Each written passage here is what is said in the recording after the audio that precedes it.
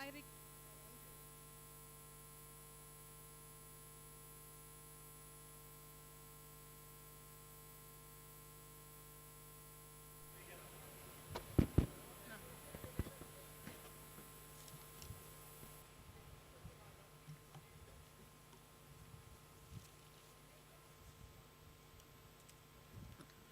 A very good morning to all.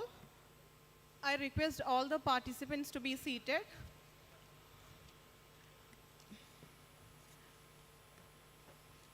I request Preeti Menon ma'am to come and be seated here, representing Vicky.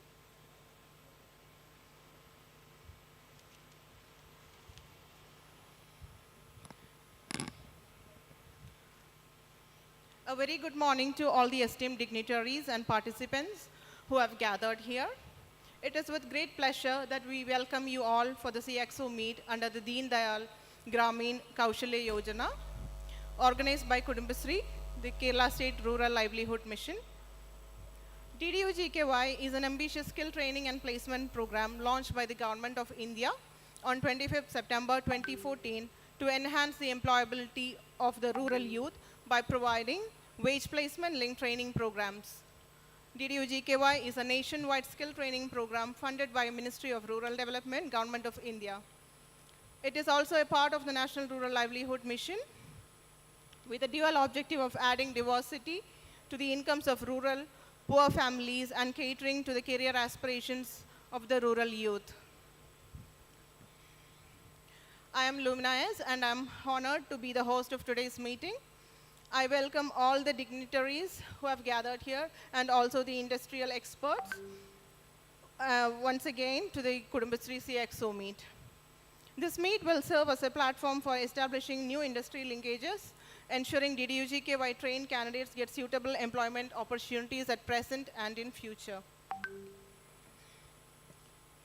So with all the guests being seated, we will move to the inaugural ceremony of the event.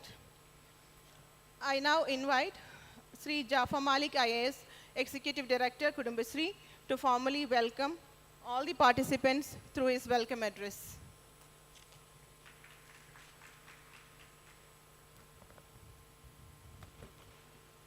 Good morning and very warm welcome to all the dignitaries and all the guests present here. DDU-GKY, as some of you might be familiar, some of you may not be, but it's a scheme being run by Ministry of Rural Development, Government of India, and state level SRLMs, State Livelihood Missions, are the responsible agency for running this scheme. So as we know, in Kerala, Kudumbasri is SRLM, and this scheme is being run by Kudumbasri since last 8 years in Kerala. The primary focus of this scheme is rural youth. So as we know, most of you belong to industry, so you know that there is a gap in demand and supply. There is a gap in skilled persons we get. There is a huge potential, but then according to the potential, our skilling ecosystem is yet to figure or yet to come up. So understanding these kind of scenario only, this scheme was formed in 2015-16, and from then 2015-16 onwards, the implementation has been started in all the states. So as I told, our primary focus is on rural youth, because under DDU-GKY, the trainees which we take are not generally, but are belonging to rural areas of the state. And there is an age limit, but that age limit is not applicable in cases of special categories like marginalized and those categories. And I am happy that in Kerala, even though we had many challenges like COVID and flood and many other challenges, but still we are performing well in Kerala against the target. We have against the target of around 1,17,000. We have almost completed 80,000 and almost placed around 46,000, 47,000 as per our figure, and the figure being maintained by Government of India. Today's workshop or today's meet It's called CXO Meet. So this is a meet to be held under DDUGKY. Mainly, the basic objective of this meet to bring employers and the agencies and the official SRLM ecosystem at the same platform and understand the gaps in the system and also to see where are the potentials. So you all belong to various agencies who are potential employers, and we like SRLM, and also we have PIS available here. So we have the database of the trained students or trained kids under DDUGKY.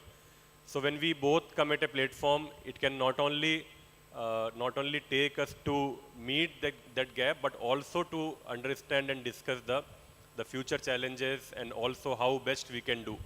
So all of you carry a very big experience in this sector, and you know how dynamically the sector works. Every year, maybe every month also, the demand is changing. We have new technologies coming in, so accordingly the demand of skilling is changing, demand of employer is changing. So if we don't change our skilling ecosystem also based on that, then we would be in that traditional system, and then we will not be able to meet the market requirements. So this is the basic objective of this scheme, to understand what are the market requirements today and how best we can bridge that gap. So I am happy that we have around 50 employers today. We have implementing agencies around 20. We have our own officials who implement DDUGKY scheme at state and district level, and we have guests who are representing different agencies. So it's my duty to welcome all the dignitaries, all the friends who are present here. First of all, I'm very happy to see with the presence of Harikishore sir, because as you know, he was ED Kudumbashri for a long time, and I think during his time only this scheme had picked up. And Kerala, that time also, Kerala was one of the states who brought lot of new initiative in this scheme. And in his present charge, which is Director Industries and MD KSIDC, I think one of the posts which is closely connected to the industry and to the market, and with the past experience he carry and with the present post he carries, I think he is the best person to be here on the stage and tell about the scheme and tell about because he has seen the scheme from Kudumbashri angle, but now he can speak how the industry wants, or how the industry look forward to get more skilled people. So I am very happy that sir you joined us, and I welcome you on the stage. It's our pleasure to welcome you.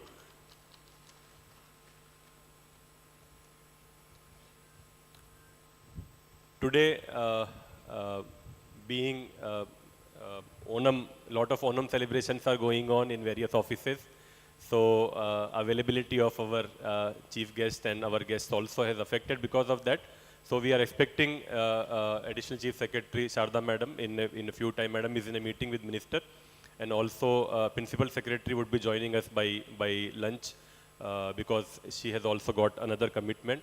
Similarly, Usha Titus Madam also, she is in a Onam celebration. She'll also be joining us in a while.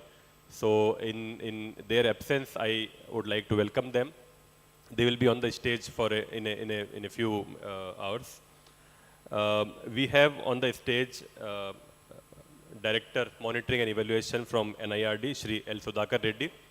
NIRD, as you know, NIRD is supporting us in the as a role of CTSA, and also I think most of the activities of DDUGKY in Kerala, NIRD is closely interacting and closely supporting us in all the initiative. Binu is here. We have very frequent interaction on the scheme and all the challenges and all. So I am happy that NIRD director is here. I welcome him on the stage. Thank you. We also have representatives from the industry side. We have Shri Anu Krishna from CII. I welcome him on the stage. And we also have Ms. Preeti Menon. She is representing FICCI. I welcome Madam on the stage. We have Shri Pradeep Kumar, who is Chief Operating Officer of DDUGKY in Kudumbashree. I welcome him also on the stage. And also we have various guests and representatives from various agencies present here. I welcome all of you. We have, as I told, we have around 40 plus employers who are there in Kerala, who know the market requirements, who know how best the government system can support them. So I'm very happy that with your presence, this not only this meet, but in the coming months or coming days, the implementation of DDUGKY also would be very effective. I welcome all of you, all the employers who could make it to the event. Also, we have the project implementing agencies. As you know, DDU is a scheme which is being implemented by the agencies. We have around 170 implementing agencies in Kerala. Few of them are with us today. So I welcome all the representatives who are representing PIAs in the meeting. Also, we have the implementing machinery representative, which is Kudumbashree State Mission and Kudumbashree District Mission, SPMs, DPMs, SAPMs, who are effectively implementing this scheme and who are closely associated with PIAs and the industry. I welcome the entire team of Kudumbashree who is working in DDUGKY to this event, and I welcome all other dignitaries, all other participants present here. And with these words, because I'm not speaking much on the scheme side here, because I have a presentation on the scheme, so I'll be talking in detail about the scheme in that presentation. And today afternoon session, we also have a panel discussion on skilling ecosystem in Kerala, where we will be having more panelists on the stage. So I personally look forward for a very fruitful day, and I think all of you also would be agreeing that the discussion and the suggestions we arrive in this meeting would help in the implementation of this scheme in a big way in coming future. So once again, I welcome all of you in this CXO meet, and with these words, I close my remarks. Thank you. Thank you, sir, for the heartfelt welcome address. Now I cordially invite Sri Harikishore IAS, Managing Director, KSIDC, who was also the former Executive Director of Kudumbashree, to address the gathering.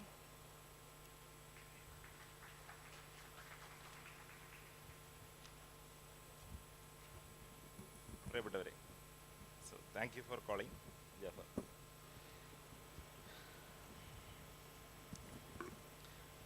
Since 40 people sitting here may be new to Kudumbashree, I'll speak about what is Kudumbashree first.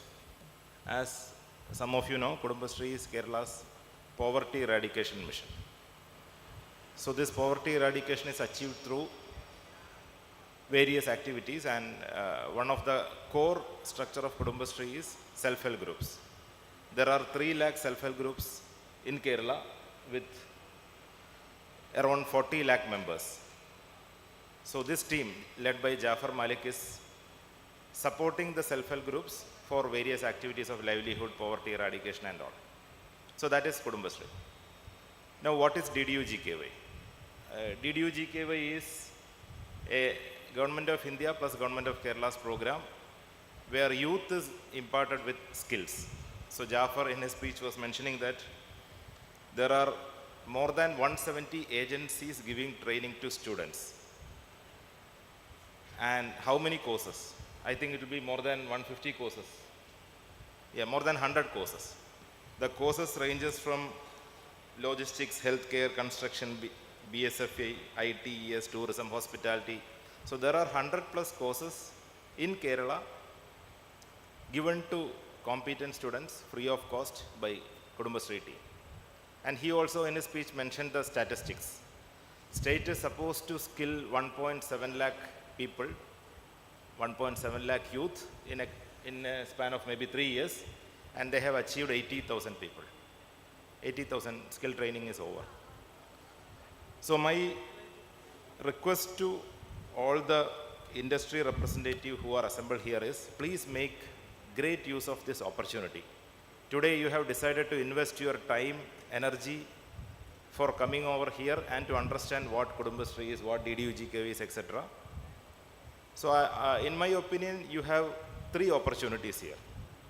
As mentioned by Jafar in his speech, there is always a mismatch between knowledge and practical knowledge. Those who are coming out of colleges or those who are trained, whenever they are joining you, they don't have practical experience and they may not be industry suitable. So this gap is always there and this gap will continue, and in order to reduce this gap, strategy adopted by some of the big companies is they will go for captive training. Let me train those who want to join us. Let me invest in training for a period of 6 months. So if you are thinking of captive training, please talk to Jafar. Your entire captive training will be free of cost. There are many companies who are doing this as a part of DDU-GKY. They enroll as a program implementing agency of DDU-GKY, and per student cost varies around 80,000 to 1.2 lakh rupees or more than that. And whomsoever they want, they select, they train, and they book the cost on DDU-GKY so that their entire training is free. And as per DDU-GKY condition, I think 75% of the students should be placed, or 70% of the students should be placed. So you can remove the bottom 30% and you can captively take the top 70%. So this is one huge opportunity for those industrialists who are here. Why don't you think of using this opportunity to be a captive partner for DDU-GKY? So please explore this opportunity, and I am sure Jafar in his speech, in his presentation, he will be delivering a detailed structure of what is the PAA part of DDU-GKY. So one opportunity is captive training. Second opportunity is, yes, for everyone it may not be possible to do the paperwork, become a PAA, etc. There are program implementing agencies, PAA sitting here. You can partner with the PAAs. You can partner with the PAAs, have an arrangement with them so that they are expert in giving skill training. So you can tell that, why don't you float this course, which is an approved course by NCVT, AICT, whatever. So why don't you float this course, and I will take 50 students out of your training. So that way you can select the course, and DDU-GKY team, I am sure that the committee select courses for which there is high employability potential. So if an employer, if an industry person is saying that if this course is there, I will take these students, then automatically that course will be getting approved by the committee. So this is the second opportunity. If you are not able to captively come as a DDU-GKY partner, you can very well partner informally or formally with one of the existing partners, and you can ask them to select this course and they will do it for you. So it is very simple. Your job is getting done. Now the third opportunity is, okay, let us not do A and B. First work of captive employment is not possible, and I also don't want to, talk with a PAA. Please get the list of 80,000 students trained by Kudumbashree in the last 3 years. They will be very happy, and they will be very happy to share the list with you. You can ask for, sector-wise list, etc. So there are trained students, and they might have completed their training 3 years ago, which means in the last 3 years they also might have got employment. So you can think of getting the list and selecting people. That way, during COVID, some of the students, they might have lost their job, etc. They may be available for fresh recruitment. So that will be of real help to both industry and also to students. And I think the fourth opportunity is, maybe Anu will speak about that. Kudumbashree, in convergence with Knowledge Economy Mission, is conducting a detailed survey in Kerala. I think survey is over, and 50 lakh? Around 50 lakh people are mapped. And who are these people? There are two parts. One part is those who are desirous of getting a skill and getting trained. That may not be used for the industry. The second part is those who are skilled, those who were employed but they are not presently employed, or they are looking for a new job, etc. So those people, there are 50 lakh, a database of 50 lakh is with them. In that particular database, you will surely find people of your choice, whom you can select. So there are huge opportunities available in Kudumbashree. Either you can get database, you can get skilled people, you can partner and you can get money for your training part, etc. So that way, I request everyone to make great use of this opportunity, interact, understand what is possible, and keep on interacting so that, you know, the results are there. And this program is very prestigious program. I think this skill training program, Deen Dayal Upadhyay Gramin Kaushalya Yojana, DDU-GKY, got national award continuously for the last 5 years, 4 years, I don't know. So they are doing well in India. They are giving high quality training, implementing this program in the best possible manner in the country. So, you know, I think the students will be of great quality. So this is a great initiative by Kudumbashree to conduct this CSO meet, so that there is a partnership between industry and the skill training partners. And this will help industry to get right people. This will help the student also to get their desired job, especially in the first job. And I wish all the success to this CXO meet. And only one suggestion is, maybe in the next level, you can think of even CXO meet sectorally. Now today everyone is there. If 10 people of a particular sector is there, their requirement can be matched.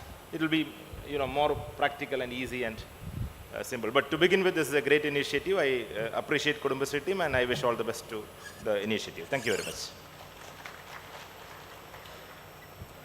Thank you, sir, for such a detailed elaboration on the scheme.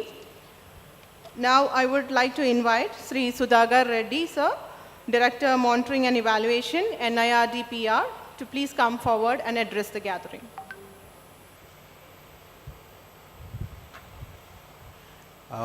Distinguished guests on the dais and the ladies and gentlemen who have gathered here from the PAS, employers and other departments and institutions, I, on behalf of NIRDPR, National Institute of Rural Development, Panchayati Raj, I cordially invite all of you to this CXO meet, which is a very unique program wherein the industry and the program interaction has been facilitated.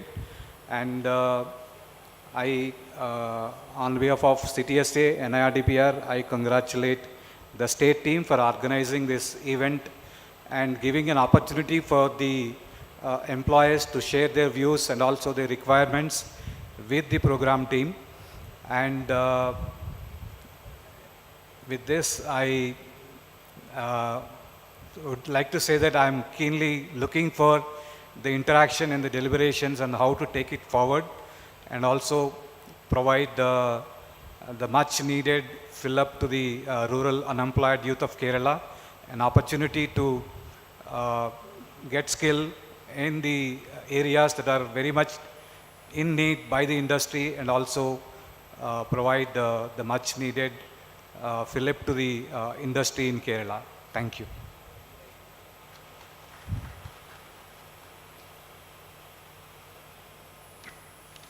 Thank you, sir. Now let me invite Sri Anu Krishna, State Head, Confederation of Indian Industries, to give a speech.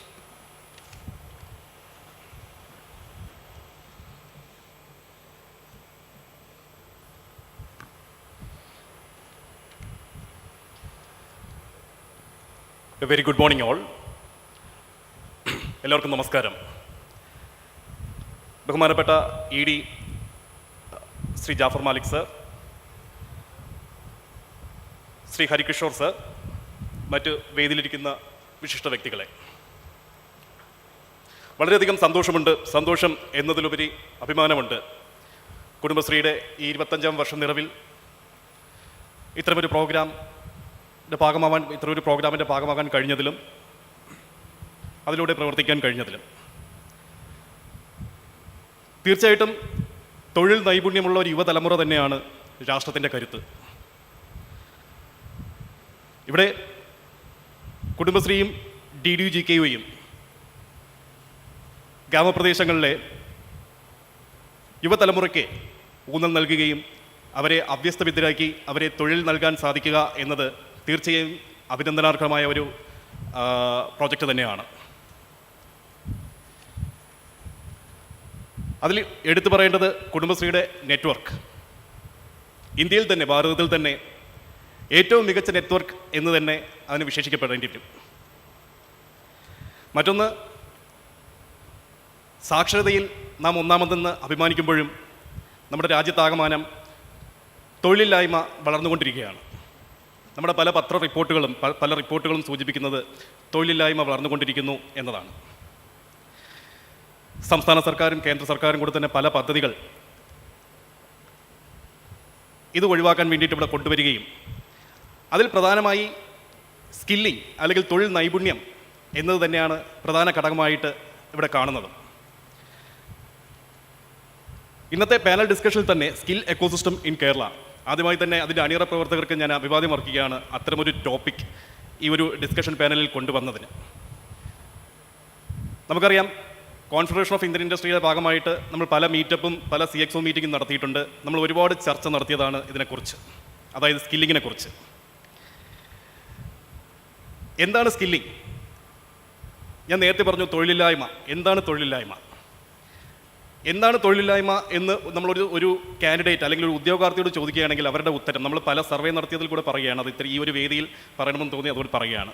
നമ്മൾ പല കുട്ടികളോടും ഈ ഒരു ചോദ്യം ചോദിക്കുകയാണെങ്കിൽ അവർ നൽകുന്ന ഉത്തരം, sir നമ്മൾ interview attend ചെയ്തു, അതല്ലെങ്കിൽ നമുക്ക് ജോലിക്ക് അപ്ലൈ ചെയ്തു പക്ഷേ വിളിച്ചില്ല, ഇൻ്റർവ്യൂ അറ്റൻഡ് ചെയ്തു നമുക്ക് കിട്ടിയില്ല, അങ്ങനെ പല ഉത്തരങ്ങളാണ് ഒരു കുട്ടികളിൽ നിന്ന് വരുന്നത്. ഇതേ ചോദ്യം നമ്മളൊരു കമ്പനി CEO അല്ലെങ്കിൽ ഒരു HR ചോദിക്കുകയാണെങ്കിൽ അവരുടെ ഉത്തരം വരുന്നത്, അവർ ഓഫർ ചെയ്യുന്ന തൊഴിലിലേക്ക് അനുയോജ്യമായ അല്ലെങ്കിൽ അനുസൃതമായ ഒരു കാൻഡിഡേറ്റ് അല്ല നമുക്ക് കിട്ടുന്നത് എന്നാണ്. അതിൻ്റെ പ്രധാന കാരണം ഈ പറയുന്ന ലാക്ക് ഓഫ് സ്കിൽ അല്ലെങ്കിൽ തൊഴിൽ നൈപുണ്യ ലഭ്യതക്കുറവ് എന്നിവിടെ പറയേണ്ടി വരും. നമ്മുടെ സർക്കാർ തന്നെ ആവിഷ്കരിച്ചിട്ടുള്ള കേരള നോളജ് എക്കണോമി മിഷൻ ലക്ഷ്യം വയ്ക്കുന്നത്, കുടുംബശ്രീയും കേരള നോളജ് എക്കണോമി മിഷനും ലക്ഷ്യം വയ്ക്കുന്നത്, CIയും ലക്ഷ്യം വയ്ക്കുന്നത് 2026 20 ലക്ഷം പേർക്ക് തൊഴിൽ ലഭ്യമാക്കുക എന്നതാണ്. നേരത്തെ ശ്രീ ഹരികിഷോർ സാർ സൂചിപ്പിച്ചതുപോലെ 16.5 ലക്ഷം, ഏകദേശം 15 ലക്ഷത്തോളം കുട്ടികൾ, ഉദ്യോഗാർത്ഥികൾ അതിൽ രജിസ്റ്റർ ചെയ്യുകയും തൊഴിലിനായി കാത്തിരിക്കുകയുമാണ്. ഇത്തരമൊരു മീറ്റിംഗ്, ഇത്തരമൊരു കാര്യങ്ങൾ ഉൾപ്പെടുത്തി ഇവിടെ ഇരിക്കുന്ന പല തൊഴിൽ ദാതാക്കൾക്കും അറിയാം, നമ്മൾ പല പ്രാവശ്യം പല തവണ നമ്മൾ മീറ്റിംഗ് കൂടുകയും നമ്മൾ ഇതിനെപ്പറ്റി ഒരു വളരെ ഡീറ്റെയിൽ ആയിട്ടൊരു ചർച്ച നടത്തുകയും ചെയ്തു. എന്നിട്ടും സ്കില്ലിംഗ് എന്നത് ഇന്നും ഒരു പ്രധാന ഘടകമായിട്ട് തന്നെ അല്ലെങ്കിൽ ഒരു പ്രധാന പ്രശ്നമായിട്ട് തന്നെ നിലകൊള്ളുകയാണ്. അതിൻ്റെ പെർഫെക്റ്റ് ഉദാഹരണമാണ്, നമ്മുടെ ഒരു സർവേ നടത്തിയതിൽ പെർഫെക്റ്റ് ഉദാഹരണമാണ് ഒരു BTech പഠിക്കുന്ന, ഒരു 4 വർഷം BTech പഠിക്കുന്ന ഒരു കുട്ടി. ആ കുട്ടിയുടെ അല്ലെങ്കിൽ നമുക്കൊരു എക്സാമ്പിളായിട്ട്, for example BTech computer science പഠിക്കുന്ന ഒരു കുട്ടി 4 വർഷം പഠിക്കുന്ന ഒരു സബ്ജക്റ്റാണ് ജാവ പ്രോഗ്രാമിംഗ്. അവരുടെ സിലബസിനകത്ത് വരുന്ന സബ്ജക്റ്റാണ് ജാവ പ്രോഗ്രാമിംഗ്. പക്ഷേ ആ കുട്ടി പുറത്ത് വന്നൊരു 3 മാസ കോഴ്സ്, മിക്കവാറും ഒരു നല്ലൊരു ശതമാനം കുട്ടികൾ, എല്ലാ കുട്ടികളെയും ഞാൻ പറയുന്നില്ല, നല്ലൊരു ശതമാനം കുട്ടികൾ പുറത്ത് വന്നൊരു 3 മാസ കോഴ്സ് അല്ലെങ്കിൽ 4 മാസ കോഴ്സ് ചെയ്യേണ്ടി വരുന്നു ആ കുട്ടി സ്കില്ലിംഗ് ആവാനും മറ്റൊരു കമ്പനിയിൽ പ്ലേസ്മെൻ്റ് ആവാനും. ഇവിടെ ഇരിക്കുന്ന പല തൊഴിൽ ദാതാക്കൾക്കും അറിയാം, കാരണം അവർ എക്സ്പെക്റ്റ് ചെയ്യുന്നത് സ്കില്ലിംഗ് ആണ്. അപ്പോൾ സ്കില്ലിങ്ങിൽ നമ്മൾ എന്തൊക്കെ ചെയ്യാൻ പറ്റും? തൊഴിലില്ലായ്മ എന്നത് തൊഴിൽ ലഭ്യത കുറവല്ല, മറിച്ച് നമുക്ക് അതിന് അനുസൃതമായി അല്ലെങ്കിൽ അനുയോജ്യമായ ഒരു കുട്ടികളെ കിട്ടുന്നില്ല എന്നതാണ് ഇവിടെ കണ്ടുവരുന്നത്. അതിലാദ്യമായി തന്നെ DDUGK പ്രോജക്റ്റിനെ ഞാൻ അഭിനന്ദിക്കുകയാണ്. നമുക്കറിയാം, നാം മാറിക്കൊണ്ടിരിക്കുന്നത് ആധുനിക കാലഘട്ടങ്ങളിലേക്കാണ്. വിജ്ഞാന സമ്പദ് വ്യവസ്ഥയിൽ ഊന്നിയ തൊഴിലിടങ്ങളിലേക്കാണ് നാം ദൈനംദിനം മാറിക്കൊണ്ടിരിക്കുന്നത്. അപ്പോൾ അത്തരമൊരു മേഖലയിൽ മാറിക്കൊണ്ടിരിക്കുന്ന തൊഴിലവസരങ്ങൾ മാറുമ്പോൾ നമ്മുടെ കുട്ടികളും നമ്മുടെ ഉദ്യോഗാർത്ഥികളും അത്തരമൊരു സ്കില്ലിംഗ് അല്ലെങ്കിൽ അത്തരമൊരു തൊഴിലിടങ്ങളിലേക്ക് മാറാൻ അനുയോജ്യമായ അപ്ഡേഷൻ അവരിലുണ്ടാവണം. DDUGKയെ സംബന്ധിച്ചിടത്തോളം അവരുടെ ഓരോ ജില്ലയിൽ തന്നെ അവർക്ക് പഠിക്കാൻ പറ്റി, സൗജന്യമായിട്ട് പഠിക്കാൻ പറ്റി, അവർക്ക് പല കോഴ്സുകളും ചെയ്യാൻ പറ്റി, ചെയ്യുന്നതിലൂടെ അവർക്ക് തൊഴിൽ ലഭിക്കാൻ പറ്റി. നേരത്തെ സൂചിപ്പിച്ചതുപോലെ 70% കുട്ടികൾക്ക് തൊഴിൽ ലഭ്യമാക്കാൻ സാധിക്കുക എന്നത് വളരെ അഭിനന്ദനാർഹമായ ഒരു കാര്യമാണ്.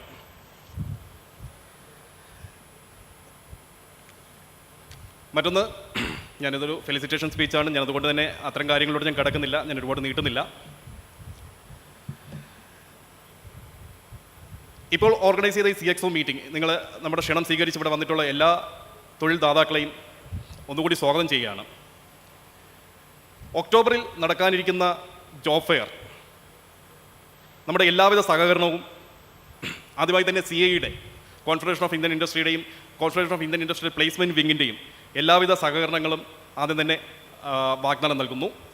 അതിനോടൊപ്പം ഇവിടെ വന്നിട്ടുള്ള തൊഴിൽ ദാതാക്കളോട് അഭ്യർത്ഥിക്കുകയാണ്, നമ്മൾ ഒരുപാട് മോഡൽസ് നമ്മൾ കണ്ടിട്ടുണ്ട്. അതിൽ ഒരു പ്രധാന മോഡൽ KKM കേരള നോളജിക്കൽ എക്കണോമി മിഷൻ കൊണ്ടുവന്നൊരു മോഡലാണ് RTD, റിക്രൂട്ട് ട്രെയിൻ ഡിപ്ലോയ്. നമ്മുടെ പല മീറ്റിങ്ങിലും നമ്മൾ അഭ്യർത്ഥിച്ചിട്ടുണ്ട്, ഇവിടെ പല തൊഴിൽ ദാതാക്കളും പങ്കെടുത്ത പല മീറ്റിങ്ങിലും നമ്മൾ അഭ്യർത്ഥിച്ചിട്ടുണ്ട്, റിക്രൂട്ട് ട്രെയിൻ ഡിപ്ലോയ് മോഡൽ നമ്മൾ ഓരോരുത്തരും ഇംപ്ലിമെൻറ്റേഷൻ പാർട്ടിലോട്ട് കൊണ്ടുവരണം എന്നത്. അതായത് ഒരു കുട്ടിയെ റിക്രൂട്ട് ചെയ്ത് അവർക്ക് വേണ്ടത്ര തൊഴിൽ നൈപുണ്യം നൽകി അവരെ പ്ലേസ് ചെയ്യാൻ പറ്റുക. അപ്പോൾ അത്തരമൊരു കാര്യങ്ങളിലൂടെ നമുക്ക് തൊഴിലില്ലായ്മ ഒരു പരിധിവരെ കുറയ്ക്കാൻ പറ്റും. മറ്റൊന്ന്, ഒക്ടോബറിൽ നടക്കാനിരിക്കുന്ന ജോബ് ഫെയർ ആണ്. ഇവിടെ വന്നിട്ടുള്ള എല്ലാ തൊഴിൽ ദാതാക്കളെയും ഞാൻ ഒന്നുകൂടെ ഞാൻ പറയുകയാണ്, അവർക്ക് എല്ലാവിധ സഹകരണവും, അതായത് നമ്മൾ എല്ലാവിധ സഹകരണവും നമ്മൾ അതിൽ നൽകുകയും ഈ പദ്ധതി ഒരു വൻ വിജയമാക്കി തീർക്കാൻ നിങ്ങളെല്ലാവരുടെയും സഹകരണം പ്രതീക്ഷിച്ചുകൊള്ളുന്നു. മറ്റൊന്ന്, ഇന്നിവിടെ നടക്കാനിരിക്കുന്ന പ്രോഗ്രാമും ഇനി വരാനിരിക്കുന്ന ജോബ് ഫെയറിനും എല്ലാവിധ ആശംസകളും അറിയിച്ചുകൊണ്ട് ഞാൻ എൻ്റെ വാക്കുകൾ ചുരുക്കുന്നു. നന്ദി, നമസ്കാരം. Thank you.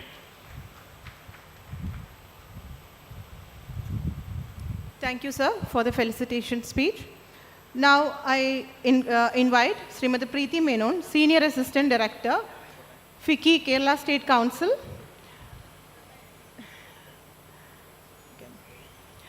to address the gathering with a felicitation speech.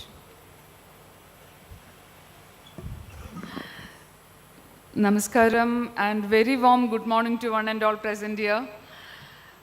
Ottri sandosham and I really want to congratulate the organizers for holding this meet today. Why? Because ആദ്യമായിട്ടാണ് നമുക്കറിയാം കേരളത്തിൽ ഇങ്ങനൊരു മീറ്റിംഗ് അല്ലേ, കോക്സ് മീറ്റ് എന്ന് പറഞ്ഞിട്ട് നമ്മളെ പിടിച്ച് വലിച്ച് കൊണ്ടുവന്നിരുന്ന Jafar Malik sir, a big salute for the same. Actually, my colleague came here last week to congratulate and to be a part very strongly on this, but unfortunately couldn't meet. ഞാൻ ഇപ്പോഴും പറയുകയാണ്, പലർക്കും അറിയുന്നുണ്ടാവില്ല ഫിക്കി എന്ന് പറഞ്ഞാൽ എന്താണെന്ന്. ഫിക്കി എന്ന് പറഞ്ഞു കഴിഞ്ഞാൽ we are all servants of this country. ഫിക്കിയുടെ ഓരോ റെപ്രസെൻറ്റേറ്റീവായിട്ട് നിൽക്കുമ്പോൾ നമ്മൾ അത് തന്നെയാണ് ഇവിടെ. Actually this was founded much long ago, sir. I hope you might be aware. 1920s സ്വാതന്ത്ര്യ സമരം കൊടുമ്പിരി കൊള്ളണ കാലത്ത് തുടങ്ങിയതാണ് FICCI. And more than 70 sectors are included in this. And Mr. Anu, നമ്മളൊക്കെ ഒരുമിച്ച് തന്നെയാണ് എന്നും അല്ലേ.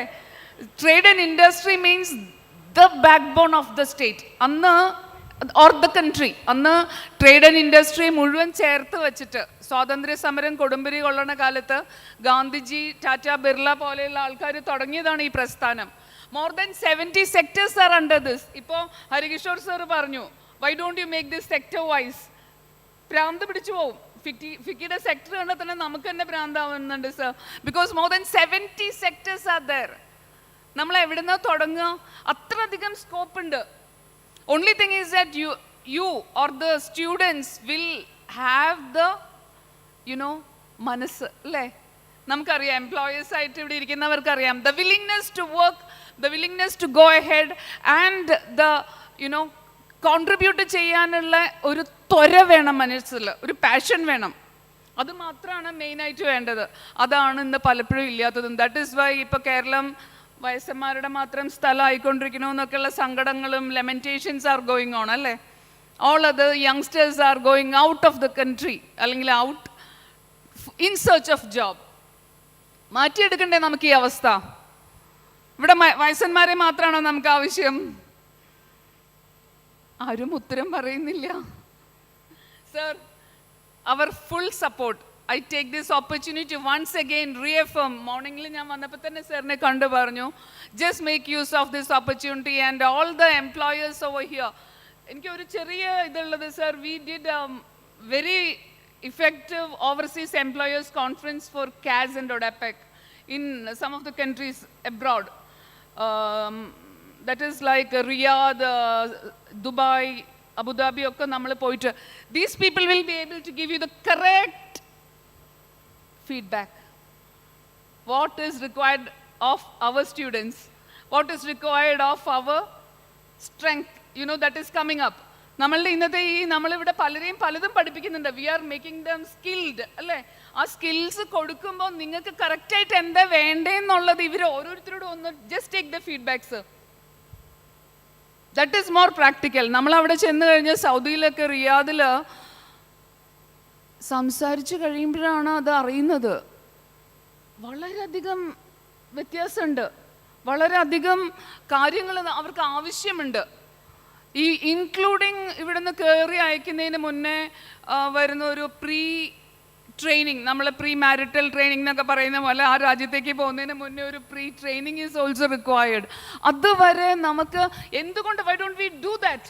As I think mister Anu mention that അല്ലേ, കേരളത്തിൽ ഇത്രയും അധികം നമുക്ക് ബാക്കിയെല്ലാ സ്കിൽസ് ഉണ്ട്, ബാക്കിയെല്ലാ അറിവുണ്ട്, സാക്ഷരതയുണ്ട്. Then why not this? So with all my heart, I wish all success for this program and the organizers, to Mr. Pradeep especially, and Lumen, etc., etc. I don't know exactly who all are there behind. പക്ഷേ ഒത്തിരി മനസ്സോടെ പറയുകയാണ് sir, let us take it ahead very strongly. And ഈ സ്ത്രീകൾ എന്ന് പറയുന്ന സാധനം ഉണ്ടല്ലോ, പൊരിയാണ്. കുടുംബശ്രീയിലെ ഓരോ സ്ത്രീയും വാസ്തവത്തിൽ അത്രയ്ക്ക് ഫയർ ബ്രാൻഡാണ്. Make use of it. We can succeed. As you very rightly said, you know, we were getting those honors for quite long. Alle namukku ottri sammanangal kittuvairunnu covidine munba for this. So let's hope and get all success for our new generation here. Thank you so much. Thank you one and all. Thank you. Thank you, ma'am. And it was quite inspiring too. Okay, now I invite our Chief Operating Officer, Sri Pradeep Kumar sir, for the delivering the vote of thanks.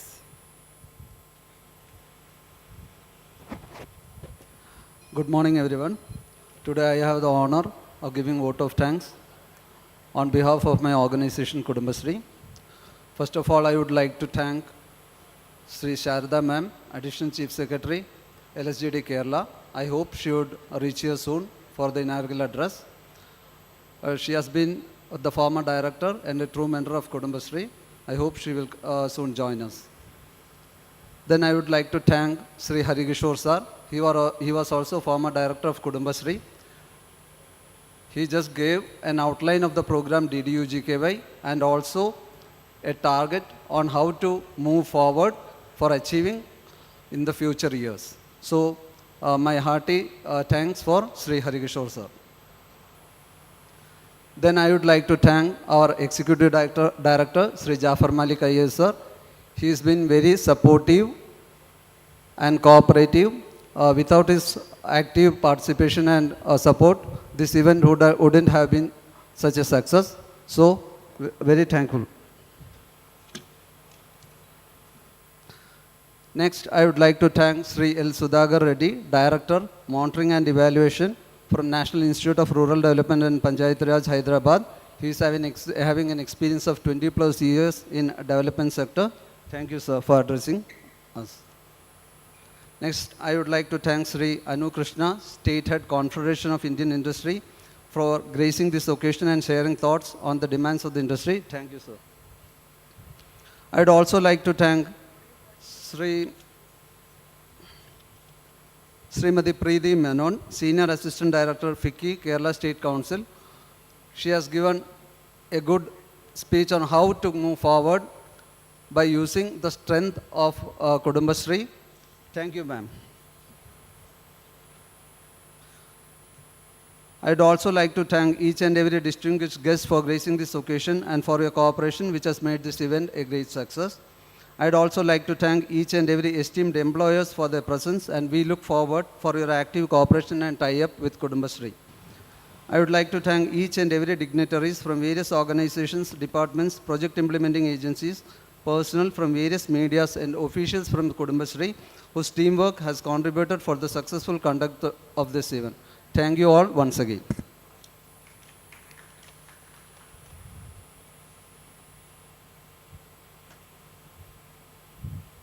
Thank you, sir, for the inaugural address. Thank you, sir, for the vote of thanks. Now it's time to honor our guest with the gift hampers. This is specially curated by the entrepreneurs of Kudumbashree Mission.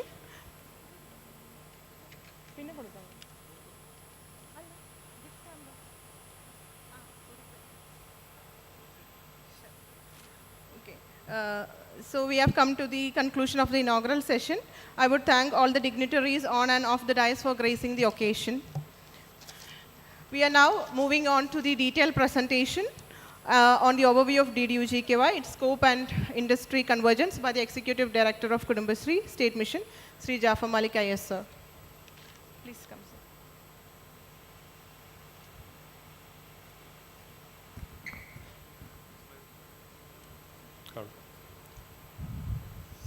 So, may I request the dignitaries on dais to please join in the members, and also some of you who are at the back, maybe you can come because there are in front there are chairs available. Some of you may come this side also. So hopefully ACS and Principal Secretary would be joining us before lunch. Because Madam is in Minister's meeting, she just texted me that she'll be joining soon, and we can go ahead with the presentation just to save the time.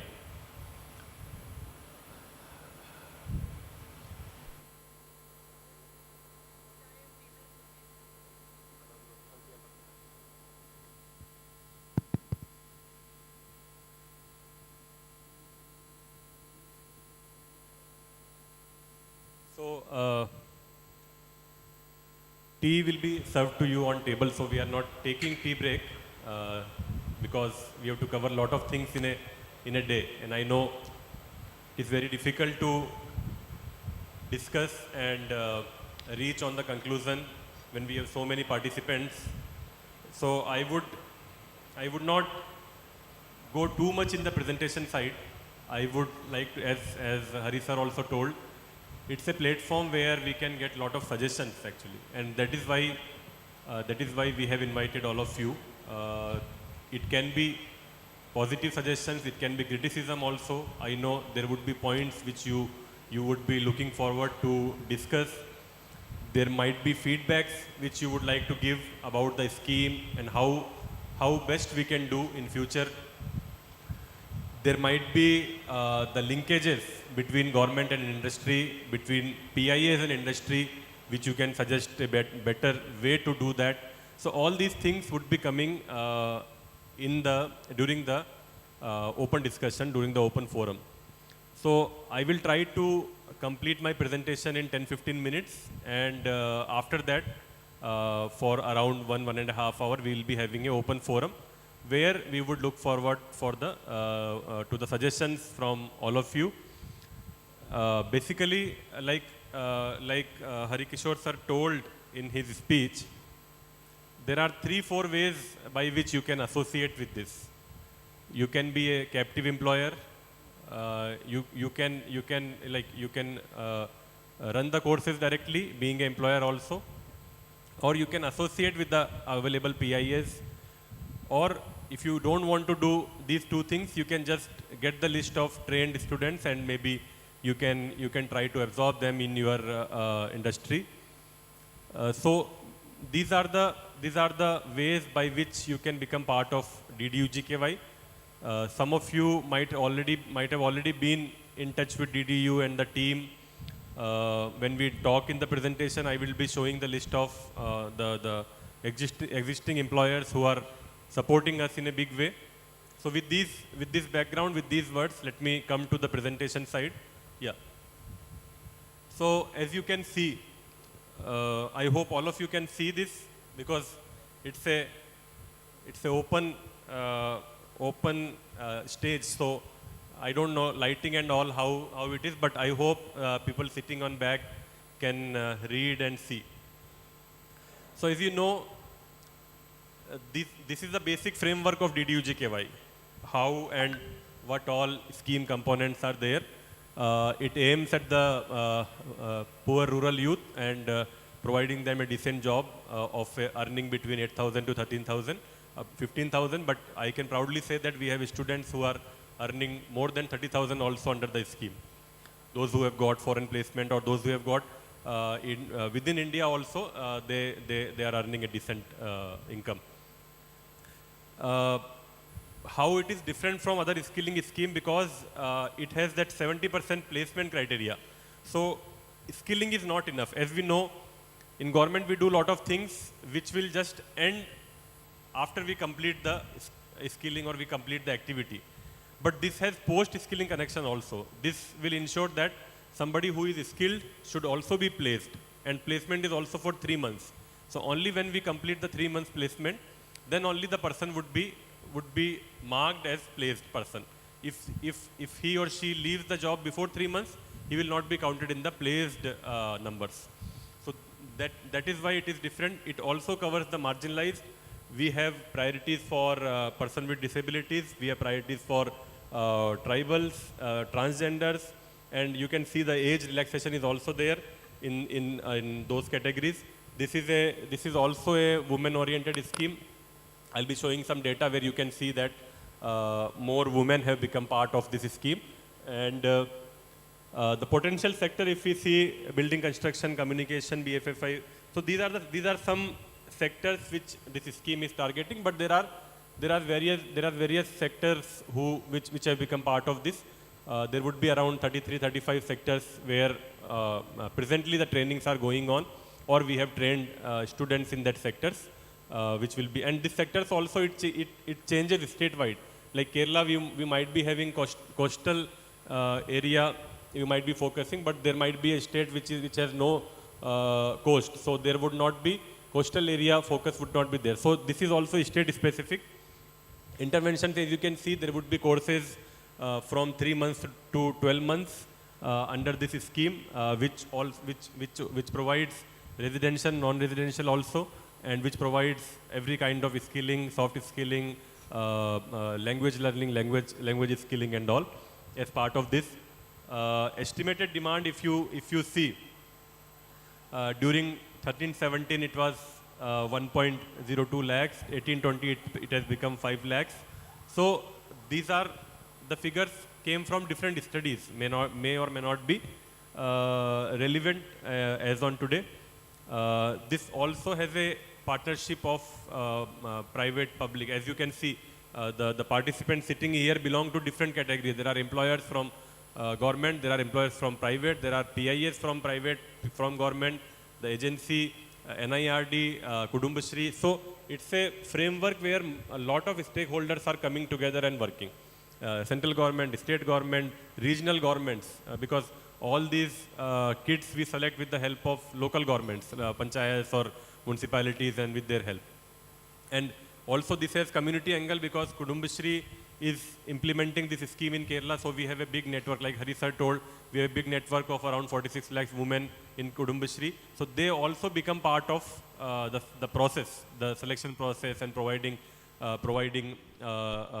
potential kids who can get this training, and also post-placement support. Next. So these are some of the data. Again, as I said, these are from different study reports.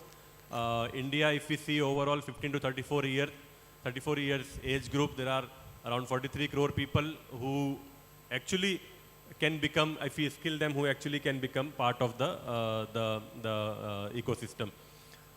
Projection to increase also, potential to become largest pool of technically trained male. So these are the positives which our country has. Next. This is the like you can say the significance of scheme. As we see, there are higher level skill receive attention. So if you ask me uh, why we need skill or why we need this, you all know the answer, because the more we skill a person, there are higher chances that the income and the possibility of connecting it with the employment would become more. Nobody today wants unskilled person. Maybe in some government scheme and all, we prefer unskilled persons also, but when we go to the industry, everybody says that we would require a skilled person, and skill is also today has become multiple skills. It is not that somebody who is joining a software company will need only that skill. If he has additional skills, then obviously the career progression will be more. So that is why all these programs, case, additional, that ASAP, all these are focusing on additional skilling also. Like not only the basic skilling, but the person who is skilled, let us give more skilling or additional skilling to the person so that the career progression can be more. There is a economic or social angle also, because it directly affects poor, and this is why this scheme mainly focusing on the rural youth who are poor. Then, so this scheme is basically to fill that gap, to bring more skilled person in the ecosystem, and also to connect them with the industry. So this is why all these events, because we will be in DDU itself, we have multiple events. There is something called CXO meet, which we are doing today. There is something called alumni meet.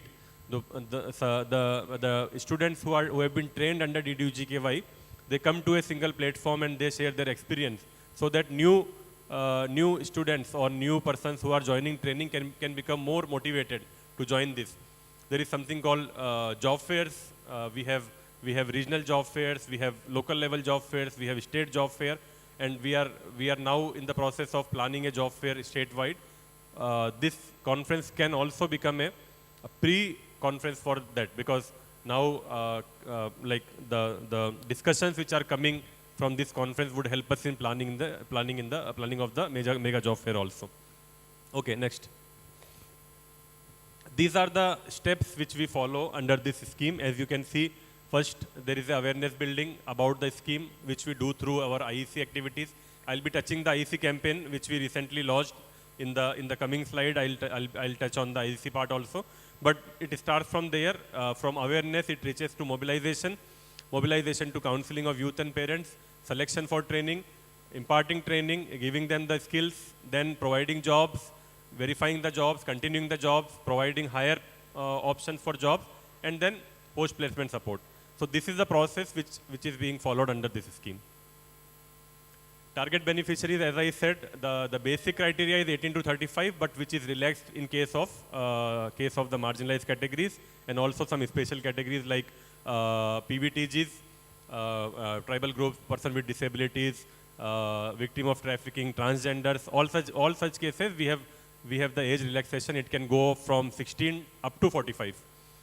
1/3 should be women. There are reservations for minority, SC, ST also, and minimum 3% should be person with disabilities.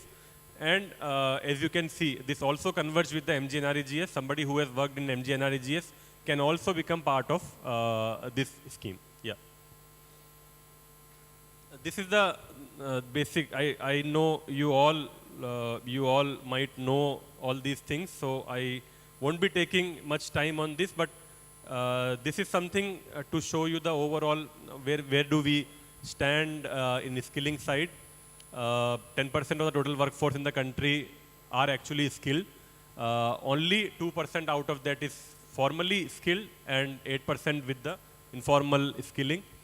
80% of the workforce we have is they don't have the opportunity to get skilled. So you can understand the gap, where the gap lies. So today, when we talk to the market, they tell that opportunities are there.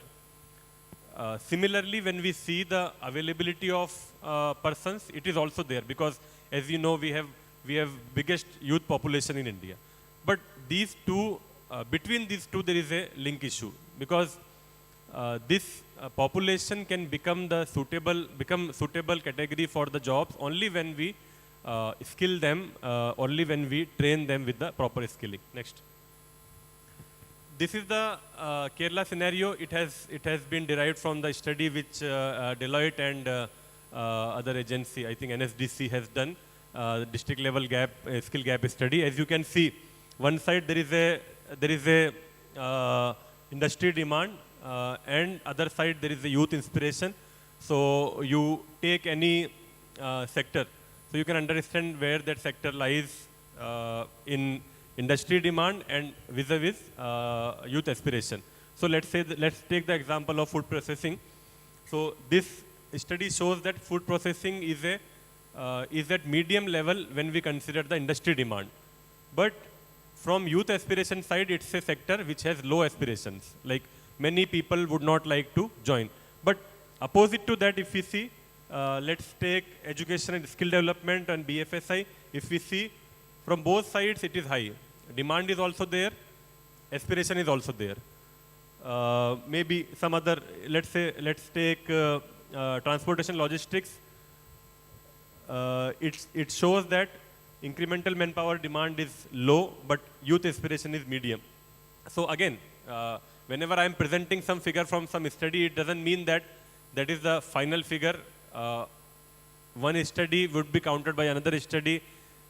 There might be opinions on the study, so let's not take this, but just to show that these are the findings of the study. Yeah.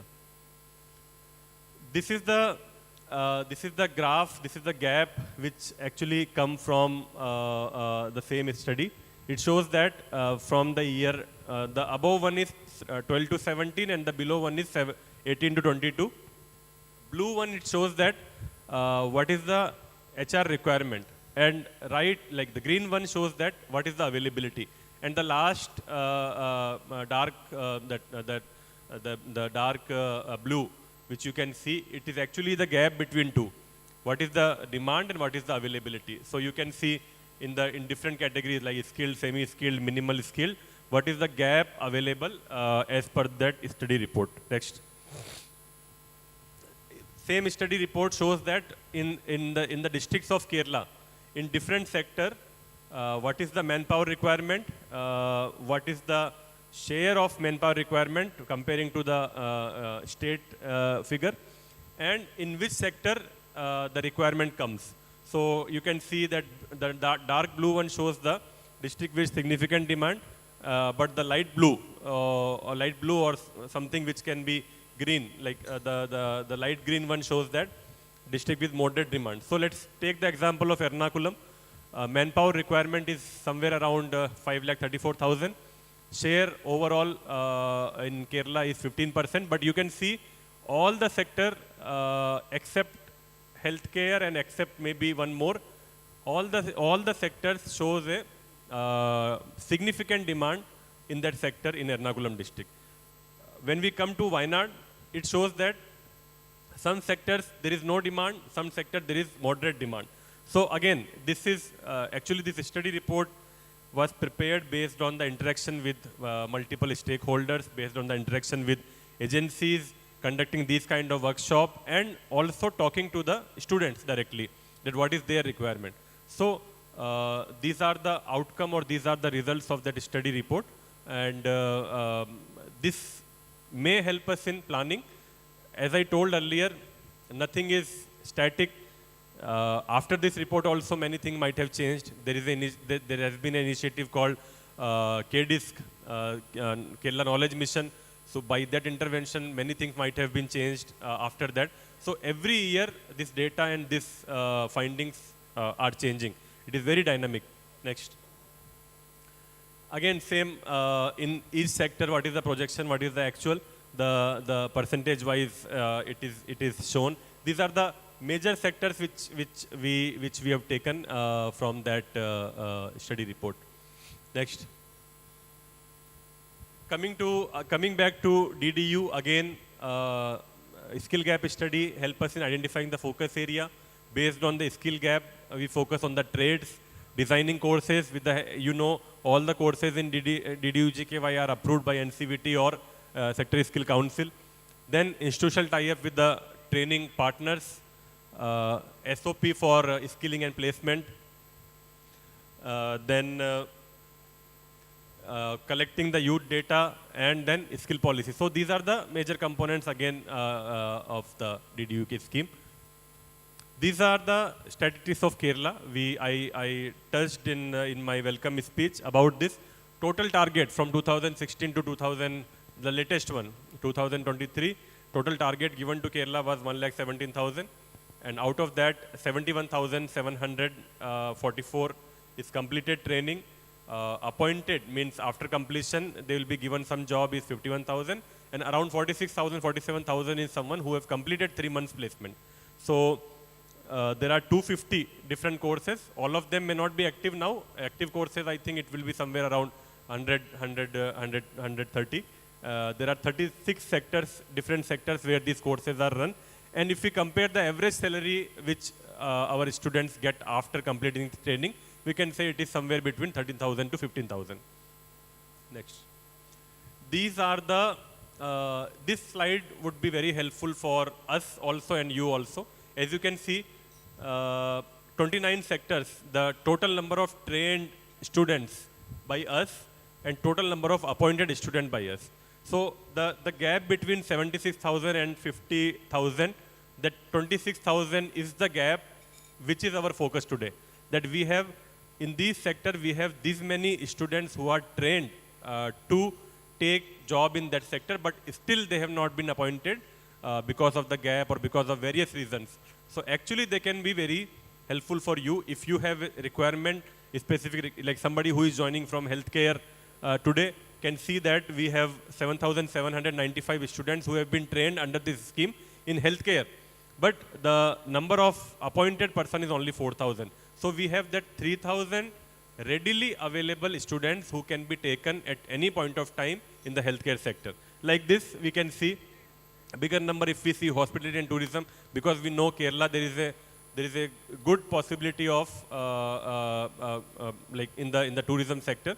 And if we get the trained students or the trained employees within Kerala, obviously it can help us in one, in finding use, and second, somebody who is coming from other state and coming to Kerala, maybe we may have to pay more, we may have to take care of their local requirements, their accommodation, there are all these things. But somebody who is from Kerala and joining that, we may say that like it can be available to us on much viable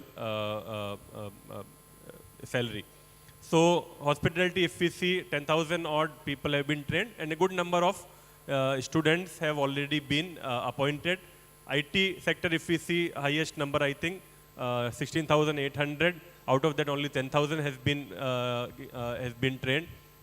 There are small numbers also. If we see, like I'll take example of chemical petrochemicals, only 29 were trained, but nobody has been taken from that sector. Maybe that may not be very attractive sector in Kerala, but I'm just showing this because we have the courses and we have the sectors where these many persons, these many students have been trained. Yeah, next. This I think multiple times I have touched.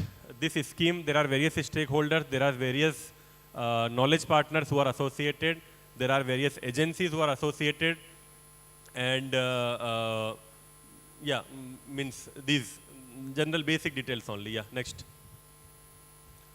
Coming to the today's workshop, actually what we are expecting from this workshop is that, one, to provide an opportunity to industry players to communicate the training requirement, communicate what exactly you need and how the scenario is changing, how this scheme implementation, or not implementation, because implementation there is a limitation to change it. We all work in a set guidelines. Implementation strategy we cannot change, but we can always change the focus. We can always say that these sectors will not work in Kerala. Please bring these sectors which can help. So to bring more industry perspective into the training is one of the key objectives which we look forward today. To identify the skill demand, what exactly, where the demand lies. As you see in the previous slide, there are courses where trained students are available, but still they have not been appointed because of various reasons. So that means there is a gap. So what exactly is the gap? How can we fill the gap? And what is the future? Like now this year again we have 14,700 target. So when we plan training for this 14,000, what should be our focus? What are the areas where in coming 2 years or coming 1 year we can get more jobs or more attractive employment opportunities? That is one thing which we will look forward. To enable youth acquire skills, that is okay. Address the gap between demand for specialist skill and supply of. What are the specialized skill which we should look forward? Because as I told, we have PIAs available today. PIAs are the key agencies who are doing the training and who are involved in that. So when the industry tells the requirement that okay, this is what we want, or this is the skill we look forward, then maybe they can also be able to bring that change in their ongoing trainings and the upcoming trainings. Improve participation of industry champions in skilling, obviously, enhance industry institute. So the key objective is that we both, or we all the stakeholders sitting here come on a single platform and discuss about the challenges, about the possibilities in this sector, and then come out with a framework which can help us in planning the training for maybe next 1 or 2 years, and also the available trained persons which we have or trained students which we have, how best we can utilize them in the ongoing requirements. Next. Benefit of this summit for industry, again, you like Harikishore sir told, some of you might become captive employers. Some of you, because suppose your industry or your agency has a requirement of 1,000 skilled students in next 3 years, and you want to train them as per your requirement. So there is an opportunity that you yourself can become a PIA. We have captive employers also in Kerala who train the students as per their requirement and then absorb them within the institution. So that is one opportunity.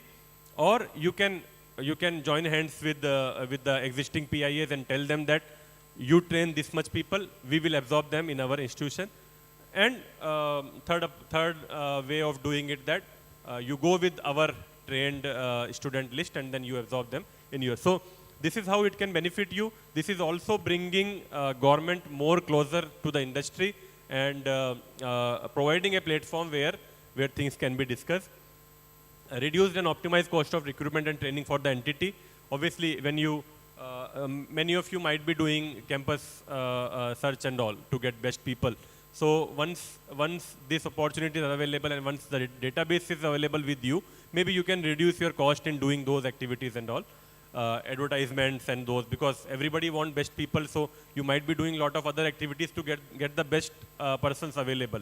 But when this database is available, maybe you can focus on this and you can avoid the extra cost which is occurring on these things. Convergence of sector specific entities to collaborate. This is fine. Okay, next. Same thing, how it is going to benefit the youth. Again, same thing. When we plan a strategy and we implement that, finally, it is the youth who are trained under this scheme who are going to benefit. So indirectly, directly it is helping us, but indirectly it is helping the youth who are trained under this scheme. Next. Just wanted to touch the supportive mechanism or the subcomponents of DDU. So there is something called Unnati scheme. Unnati scheme is actually focusing on the persons who have worked under MGNREGS for more than 100 days. If they complete 100 days, then anybody from their family will be eligible for training under either DDU or RCT or Krishi Vigyan Kendra. So this is actually a link between MGNREGS and DDU JKY, where we get the beneficiary list from MGNREGS and we provide the training in our RCTs and our Krishi Vigyan Kendra or normal DDU JKY which we do. Next. Yuva Kerala is a scheme which has been started by Government of Kerala in the lines of DDU in the context of flood, because after the flood, Rebuild Kerala initiative, in the Rebuild Kerala initiative, we proposed a scheme called Yuva Kerala, and that scheme is exactly in the same parameters which DDU has. Only difference is that it covers both urban and rural. DDU is only rural, so urban sector also we tried to cover, and this doesn't have the parameters of minority, SC, ST and all. It can cover as many students as available. 10,000 was the overall target for 3 years, and almost 7,500 something we have already commenced and placed. Around 6,000 something have been placed. So there is a gap of 2,500 in that also, which we are going to commence very soon. Again, same state-owned skill program, Yuva Kerala, because it was a specific program started. There were some gaps in DDU-GKY because urban students were not able to join because of the percentage fixed for minorities and SC/ST. There were people who were not getting chance to come into this. So to fill all these gaps, this scheme was proposed. Yeah, next. Sagarmala is also a program which we had recently signed the MOUs and all. Sagarmala is also associated with DDU because Ministry of Shipping, as per their requirement in the coastal area, they proposed this program under Sagarmala scheme. So this is basically to get more trained people in the coastal specific areas and sectors, and train them under DDU-GKY and make them available for the agencies who are working in coastal areas. So in this, our target is 3,000, around 3,000, and we have already onboarded 9 PIS for completing these targets. Next. Yeah, this was the point which I mentioned in the beginning, that there is a IEC campaign which we had recently launched in May, and this IEC campaign covered offline, online, everything, and this was mainly focusing on mobilization side, creating more buzz about the scheme and bringing more people into the mobilization category. And I can say that this has been very successful because already we have a good number of leads coming in and good number of people inquiring about DDU-GKY and also seeking the opportunity, seeking the details of courses and all. So this is still ongoing. We are trying to complete or conclude it by October end by getting the entire details and making it available to the PIS.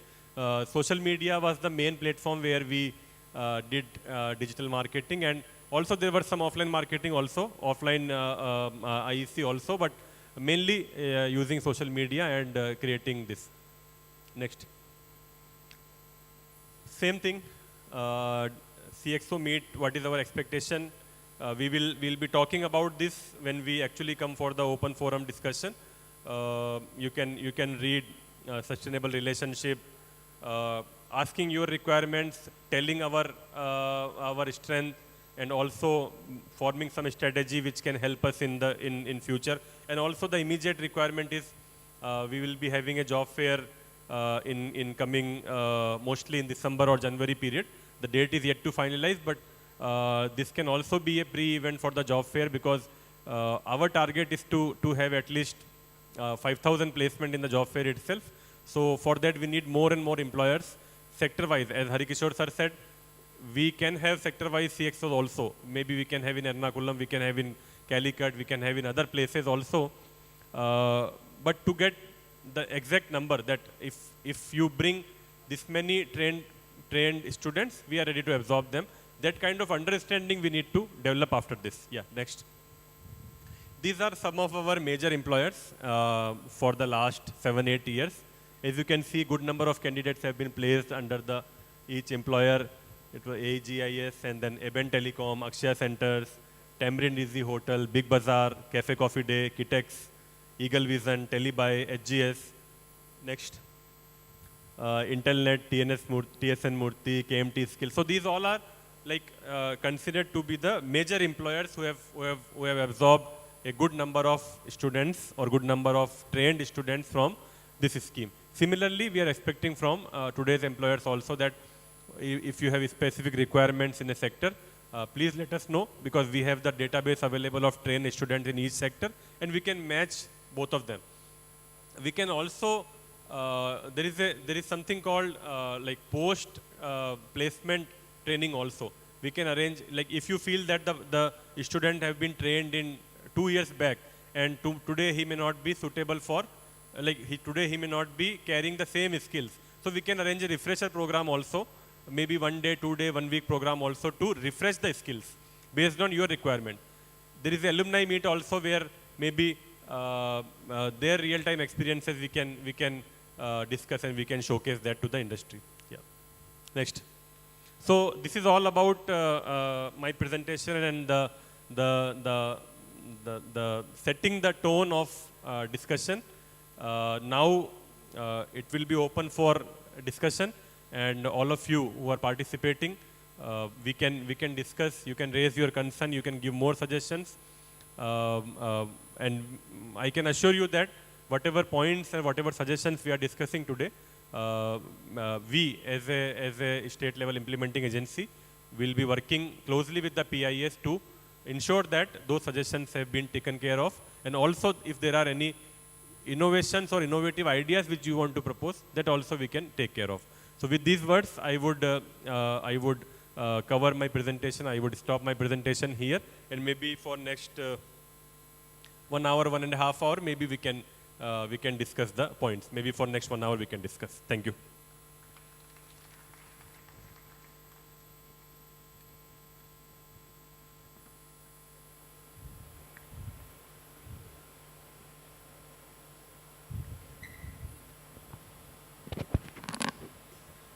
Thank you, sir, for such a detailed presentation on the scheme. Hope the employers have got an insight on the project DDU-GKY and the ways you can associate with us. Moving on to the next agenda, that is the core program, which is the open forum. Here, the employers are expected to share their requirements, which are huge in numbers.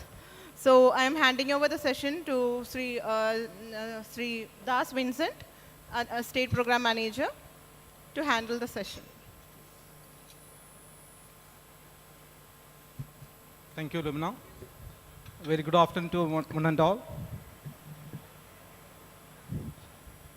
Ivan Esker once said, "Success is the good fortune that comes from aspiration, desperation, perspiration, and inspiration."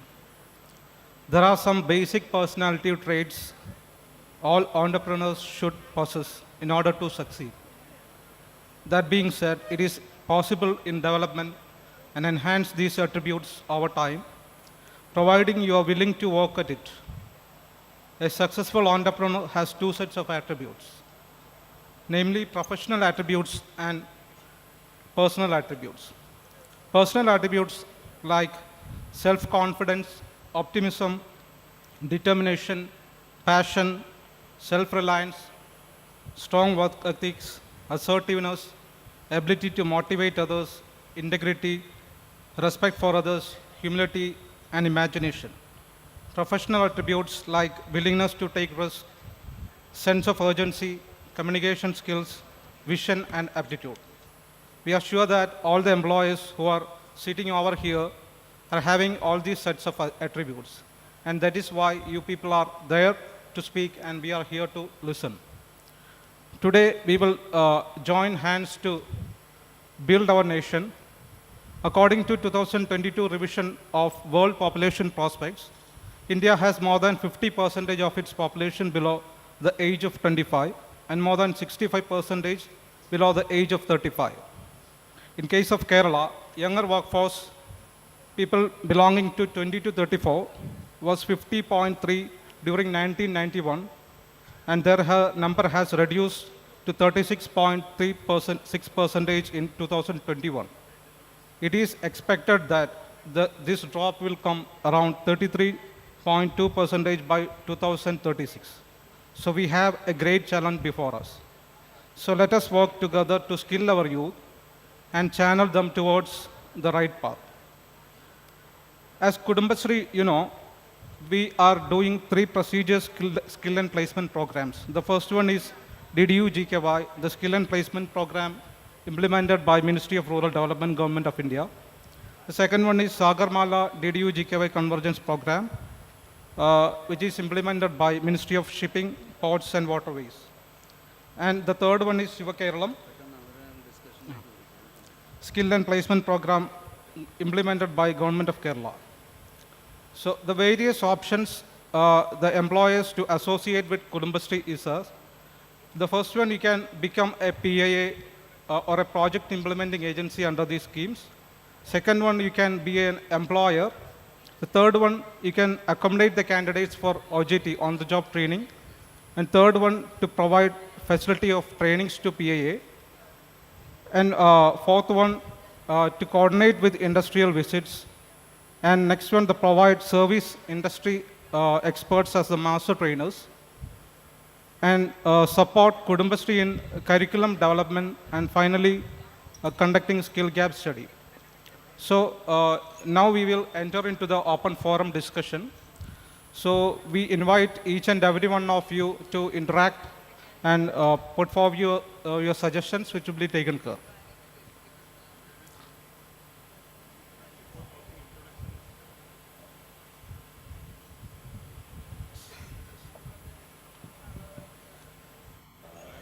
Narayanan from the hospitality industry.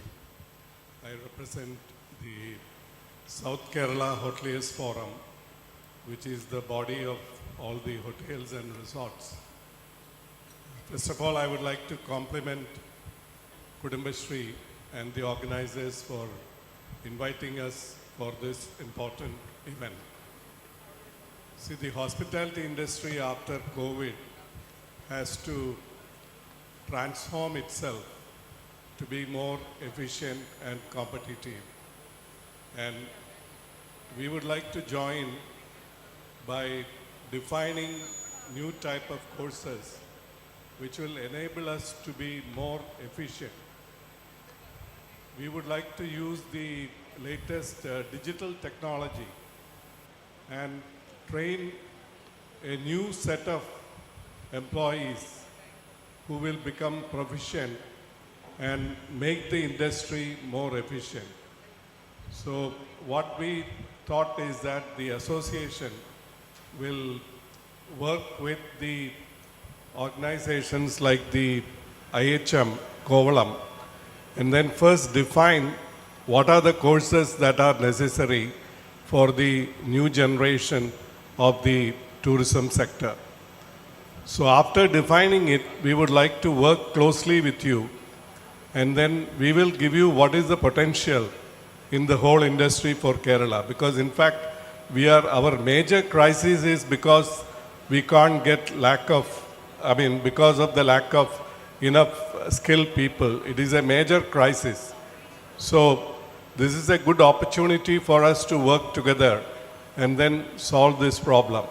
Thank you.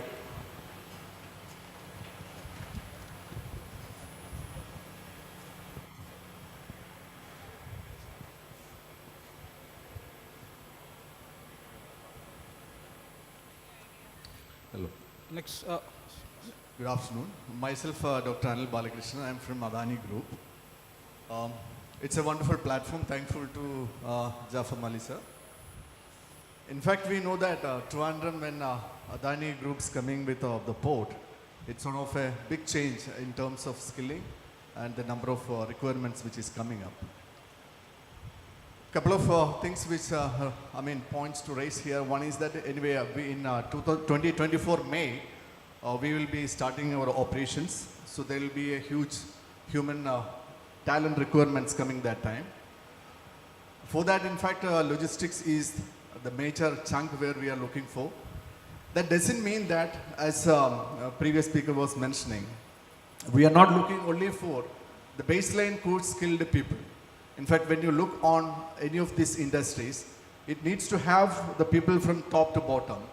So if you take port, the port operational terminal management, from there it start to the crane operators, to the yacht crane operators, then come lasher, checker, then coming to the basic supervisory skills, and even to the business operators. So in marine, in operation, in business, those details maybe we can discuss later in the sector-wise discussion comes. So there, my request, two requests which I am having. One is basically,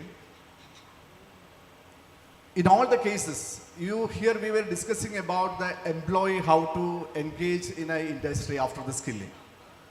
Can we also think about converting these trained people as vendors or the employees, I would say?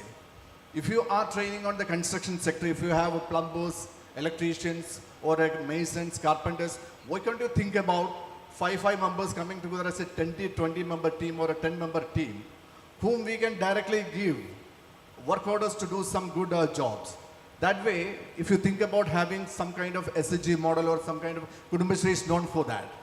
So that is more meaningful when it comes to many of the engagement with many of the industries. It's not only of port, even I am taking care of the entire southern states, where many huge requirements are coming on the vendor-based model of engaging workforce. That is one thing. Second, for the skilling personnel, we are looking for the engineers, people from the IT, +2 completed, degree completed people, and there are different profiles for that. Already a line of discussion happened with the CSP, and Community Skill Park is also getting ready for that.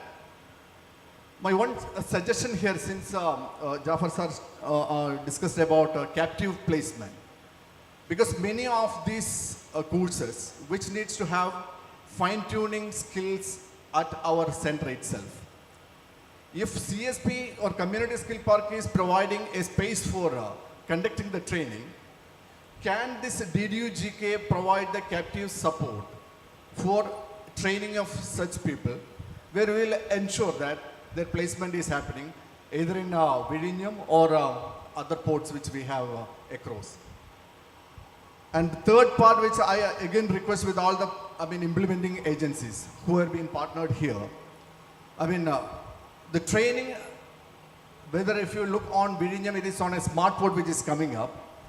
So all the trainings component, whatever you are taking, whether it is in data entry or from computer skills to IT, ITES, or even all the logistics skill, now it is a need of IoT and artificial intelligence based courses. So any course module which you are developing, which was carried out for the last several years, maybe I request the team to look onto it and see that IoT and AI is a component which is added to all the modules. Now it is not only again port, 33% of the industries are more towards artificial intelligence and IoT. In next 2 to 3 to 5 years of time, I'm sure that all industries going to be switched over to IoT and artificial intelligence. So the way the technological upgradation, what we need, that also you can keep in mind, and that's the way we look forward, and Kudumbashree as a platform to connect with the rural youth. We see that we can connect with the Kudumbashree, and let's have an understanding more into how we can partner with the Kudumbashree in all these things. And last point is that on a call basis, Kudumbashree already developed, the data has been shared, how friendly we can connect with the trained, whether it is an electrician or a plumber. Can we get a call basis done immediately for getting the services? A skill registry or a call on registry, something which is developed, please share. Thank you so much.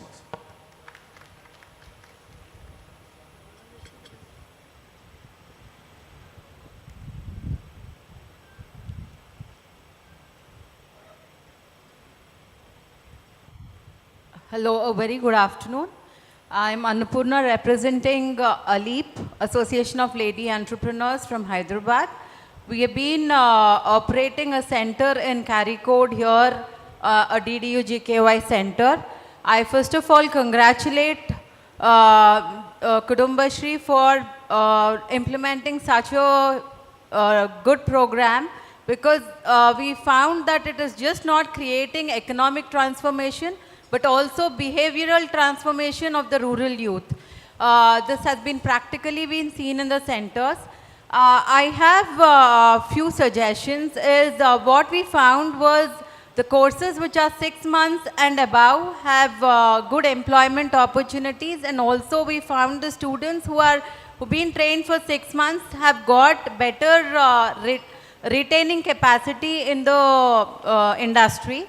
The second thing is, because today the world is moving towards digital transformation, I think every course has to be integrated with some digital, the students being aware of the digital tools which are today applicable in any of these, any of the industries. because digitalization is the key for anybody, and I think the students have to be equipped with these digital tools. The third thing I just wanted to understand is, can there be a directory where we have the industries, the various companies which are recruiting these students, so that it will become a handy support for the PIAs to actually employ their students? These are the three things I have. And we as ALEEP are very happy to be part of this program in Kerala, and we look forward to taking up many more courses in the center. Thank you very much.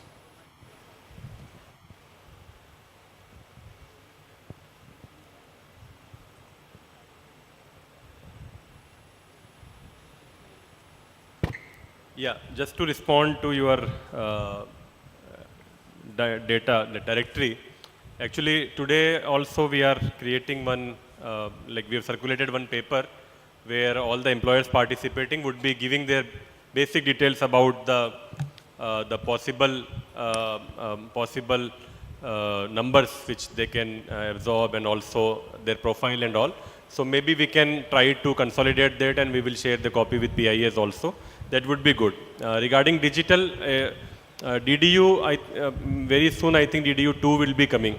So DDU 2, mostly this digital angle also will be taken care of. In this also it is there, but then as you told, it is like, it is not static, it's very dynamic. So to keep that also in the scheme, I think that scheme will take care of. Yeah.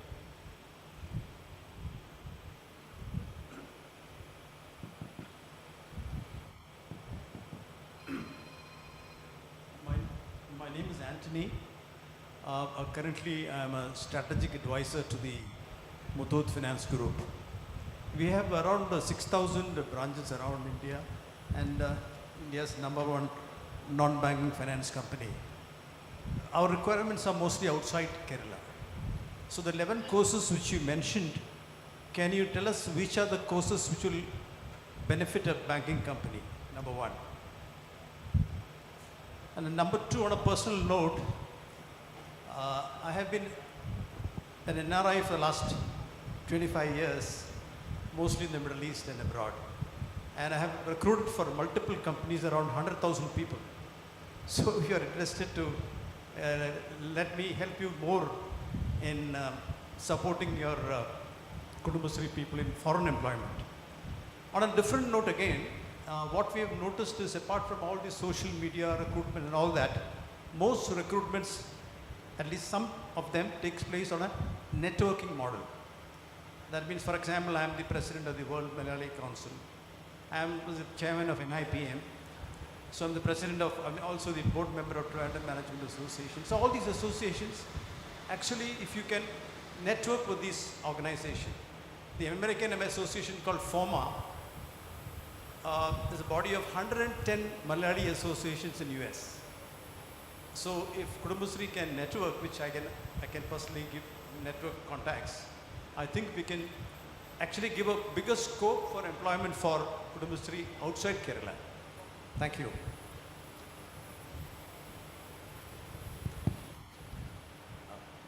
Good morning, all of you.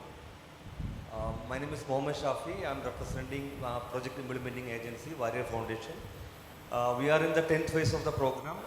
We had at the time 304 target, and we have completed our training program October 2022, and we already placed all the candidates, 304 candidates, appointed all the candidates, and we are near to complete the 70% of the placement. And we had trained two sectors, logistics sector and tourism and hospitality sector, focused in the food and beverage service toward. As compared, we have completed successfully the program, and especially the logistics, around 243 candidates we have trained and placed in different companies like Flyjack Logistics, DHL, and Flipkart and Amazon. My humble suggestion is to the SRLM or the Kudumbasri team that in coming future, the logistics sector is a sector that the 14% of GDP is contributing from the logistics sector to the GDP. So in the coming program, I understood that the coming 2.0 is coming in the nearby before the next financial year. At the time, to give some importance to logistics, my understand that the logistic courses or the logistic training PAs are very less as compared to this 11th phase of the DDUGK training program. So my humble request is to give some importance to the logistics sector, as the Adani, that concerned person, also said that the coming the years or the coming nearby the future, that the logistics sector that needed more this kind of human resources at that time. Please add or support the PIS who are taken the logistics courses in the previous phases of the DDUGKY program. So my humble request is to add or give some support to the logistic trained or the PIS who are just giving the training, or upcoming the PIS who are focusing on the logistic and the sector. And finally, I congratulating or appreciate the SRLM to conduct this kind of platform for get together of the employers and all the project implementing agencies on other stakeholders of DDUGKY program. Thank you.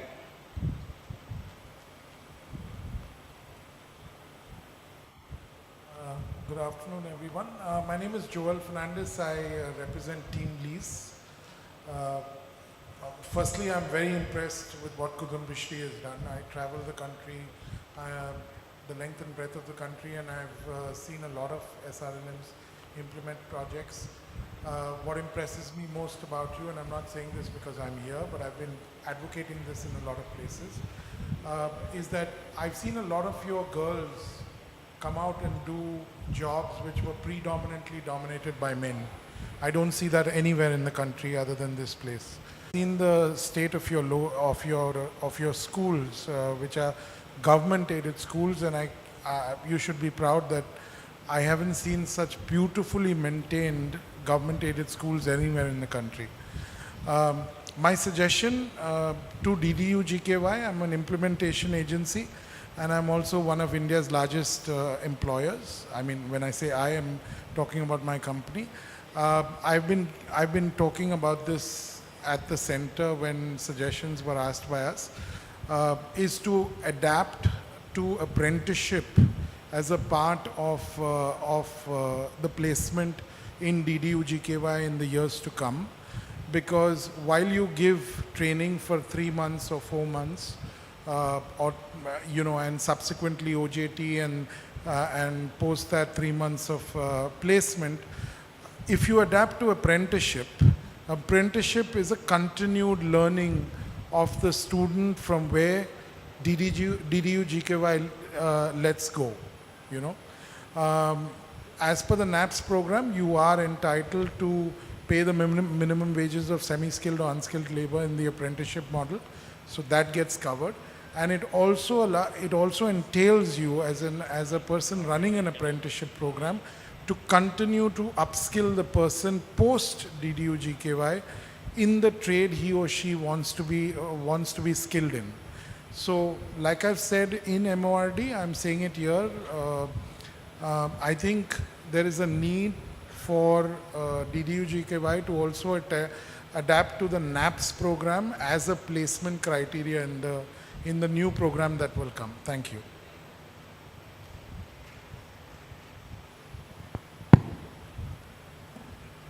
Good morning. I'm Baiju. And SN Trustന്റെ state ഹെഡായിട്ടാണ് work ചെയ്യുന്നത് കാസർഗോഡ് ഡിസ്ട്രിക്റ്റിൽ. അപ്പോൾ ആദ്യം തന്നെ ഈ ഒരു പരിപാടിയെ, ഇതിൻ്റെ ഓർഗനൈസേഷനെ അഭിനന്ദിക്കുകയാണ്. എനിക്ക് പറയാനുള്ളത്, ഇങ്ങനെയുള്ളൊരു വലിയ മീറ്റിങ്ങിൻ്റെ ഇതൊരു തുടർച്ച കണ്ടിന്യൂസ് ആയിട്ട് ഡിസ്ട്രിക്ട് ലെവൽ, ബ്ലോക്ക് ലെവലിലേക്ക് ഈ ഒരു പരിപാടി വ്യാപിപ്പിക്കണം എന്നുള്ളതാണ്.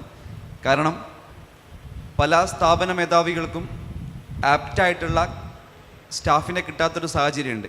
DDUGKY കൊടുക്കുന്ന ട്രെയിനിങ്ങിലൂടെ അവർക്ക് കമ്പ്യൂട്ടർ സ്കില്ലും അതുപോലെ തന്നെ ലൈഫ് സ്കിൽ ട്രെയിനിങ് ഒക്കെ കിട്ടിക്കൊണ്ട് അവർ മുന്നോട്ട് പോകുമ്പോൾ ഇങ്ങനെയൊരു സ്ഥാപനമുണ്ട് എന്നും ഞങ്ങൾക്കും അവിടുന്ന് കാൻഡിഡേറ്റ്സിനെ കിട്ടുമെന്നുള്ളൊരു ധാരണ ഇല്ലാത്ത ഒരുപാട് സ്ഥാപനങ്ങൾ ഇപ്പോഴും സംസ്ഥാനത്തിനകത്ത് തന്നെയുണ്ട്.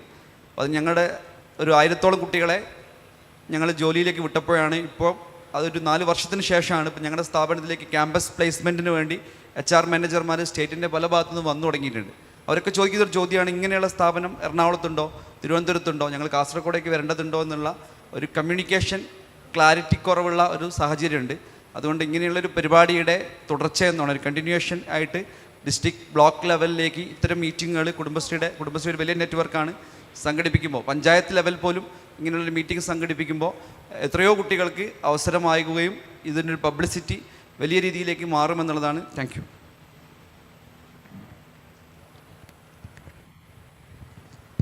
Good morning all. Myself Dr. Pritesh. I represent the beauty and wellness industry and I own a firm called Ashramudi Wellness. So I have a suggestion for the PIAs because നമ്മുടെ നാട്ടിൽ ജോലിക്കല്ല പ്രശ്നമുള്ളത്. ജോലി കൊടുക്കാൻ എംപ്ലോയീസ് റെഡിയാണ്, ഒരുപാട് കുട്ടികൾ അല്ലെങ്കിൽ ഒരുപാട് employees job seeking ആയിട്ടുണ്ട്.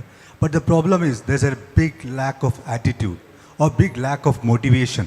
അപ്പോൾ എനിക്ക് ഈ PASനോട് അല്ലെങ്കിൽ ഇതിൻ്റെ ഓർഗനൈസേഷൻ ഡയറക്ടേഴ്സിനോട് പറയാനുള്ളത്, നമ്മളൊരു കോഴ്സ് ഡിസൈൻ ചെയ്യുമ്പോൾ the first 10 days moulding the character of the people, നമ്മൾക്ക് അവർക്കൊരു motivational kind of which they will carry till the end of the life. ആ ഒരു 10 days ഒരു kind of what is expected for a company when the company employ when I hire a person. Because ഇതാണ് ഞാൻ കണ്ടുവരുന്നത്, നമ്മൾ ഒരുപാട് പേർക്ക് employment കൊടുക്കാറുണ്ട്, ബട്ട് അവരുടെ attitude because they don't seriously take it. നമുക്ക് പ്രൊഫഷണലെ കാണുമെങ്കിൽ ഇന്ത്യക്ക് വെളിയിൽ പോകേണ്ട കണ്ടീഷനാണ്. ഇവിടെയുള്ളവരെ ഞാനിപ്പോൾ വെളിയിലും പുറത്ത് ദുബൈയിൽ വി സ്റ്റാർട്ടഡ് എൻ ഓർഗനൈസേഷൻ, അവിടെ വരുന്ന കംപ്ലീറ്റ്ലി അവരെ വരുന്ന ഇൻ്റർവ്യൂവിന് വരുന്നവർ പോലും attitude is different. They are looking at professionalism. പക്ഷേ നമ്മൾ ഇവിടെ നോക്കുമ്പോൾ കംപ്ലീറ്റ്ലി ഈസ് ലാഗിങ്. നമ്മൾ ഏതൊരു PA എന്ത് സ്കിൽ ഡെവലപ്മെൻറ്റിനെ പറ്റി പറഞ്ഞാലും ഈ first 10 days of moulding the people, what is expected from you, the character development അല്ലെങ്കിൽ അവരുടെ മോറൽ മോട്ടിവേഷൻ അല്ലെങ്കിൽ ആറ്റിറ്റ്യൂഡ്, ഇത് വളരെ ഇമ്പോർട്ടൻ്റ് ആണ്. This my suggestion. Thank you. Good afternoon, sir. My name is Prakash Nair. I am Executive Director, Human Resources for the UDS Group. We have, at present, we have about 4 units in Kerala. The Uday Samudra Hotel, the Uday Suites Hotel in Shankumugam, the USK, the Flight Kitchen, Uday Palace and Convention Center, and also the Uday Backwaters in Alleppey. We are under constructing, there is a project under construction in Vagamon, and we are also planning to take up another all suites hotel in Kaudiyar. So we are expanding tremendously, and to be very frank with you, I'm extremely happy and thankful to Kudumbashri for inviting us for this program, and also holding such a program to get the industry representative shake hand with the people who are on the project side. Because what I have understood for a long period of time is that there is a serious gap between the requirement of the industry and what is being trained. And this I am telling you very openly because I have been associated with Kerala tourism since 1990. Over the so many years as principal of IHM Kovalam earlier, and also as area director for Taj Group of Hotels in Kerala, and also in various positions in the Taj Group of Hotels outside Kerala state also. So I was involved with education, I was involved with training, recruitment, etc.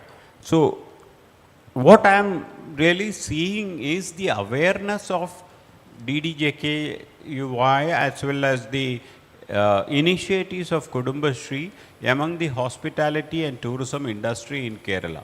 I haven't seen anybody except Mr. Narayan, who spoke about earlier, as a representative of SKHF, which is an association in the south, concentrated more on the South Kerala region, which I am also a part of it, and I am also an executive committee member for an association called Association of Approved and Classified Hotels of Kerala, which has more than 90 to 95 4-star, 5-star hotels in the central region of Kerala. Plus I am also an office bearer of an association called Kerala Hotel General Managers Club, which we have over 350 to 400 general managers across Kerala, starting from Kasaragod to Trivandrum, of 3-star, 4-star and 5-star hotels. Continuously we have been bombarded with a request for manpower in our sector, both tourism and hospitality, and we are actually very, very short of skilled, trained manpower. I was just going through some of the hotels very closely, and I have realized, and you must have also realized, Jafar Malik sir and even Hari Kishore sir, etc., everybody would have already realized that many of the hotels as well as restaurants have flooded and employed with people from the northeast. Why? One reason, it's not their skills. They are not skilled. Actually, they join the hotel completely unskilled, and the hotel take the efforts to train them, to take them up to a level to impart service to the guests. So what is it? What is the reason why we are employing these people? Number one, their communication skills. Number two, their attitude. Number three, they are extremely hospitable. Okay, so these are the reasons, these are the traits that the industry has seen in this kind of students. And I have seen this in many hotels, even in our hotels, in the UDS group, we have a number of people who are working in our organization from Jharkhand, from Bihar, from Bengal, from Northeast. But we don't, even then we don't get people from Kudumbashree. And I was just watching the presentation by Jafar Malik sir. Thank you for doing so.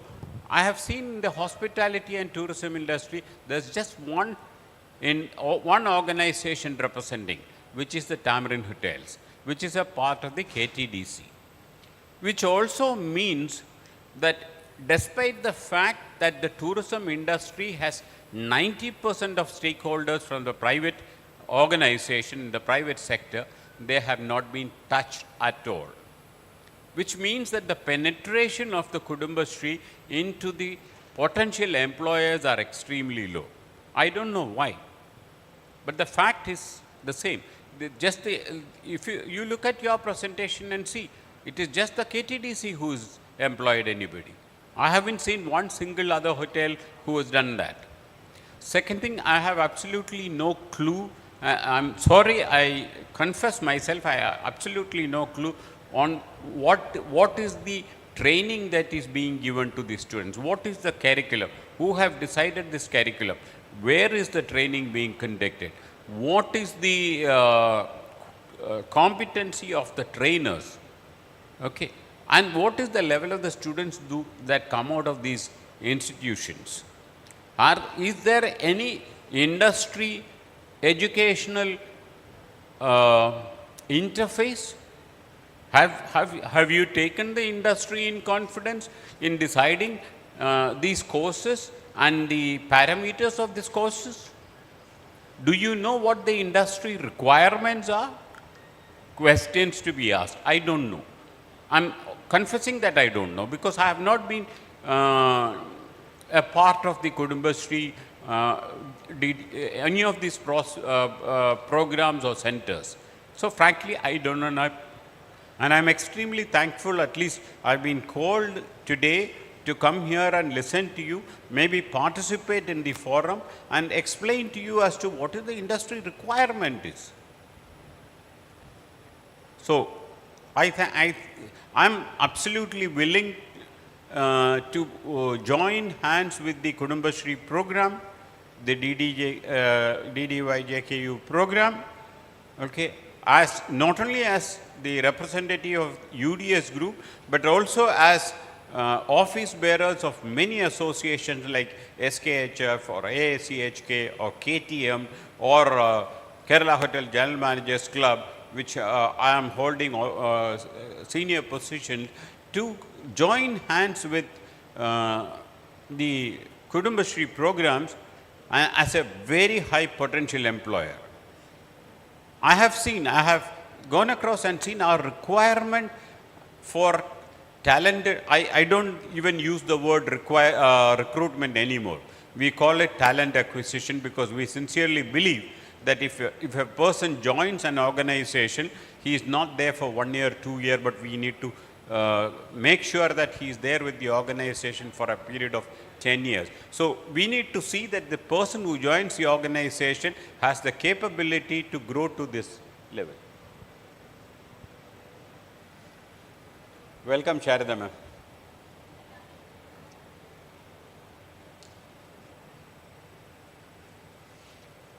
Thank you to grace the dais, ma'am.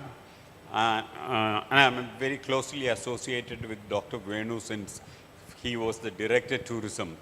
I was the principal IHM Kovalam at that time, and I've been associated with the period when Jaykumar sir, no, not even Jaykumar sir, Babu Pol sir was the principal secretary of tourism, and I've been associated, everybody knows me. And I think I have met you once or twice. Maybe the last time that I met you was my cousin sister's retirement program. She is Girija, who was also the director of Kudumbashri some time back. She is my first cousin, Girija R. You know. Okay, so anyway, that's the time when I met you last time in Muscat Hotel. I'm going back to my topic. I sincerely feel that there has to be some kind of interface between the industry and the organization, which is training these people.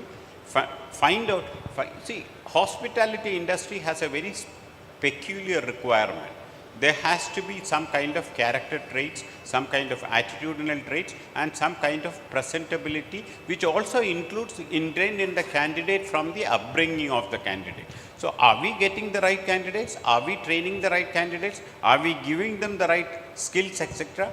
See, I'm not so much bothered about the skills being imparted to them, because that we can do it in the hotels, or that we can do it in the industry. But what is important is the pre-training that actually makes them ready for getting an employment. We are willing to take, be 100% supportive to the Kudumbashri, and please feel free to get in touch with any of us in SKHF, in ASCHK, in KTM, in Kerala Hotel Jalmarjas Club, or even mine. My details are with Lumina. So I'm there for you for any support. Thank you so much. Good morning. Thank you. My name is Kiran. Actually, I am very grateful for this wonderful moment, especially like what the government is doing is it's beyond words, because it is actually a meeting point of the required and the requirement and also the industrial standards. They are all meeting here. So it is very good. So actually, myself, I am representing Amaxwell. It's a company now, actually it started as a basic educational institution in 2006, like a simple tuition center in 2006.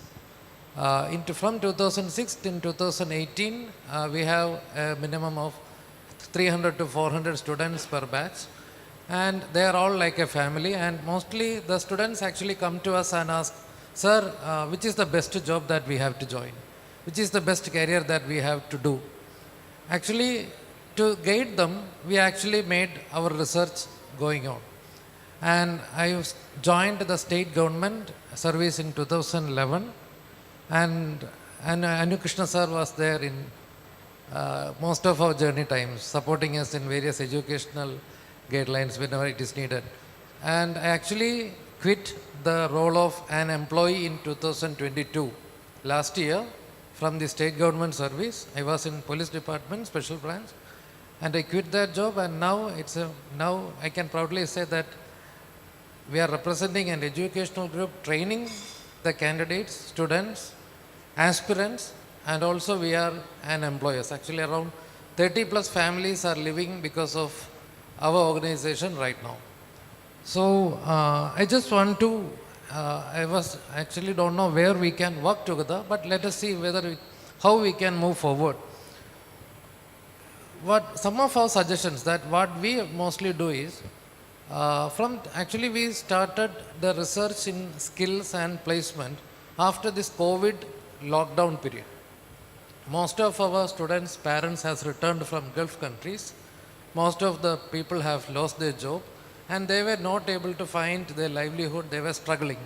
So what we did was we actually tried to place them in different kind of jobs, and where we started our placement and skill training institutions.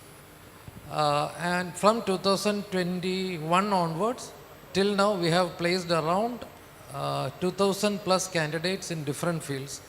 And right now we have a vacancy of more than 1700 plus in different sectors.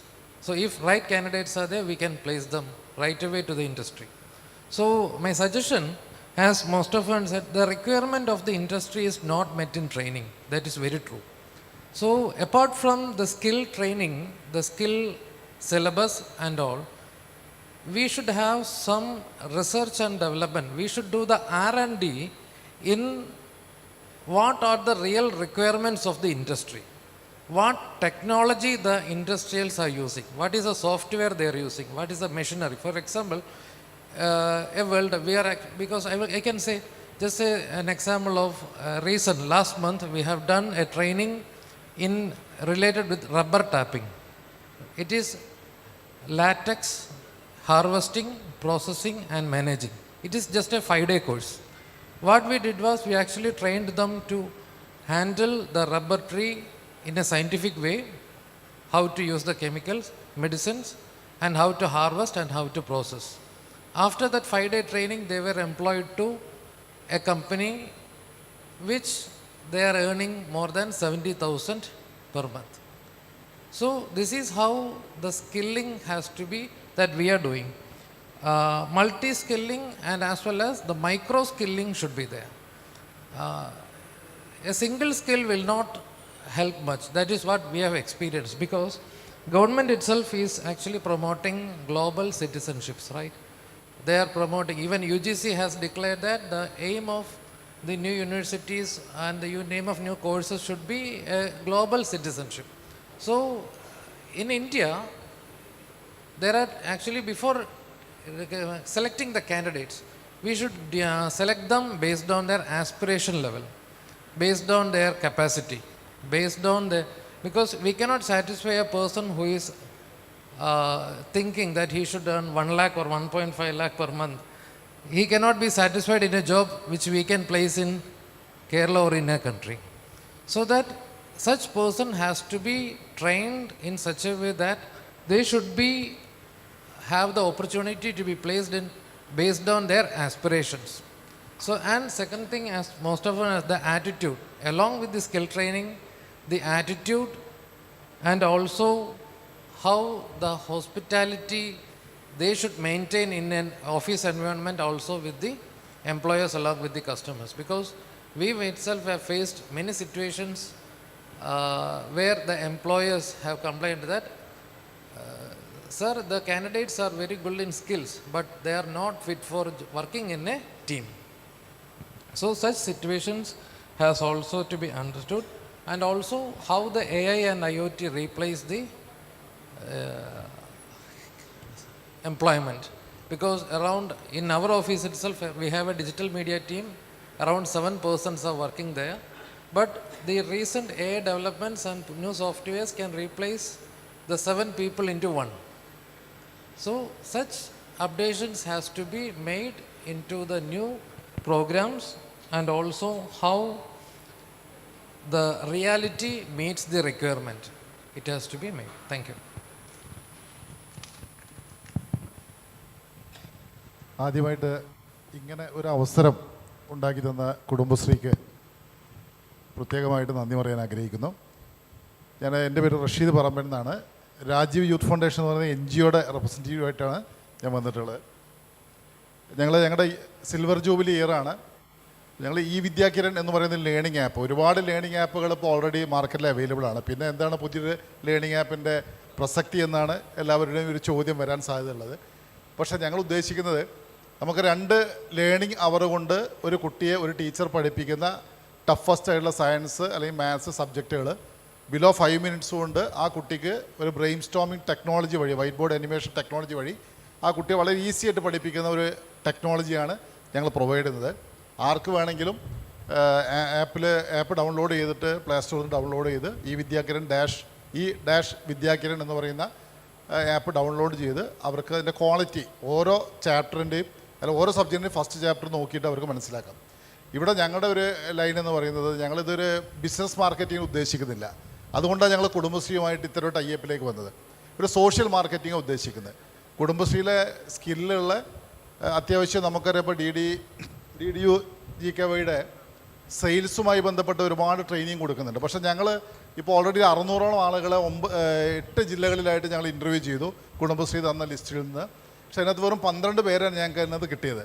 കാരണം അതുകൊണ്ട് എനിക്കൊരു സജഷനായിട്ട് പറയാനുള്ളത്, പിന്നെ എന്തായാലും നമ്മൾ ഇത്തരം DDU-GKY പോലുള്ള പദ്ധതികളിലൂടെ sales പ്രൊമോഷന് വേണ്ടിയിട്ട്, കാരണം പ്രത്യേകിച്ച് സോഷ്യൽ മാർക്കറ്റിംഗ് പോലെ കുടുംബങ്ങൾക്കിടയിൽ ഏറ്റവും കാരണം നമുക്കിവിടെ ഒരു ലേണിംഗ് ആപ്പ് 5000 മുതൽ 35,000 രൂപ വരെ കൊടുക്കേണ്ട സാഹചര്യത്തിൽ ഞങ്ങൾ ഇത്രയും ക്വാളിറ്റിയുടെ സാധനം ബിലോ 1000-നാണ് ഞങ്ങൾ കുട്ടികൾക്ക് കൊടുക്കുന്നത്.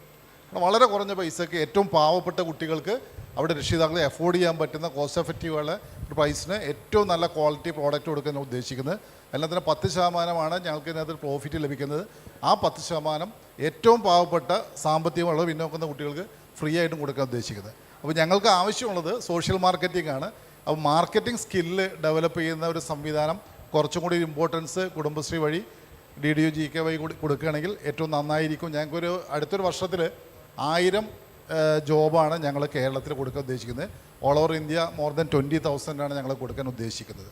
തീർച്ചയായിട്ടും ഇങ്ങനൊരു അവസരം ഇതുപോലുള്ള സെഷൻസും ഉണ്ടാക്കുന്നത് വളരെ ഗുണം ചെയ്യുമെന്ന് പറയുന്നു. Okay, thank U. Thank you. So I would like to stop this open forum here for some time. As I informed in the morning, Madam Additional Chief Secretary Sharda Muralidharan Madam has joined us. Morning session, Madam was stuck in some other meeting, so as I informed that Ma'am will be joining us before lunch. Ma'am, this is a CXO meet which we are conducting basically to bring employers and agencies on a single platform and to understand the requirement of industry and also to tell them the positives we have. Like we have training going on in DDU-GKY. So what are the courses and how we are training and what are the possible students, potential students available with us in different sectors. And also to understand how they see it in the future. Like suppose if there are courses, so whether these courses are applicable in today's scenario or do we have to propose some changes, or which are the courses which will be having more potential in the coming years.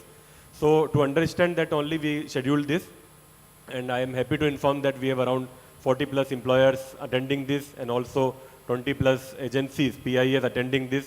Also we have representation from NIRD, FICCI and CII, and also KSIDC, SAP, CASE, all the agencies are also participating.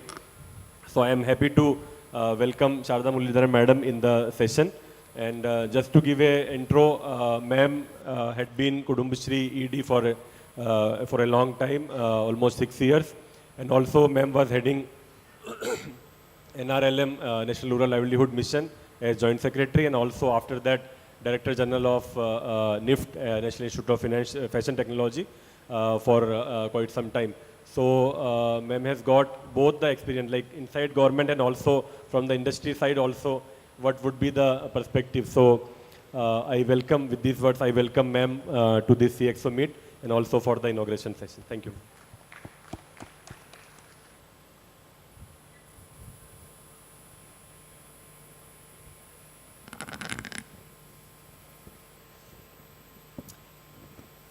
Thank you, Jaffer, and to all the distinguished personalities who have responded to Kudumbashri's invitation and come here. A warm welcome.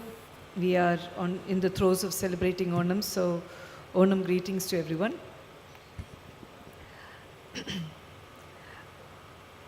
So, what Kudumbashri is doing by way of DDU-GKY and how that can interface with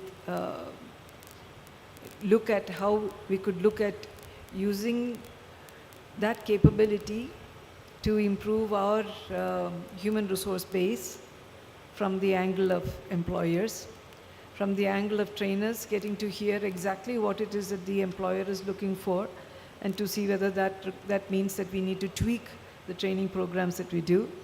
I think it's a great interface that is happening here, and it's something that needs to happen on a regular basis. So some things which Kudumbashree is also not really very aware about.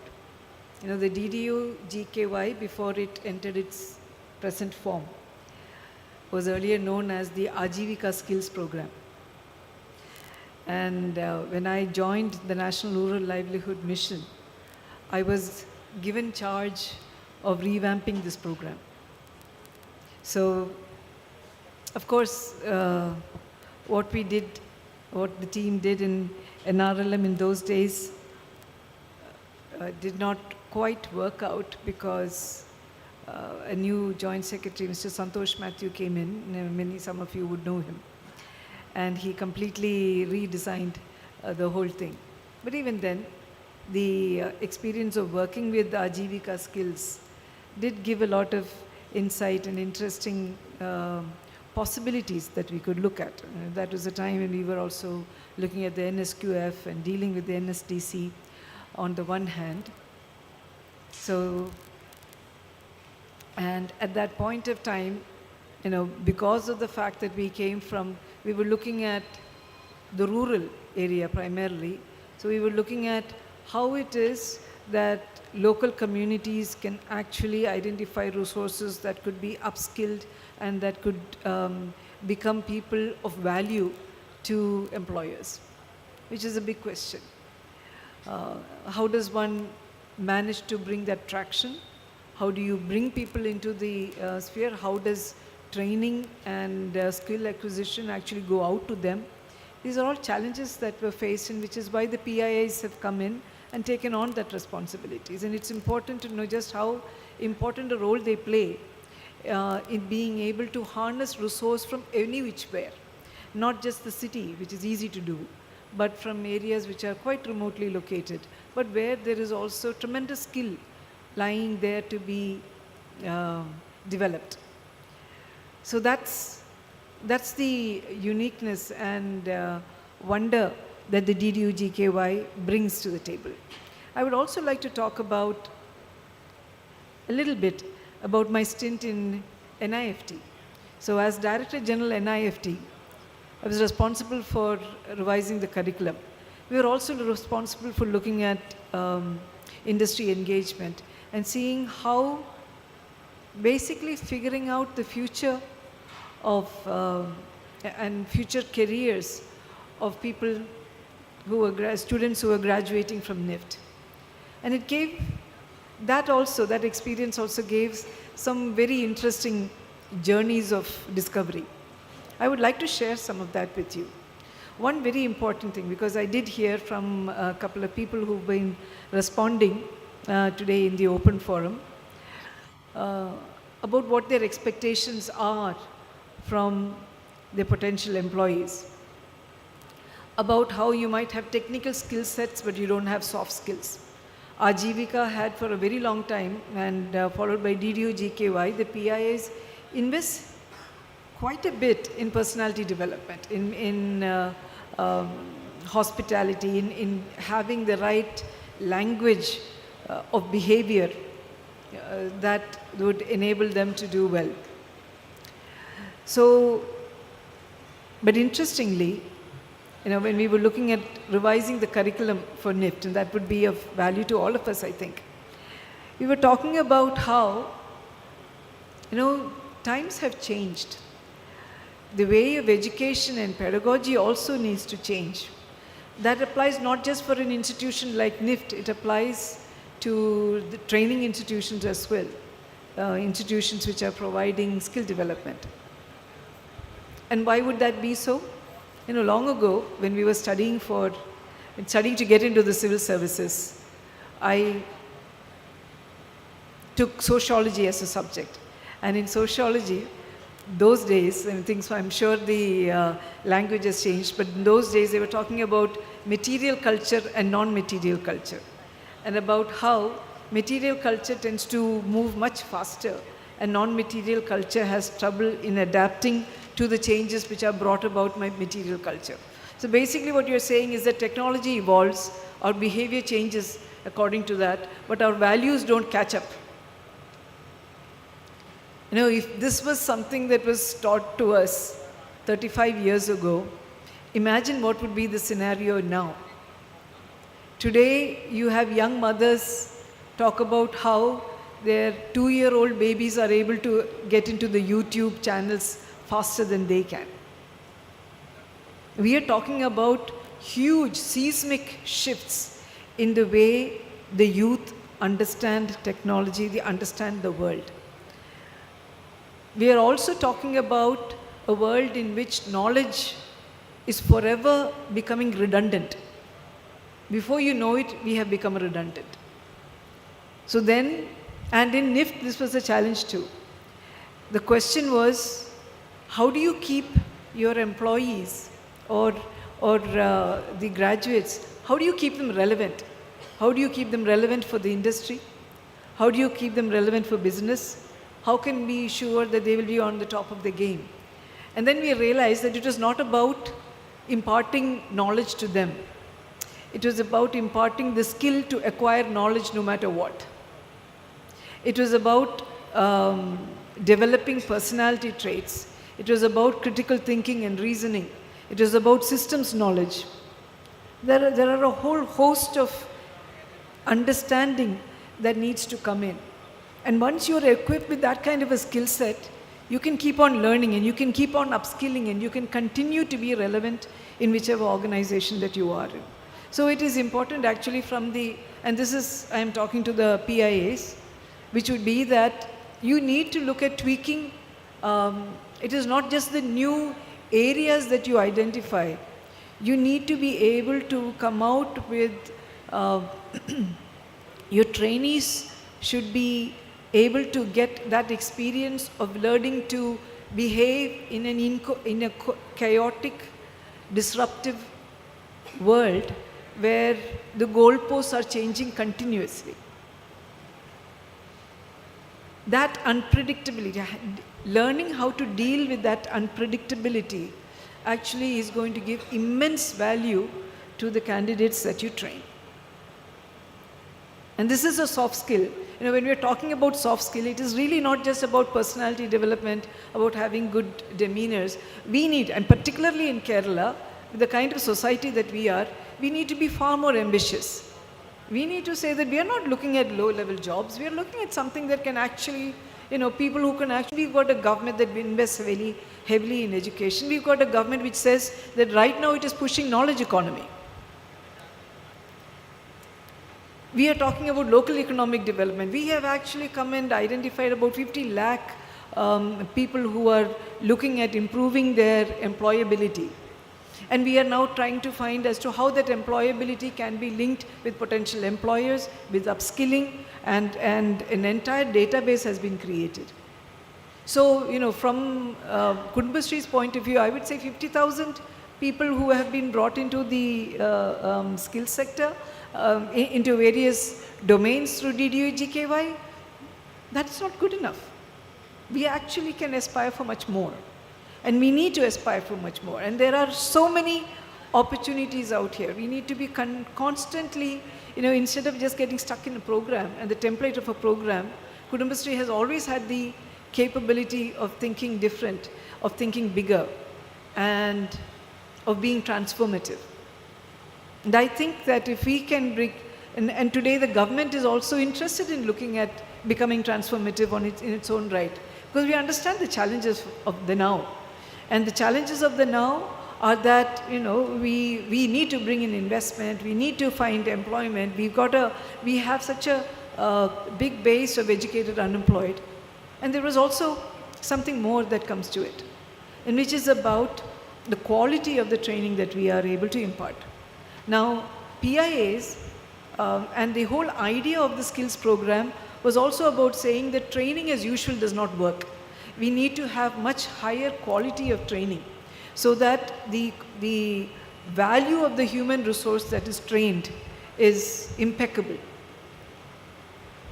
And this is this is also something which I learnt in NIFT, because they were talking about, high fashion and also about handicrafts, and why the handicrafts, when the rest of the world, if it is handcrafted, it is something which only the richest of the rich can afford. Whereas if it is handcrafted in India, the value that we put on it is so little, and we even haggle over the price. Something which has centuries of knowledge and understanding that has gone into the making, and that has hours and hours and hours of skill that has gone into the making. We won't say, no, we will not give 600 rupees for that sari. I want it at 300. You would bargain for it. Whereas actually it should be 60,000. That's the kind of value that it actually holds, and we do not recognize it. But anyway, one of the reasons they were talking about was also the fact that, and the description given was the Pharaoh's eye. And what is this Pharaoh's eye? The Pharaoh's eye is talking about, the time of the pharaohs, and when the pyramids were being constructed, the kind of attention that was given to detail, to ensuring that what you did was completely perfect. So that absolutely no allowance is given for error. That is important for us to reach that level of capability. This is not just about handcrafted. Why am I talking about the Pharaoh's eye? Our training institutions need to be able to deliver just that. We need to be able to deliver candidates and potential employees who are absolutely the best through their training, who are completely secure in their understanding and in the skill sets that they have acquired. This is one side of the issue. But the other side of it, from the industry's point of view too, when you look at the industry needs to also, when you look at how the whole thing has been playing out, we see that in much of the industry too, the retention of your employee is quite low. Sometimes when you don't have to take the trouble of finding your employee, you don't invest in them. And then you find that, okay, you think that they can be replaced because there is this conveyor belt which will continue to be giving you people. So it really doesn't matter. But that's not a good thing either. People need to have some staying power. People need to develop. And we've also seen that some of the best seeing jewelry business in Hyderabad, and where they themselves, so the employer themselves also invested in training the resources. It was a collaborative effort with the government, and they were so happy with what they had because, bringing those resources, the system helped in bringing the resources, the right kind of resources. You could do the choice. So you were given a fairly large potential field to choose from. You did the choosing, but then you also then got into training the people and took the help of the government. Also, the government brought in a little bit of money, but the rest of it was primarily more than the money that was coming in from government. It was the fact that the industry was invested in these people. And because they were invested in it, they had a stake in them succeeding. And because they had a stake in succeeding, there was no slack allowed, and you had the best equipment that was given for training, and and it was ensured that the skill set that was relevant to the industry was being developed and properly developed. So these are also models that we would need to be looking at how do we bring this all together, tie it up, because the possibilities are endless. We need to be, and there was something that COVID taught us. What are the advantages that that Kerala has an advantage that perhaps no other state in the country has. So when COVID happened and there were restrictions all around, we did not know what this monster was. So we were all afraid and we listened to government and we stayed at home and we lost our jobs. But then that was when we found that there was so much of opportunity lying out there in cyberspace that many things could be done digital. And Kerala has the highest penetration of Wi-Fi in the country. We are the most electronic savvy society in the country, and perhaps if you look at provinces in the world, we would be perhaps the most electronic savvy province in the world. And what have we done with that? How are we using it? It is an incredible job opportunity that is lying there. Incredible by way of startups and associations. So, the association between employer and employee can actually become into much bigger associations of employer with various small scale but very capable startups, with innovators in the cyberspace, with value aggregators, with service aggregators. There could be all kinds of collaborations that we could work out. And under the local economic development agenda of the state, we are looking precisely at that kind of connections and possibilities. So you would be very interested to take this dialogue forward. So while immediately on the agenda, we are looking at a job meet in which, you come together, you identify, you take people on, and you do your skilling. You look at the skills that are already there. This is going to give you a great opportunity to give feedback also about how things need to change, because it is always, we will always be in the workshop. We will always be looking at improving ourselves so that we keep on adding value. Because ultimately, the more value we add to the human resource that we are coming out with, the greater our economy will be. No question about it. And it has been only in the last 10, 15 years that we have understood the importance of skilling. I do remember on account of having been part of the conversations that were happening at that point of time, Mr. Ramadare, etc. was also there. They were at that point of time, they were looking at Kerala.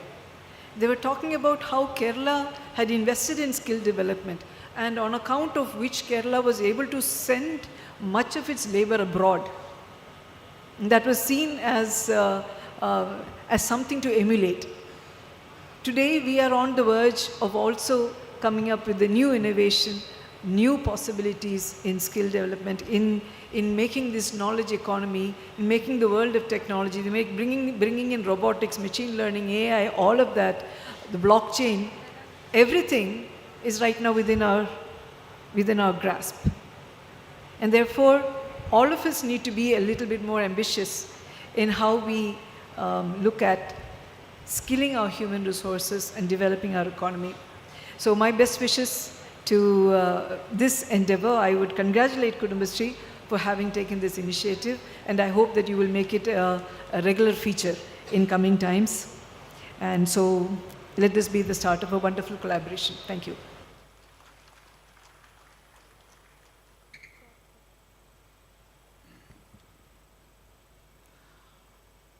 I would like to extend our heartfelt gratitude to Srimati Sharda Muralidharan IAS, Additional Chief Secretary, Local Self-Government Kerala, for gracing this occasion, delivering the inaugural speech and sharing her valuable experience and insights towards us. Former director and a true mentor of Kudumbashree, ma'am, you would always be an inspiration for us. Thank you, ma'am.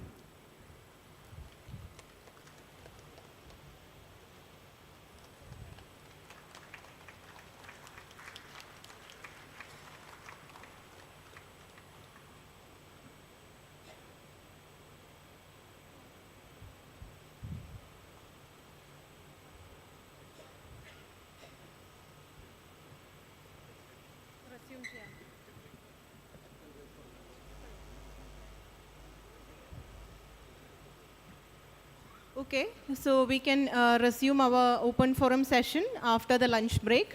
I request all of you to have the lunch and be back to your seats within like 30 minutes. Thank you.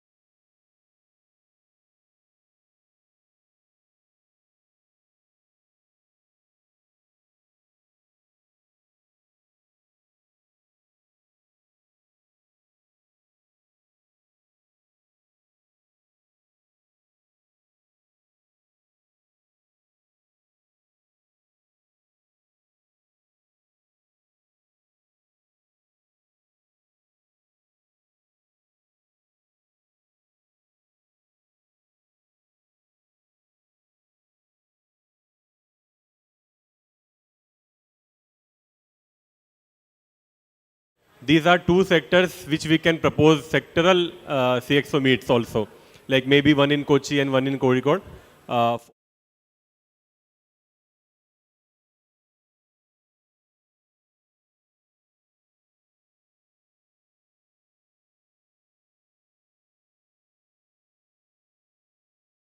Hospitality and tourism, like what are the potential available in that sector. So I think that sector requires a dedicated CXO meet. Also similar with the maritime. Whistle Port is is there in our panel now. So he'll be detailing about the activities, and once the port comes, what all possibility we will have. But I think maritime is also a sector which would require a full day or maybe a half day specific sectoral CXO meet. So we'll be planning that in coming days. Third feedback which I got was about the IEC campaign, that many PIs are not able to access that data which we generated through our IEC campaign. So I already had a discussion with the team on that. As I shown in my presentation, we have around 35,000 leads which had come for different courses, different district wise, and we have full data available. There might be some privacy issues also, but we will be sharing that data with our district teams, and district teams can share the data with PIS. So if you are specifically asking about one sector or one district, you can approach our team. We will ensure that you get that data because it was a huge effort to generate that data through IEC campaign. So we also don't want to waste that data in this way, but we will be sharing. So because now when next level mobilization continues, you would require that data to continue. Some of you have already approached me for supporting in the next level mobilization. So once again, coming back to the open forum, I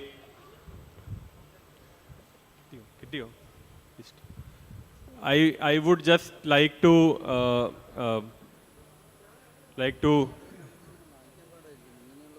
അല്ല എനിക്ക് employers മാത്രം മതി. വേറൊരു sheet ഉണ്ടായിരുന്നല്ലോ, big എംപ്ലോയേഴ്സിൻ്റെ ഇതിൽ കുറേ പേരില്ലല്ലോ. അതെ. So as we have limitation of time,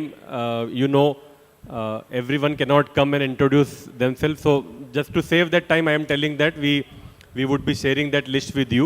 But many of you have already approached or done your networking through this, and I would also request all of you to be in touch with each other so that we can generate more possibilities in the sector.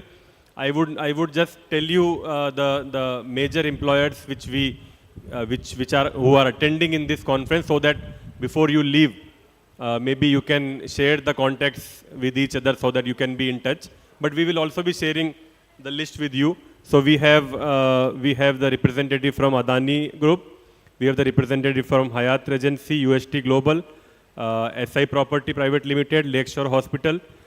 Next we have Joe Salukas, Malabar Gold, Muthoot Group, Ashtamudi Wellness and Beauty Saloon, SFS Builders, Tamara Hotel Tamara Group.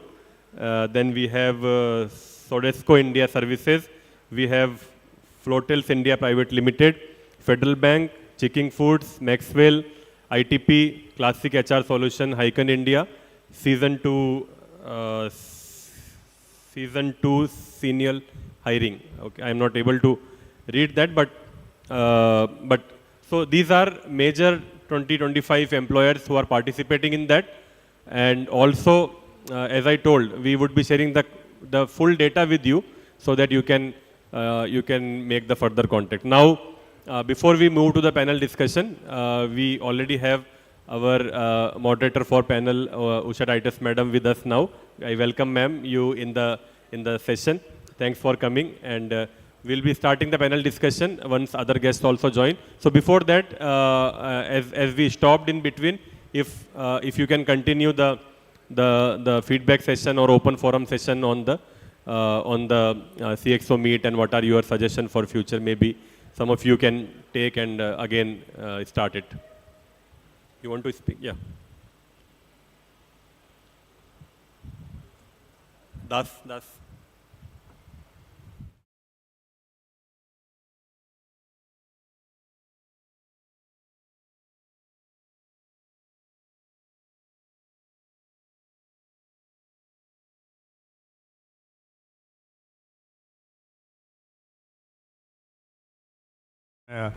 Part of PIA, also the chairman of Association of Skill Training Providers Kerala, ASK. ASK is a fraternity of all the skill training providers under DDGKY, under Yuva Kerala, CASE, ASAP, operating in Kerala. Okay. Let me first thank Kudumbasri and Jafar Malik sir, Pradeep sir, CEO, and all the team for excellently coordinating, organizing this CXO meet, which is happening after a span of 3 years at this level. And I need to give a few feedback, that is regarding the queries raised by industries for the awareness. Let me tell you that this is a government project, and this project has got its own specifications which has to be 100% mandated by the skill training providers, by the project implementing agencies, which was not told. That's why few of the industries, company employees are told that why can't you go for vendor, that is proprietorship. Unfortunately, we are not able to do proprietorship or vendorship in this particular project because this project is placement linked. I repeat, this project is placement linked, and as a placement, we need to have placement documents like offer letter, salary slips, and the salary should be through bank only. It can't be cash in hand, it can't be UPI payment, etc. So this is specific mandated project, and this documentation is compulsory. And regarding one more query raised by one of the employer is that they are not aware about the course curriculum being provided by this project. I tell you very clearly, this DDGKY project, the course curriculum has been vetted by the particular sector skill council. And the curriculum is, of course, the best available in the industry. And one more request I have to make to Jafar Malik sir is that for those industries, employers who want to know about this project, we should invite those employees from the particular sector to the training centers. They should come and see what we facilitate in the training center. You will be astonished to see that the training centers are as per the standards developed by MORD. That is, there is an SOP, standard operating procedure, for this complete curriculum procedure. We are 100% to obey these procedures. And I very honestly and I can very 100% say that all the training centers are 100% oriented to these SOP standards. There is no undercuts, there is no bypassing of all these standards. The training centers are excellent training centers.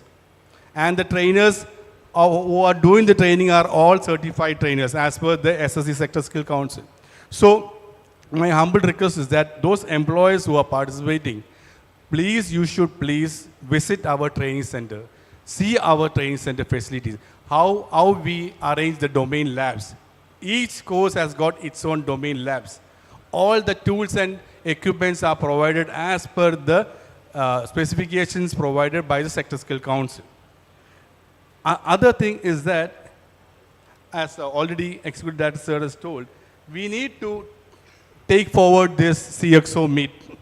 And that is that we need to have employees, industry level meeting, one-to-one meetings with the PAs, with SRLM, NIIT stakeholders, so that we can sit together, understand which all job roles you require in the next 1 year or next 6 months, so that we PIs can plan our training strategy according to your requirement. Why this gap is there? Because unfortunately, we are not able to know your requirements for the next 1 year or 2 years. If that requirement is given to SRLM, Kudumbasri, or to the PAs, we can train to your specification. Let me tell you, even certain PAs who have tied up with industries, with employers, the last 10-15 days we keep it for them. So that your standards of training, your standards of job orientation, your, your final tuning will happen as per your requirements. We invite the HR people or the technical heads to come to our training center to give them the final tuning, so that when our trainees reach your company, they just take off as a normal way. There won't be any hiccups for the trainees. So that also we can do. One more suggestion given by is that there should be a 10 days orientation. That is aspiration. That's a big problem. You know, this project is basically for rural youth. You know the rural youth of any state. Same is the case of Kerala. And in this project also, there is category specification is that 50% of the youth should be minorities which belong to Christians and Muslims. 30% is SC, ST, and 20% general. So we need to take into consideration these category students. And those candidates who are coming from the rural, like Attapadi, from Wayanad, we need to take them also into this training. So these hiccups, these gaps, we can reduce with the support of these employers. And that only we are inviting these employers to please join us. And you also can give us your input, your specification, your requirement of training that we will incorporate into our training, and we can minimize the gap. These are the major thing I need to say. And once more, on behalf of ASK, I thank Kudumbashree and all the employees and all the fraternity who has attended this meet. Thank you, sir. Thank you for your very valid suggestions. And I think this is a good suggestion that if any employer is more interested in seeing how actually the training are run, we can invite you to the training center and we can facilitate that you go and see how exactly the training is happening and how it can suitable your requirements in best possible way. Yeah, madam. So, namaskar everyone, and thank you for this opportunity to have all of us here on the platform and discuss about the skill development. I represent Sterling Holidays Resorts, and we are the PIA. So, especially in regard to hospitality industry, if you want to see a training center, you're more than welcome.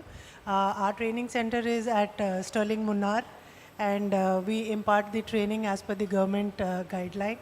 It's a beautiful training center, and all SOPs, everything are being followed completely. There are audits and inspections also that happen. And currently we have trained around, or in the process of training also, about 530 odd students that we have been training.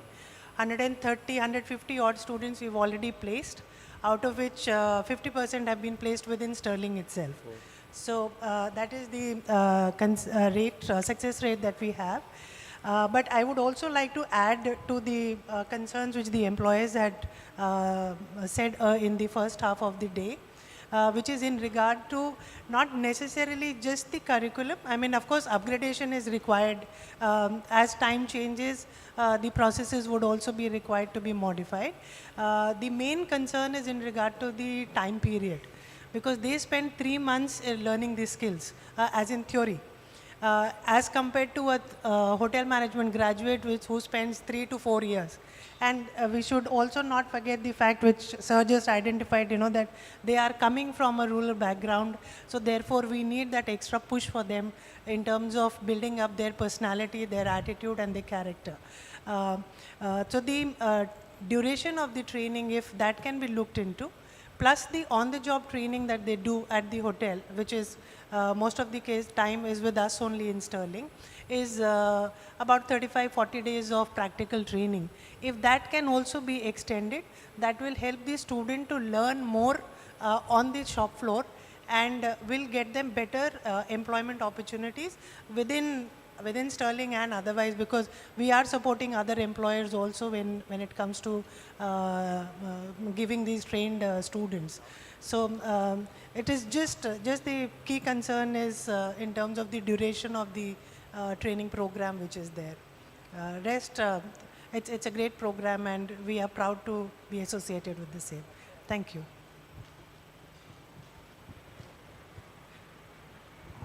Good afternoon, sir. Myself is Salil G. Pillai. I represent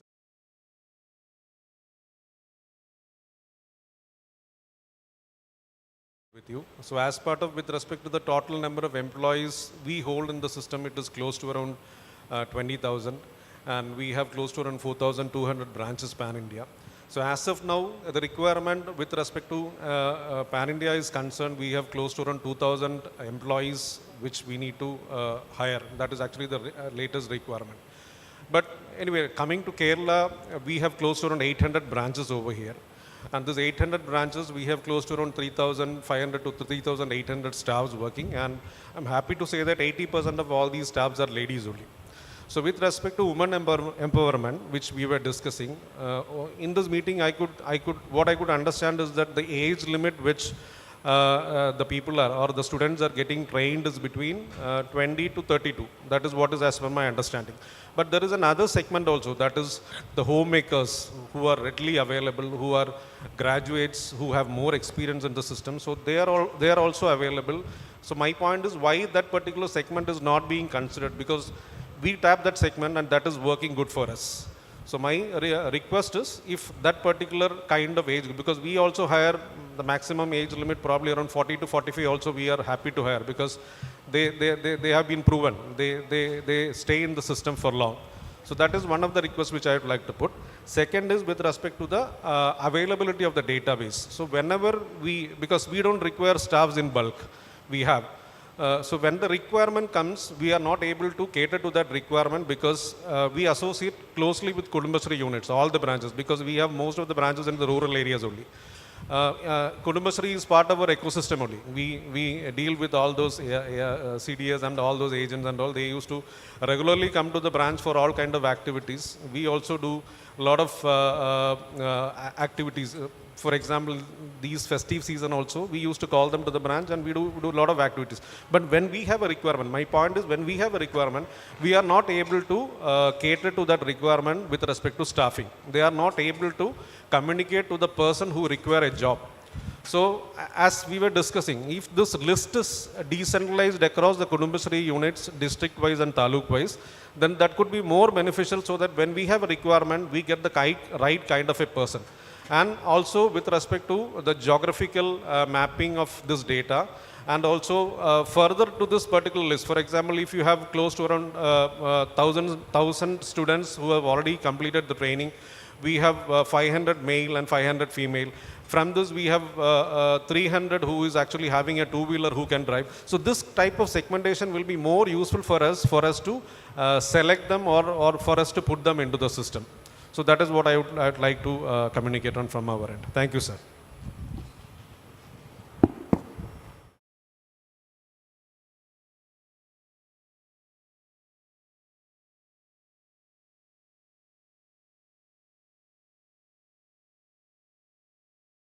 Small Finance Bank.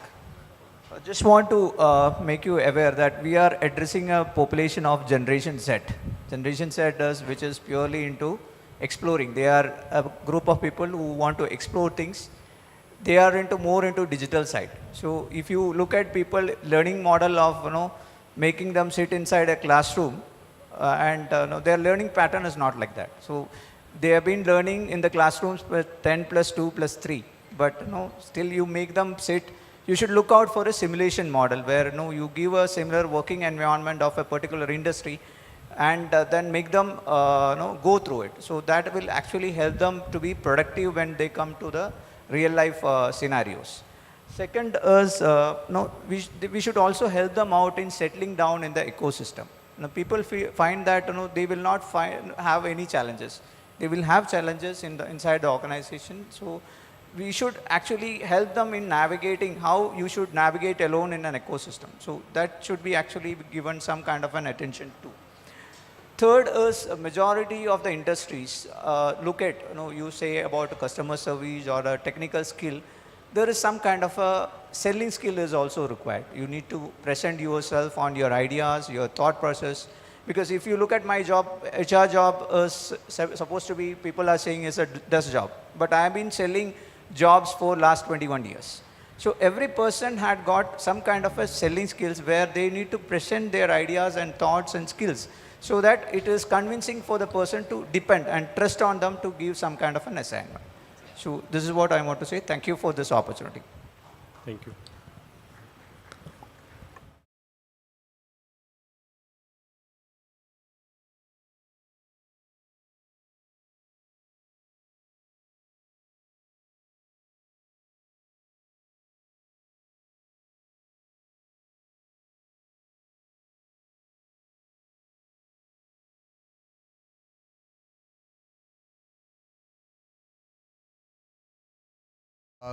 We are facing a lot of issues to getting the right candidates. That is because most of the new gen people not interested in marketing. They are prefer only the office jobs. And also the industry experts are not aware about a lot of scopes in financial sector. We are basically giving the dealing of all types of financial advice to the people. We will provide better service to all. So in your program, we are also associated with the ASAP. We are giving some practical training to your skilled employees for the stock broking and all the financial products. We are providing, we have more than 500 branches all over India. Each branch you will send your candidates to do some sort of trainings, that is means the practical trainings. It will help them to develop a better future. So that's all my side. Okay, thank you.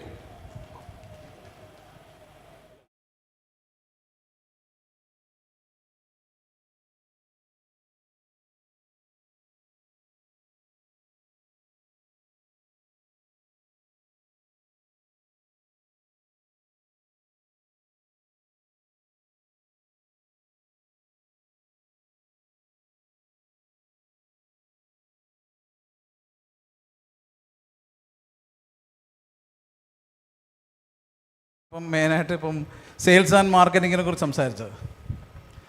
ഇപ്പം എൻ്റെ ഒരു 20 years experience വെച്ചിട്ട് ഞാൻ publishing ഫീൽഡിലാണ് work ചെയ്യുന്നത്. നമ്മൾ print and digital media കമ്പനിയാണ്.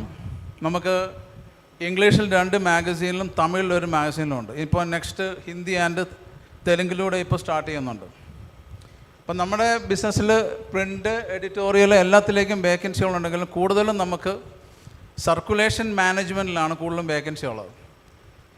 ഇപ്പം നിങ്ങൾക്കറിയാമല്ലോ, അച്ചടി മേഖല എന്ന് പറയുന്നത് ഏറ്റവും ഇമ്പോർട്ടൻറ്റ് ഡിവിഷനാണ് സർക്കുലേഷൻ മാനേജ്മെൻറ്റ്. ഇപ്പം മനോരമ ആയാലും മാതൃഭൂമി ആയാലും you take any news paper or any magazines, അതിൽ സർക്കുലേഷൻ ഡിപ്പാർട്ട്മെൻറ്റ് ഇല്ലെങ്കിൽ ഒരു മീഡിയയും മുന്നോട്ട് പോകത്തില്ല, അല്ലെങ്കിൽ സ്റ്റോപ്പ് ചെയ്യേണ്ടി വരും.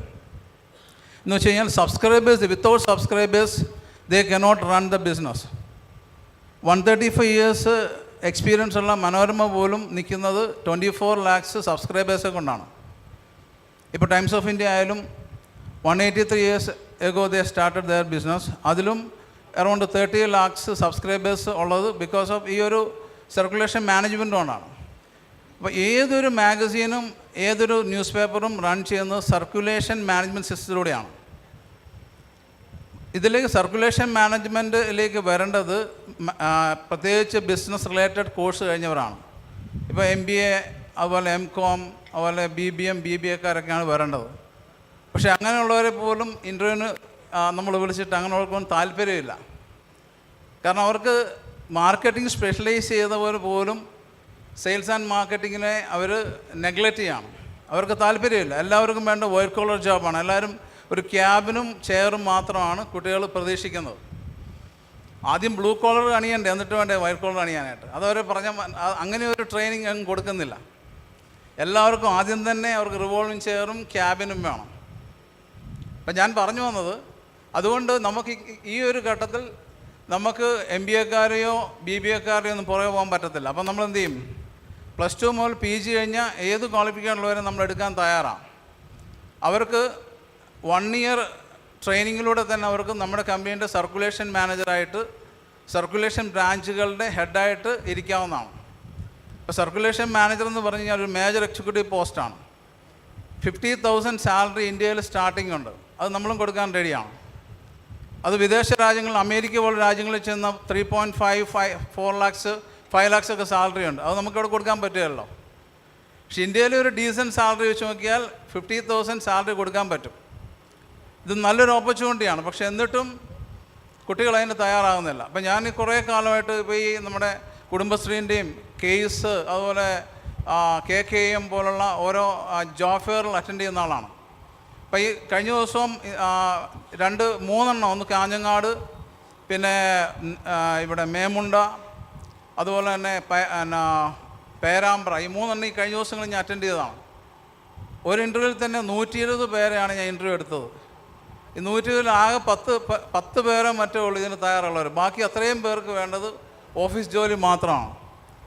ഇവൻ ഓഫീസിൽ വന്ന് എന്ത് ജോലിയാണ് ചെയ്യാൻ ഉദ്ദേശിക്കുന്നത്?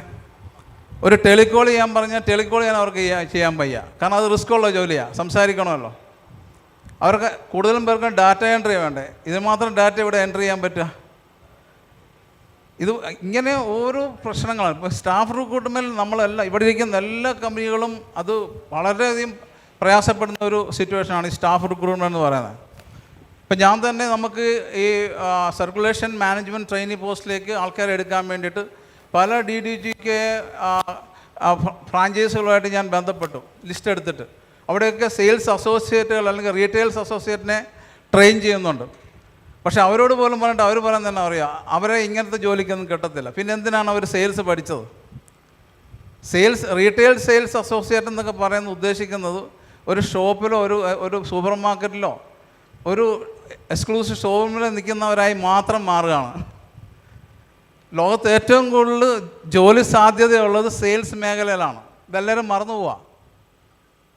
പ്രൊഡക്ഷൻ ആൻഡ് സെയിൽസ് ഒരു കോയിൻ്റെ 2 വശങ്ങളാണ്. അതിനിടയ്ക്കാണ് HR-ഉം മറ്റ് അഡ്മിനിസ്ട്രേഷനും അക്കൗണ്ട്സും എല്ലാം വരുള്ളൂ. എസ്പെഷ്യലി അച്ചടി മേഖലയിൽ മെയിനായിട്ട് എഡിറ്റോറിയൽ, പ്രിൻറ്റിങ് ആൻഡ് സർക്കുലേഷൻ, ഇത് 3 ഡിവിഷനാണ് ഏറ്റവും ഇമ്പോർട്ടൻറ്റ്.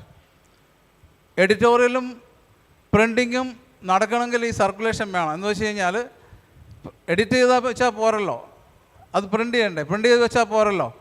പത്രം അല്ലെങ്കിൽ മാഗസീൻ അടിച്ച് ഗോഡൗണിൽ അടുക്കി വെച്ച് കഴിഞ്ഞാൽ മാത്രം ബിസിനസ് നടക്കുമോ? ഈ മാഗസീൻ അല്ലെങ്കിൽ ന്യൂസ് പേപ്പർ സബ്സ്ക്രൈബേഴ്സിൻ്റെ കയ്യിൽ എത്തണ്ടേ? നിങ്ങൾ ആലോചിച്ച് നോക്കിയാൽ ഇന്ന് നിലവിലുള്ള പ്രിൻ്റ് മീഡിയകളൊക്കെ തന്നെ വലിയ പ്രോബ്ലം. കാരണം അവർക്ക് കാരിയേഴ്സിനെ കിട്ടുന്നില്ല, ഏജൻസിനെ കിട്ടുന്നില്ല. ഏജൻസി ഉള്ളവർ തന്നെ കണ്ടിന്യൂ ചെയ്യുന്നത് അത് പാരമ്പര്യമായിട്ടങ്ങ് പോവാണ്. അവരെ മക്കളായിരിക്കും, ചിലപ്പോൾ ഒരാൾ പോകുമ്പോൾ അടുത്ത മക്കൾ വരും, അല്ലെങ്കിൽ വേറൊരാൾ എടുക്കും, ഇങ്ങനെയൊക്കെയാണ്. എന്നുവെച്ചാൽ ഈ വിതരണ അല്ലെങ്കിൽ ഡിസ്ട്രിബ്യൂഷൻ, സെയിൽസ്, മാർക്കറ്റിംഗ് മേഖലയിലൊക്കെ ആൾക്കാരെ കിട്ടാൻ വളരെ പാടാണ്. കേരളം പോലൊരു ഒരു സംസ്ഥാനത്ത് ഏറ്റവും കൂടുതൽ സാക്ഷരത റേറ്റ് ഇവിടെയാണ്. Same time opposite unemployment rate എത്രയാണ്? ഞാൻ കഴിഞ്ഞ ദിവസം നെറ്റിൽ നോക്കുമ്പോൾ 20% ആണ്. 20% എത്രയാണ് വരുന്നത്? 3.5 കോടി ജനസംഖ്യ 20%. നിങ്ങൾ തന്നെ ഒന്ന് ആലോചിച്ച് നോക്കുക, എത്ര വരിക? എത്ര വരുമായിരിക്കും 20%? പറയാം. Maybe 50. Okay sir, okay. അപ്പോൾ ഈ ഒരു ഇത്രയും ഈ അൺഎംപ്ലോയ്മെൻറ്റ് റേറ്റുള്ള ഈ ഒരു സംസ്ഥാനത്ത് എന്ത് ജോലിയും ചെയ്യാൻ അവർക്ക് താല്പര്യമില്ല. ഈ സെയിം ടൈം 40 lakhs അതിഥി തൊഴിലാളികൾ കേരളത്തിൽ വന്ന് പണിയെടുക്കുന്നുണ്ട്. ദേ മേക്കിംഗ് ഗുഡ് മണി.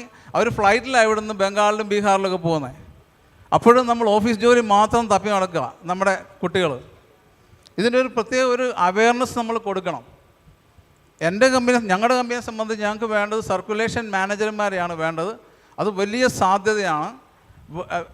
നിങ്ങൾക്കറിയാമല്ലോ, വേൾഡിൽ തന്നെ ഏറ്റവും മോസ്റ്റ് ട്രസ്റ്റഡ് ഓപ്പർച്യൂണിറ്റിയാണ് പ്രിൻ്റ് മീഡിയ. മീൻസ് പ്രിൻ്റ് മീഡിയയിൽ ഉള്ള ഈ ഒരു മികച്ച വേക്കൻസി ആർക്കും നമ്മൾ കൊടുക്കാൻ വേണ്ടിയാണ്. നിങ്ങൾ DDUK സെൻറ്റേഴ്സ് സെയിൽസ് അസോസിയേറ്റിനെ ട്രെയിൻ ചെയ്ത് തരികയാണെങ്കിൽ ഞങ്ങൾക്ക് ഒരുപാട് ബ്രാഞ്ചുകൾ ഇന്ത്യയിൽ സ്റ്റാർട്ട് ചെയ്യാൻ പറ്റും, പല സ്ഥലങ്ങളിലായിട്ട്. Pan India expansion.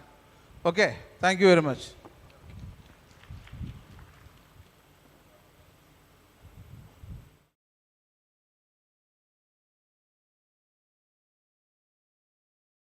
I'm working in fast food sector.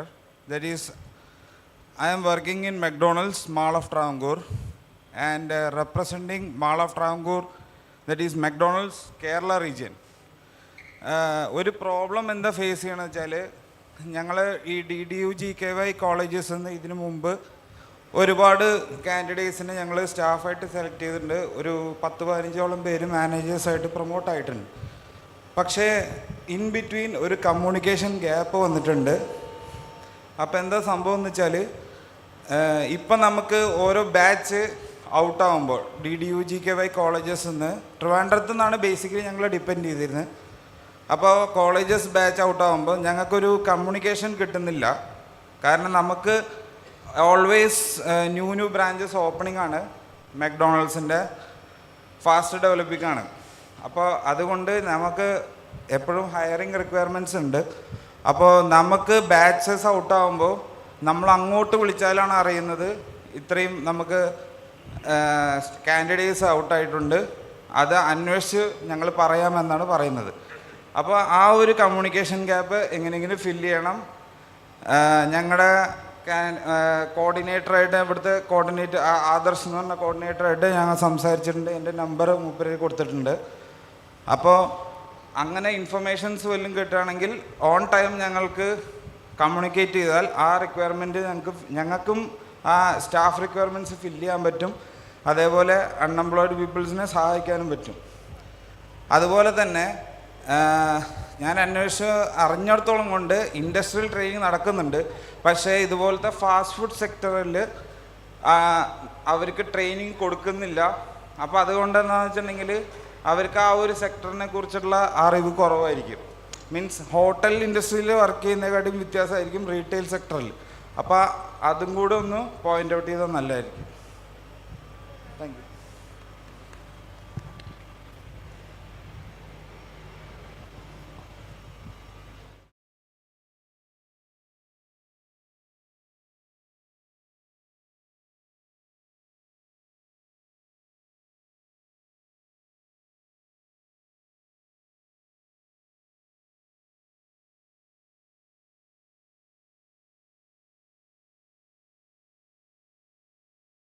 Kudumbashri is managing a WhatsApp group for the placement heads, that is for all the employees who require immediate placements, candidates. They can post in that particular WhatsApp group. If you can give us the details, you will be also added to that group so that you will get timely and sufficient candidates whenever required. Don't ask to wait for this thing. Okay, thank you.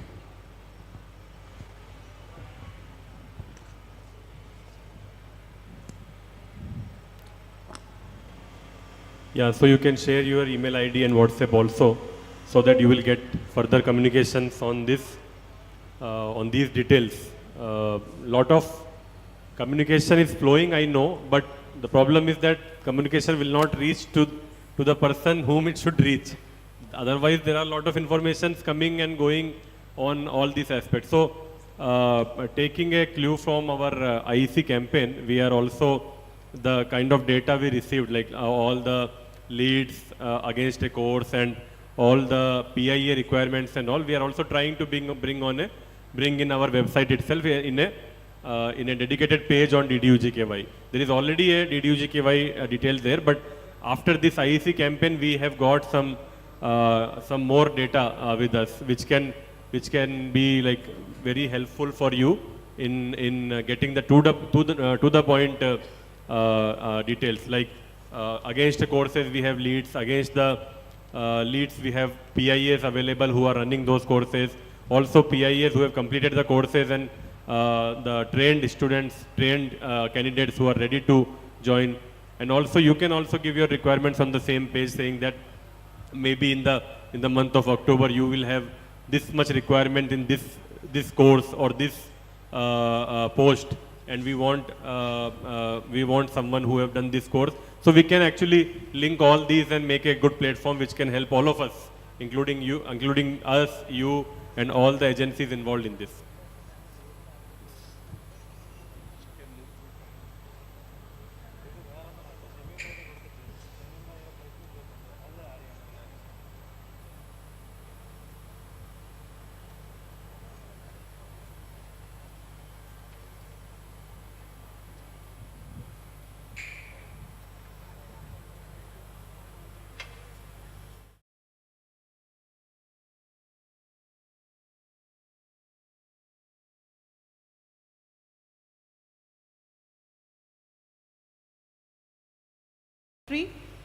All your suggestions and recommendations are very valuable for us for making the scheme more productive.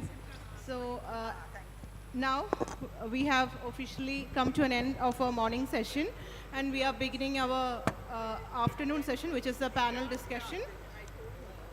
We have invited dignitaries from different departments for the panel discussion. So I hereby, already we have invited Dr. Usha Titus, IAS, CMD SAP. Thank you, ma'am, for joining us, who is the moderator of the panel discussion.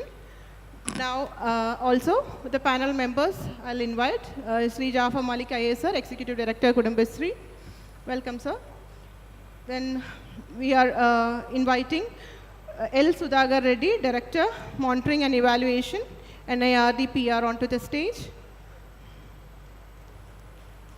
Thank you, sir.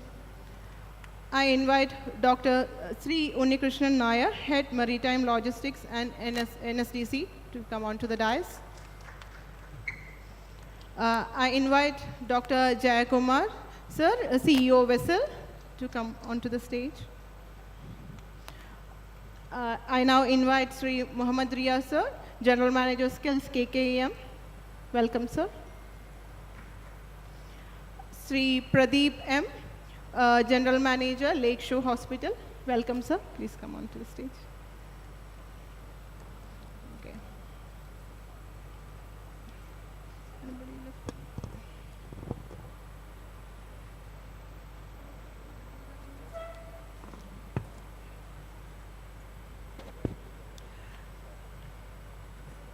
Dear Jafar Malik, other invitees for this panel discussion, participants in this Chief Executive Officers meet of the under DDU GKY Kudumbashree, ladies and gentlemen.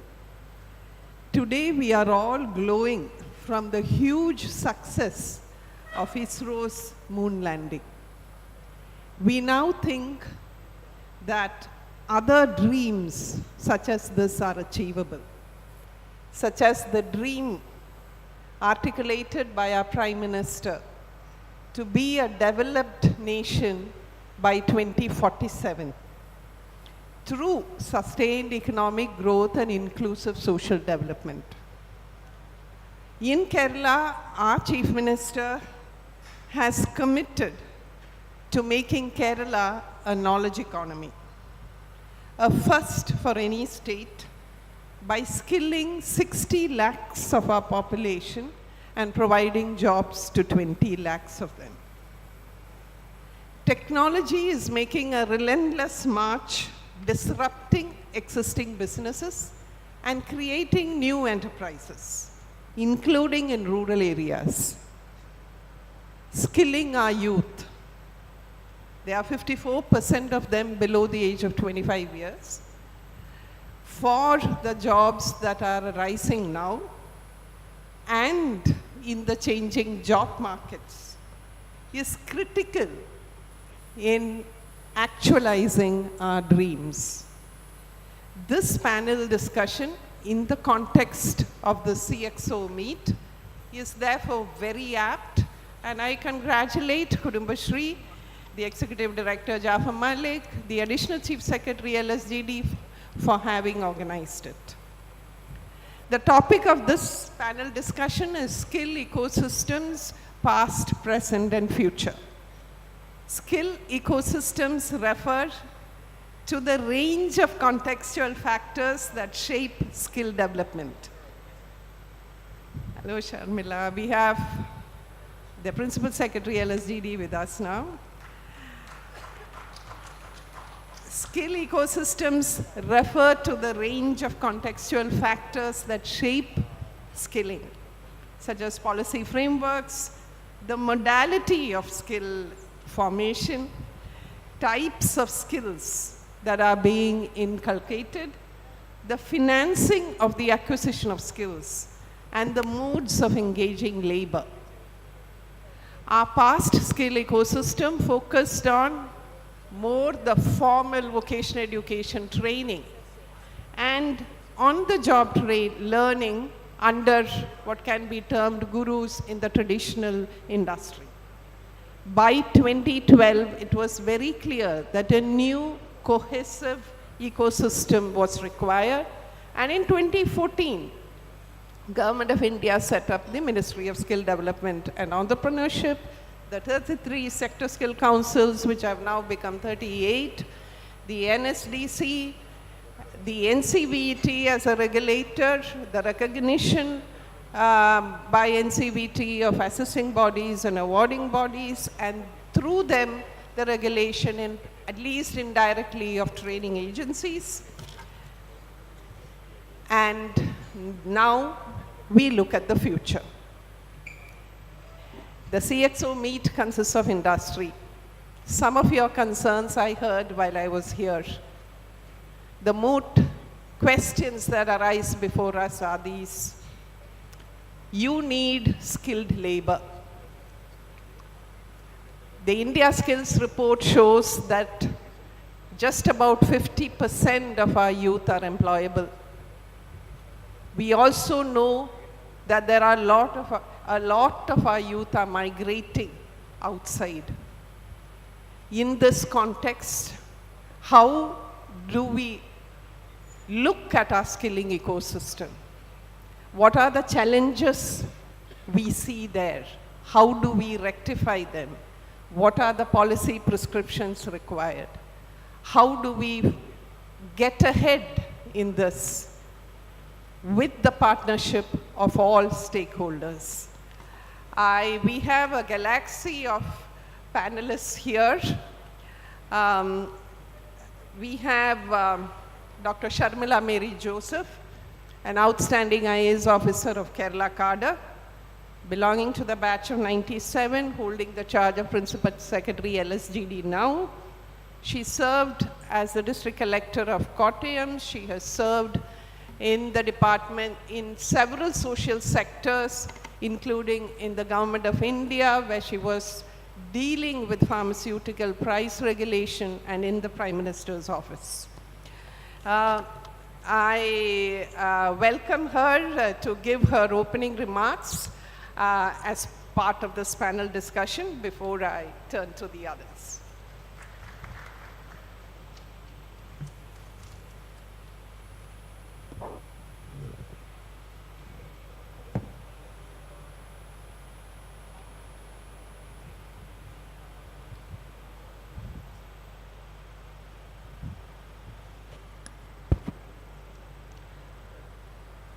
Dr. Usha Titus, CMD, Additional Skill Acquisition Program, Government of Kerala.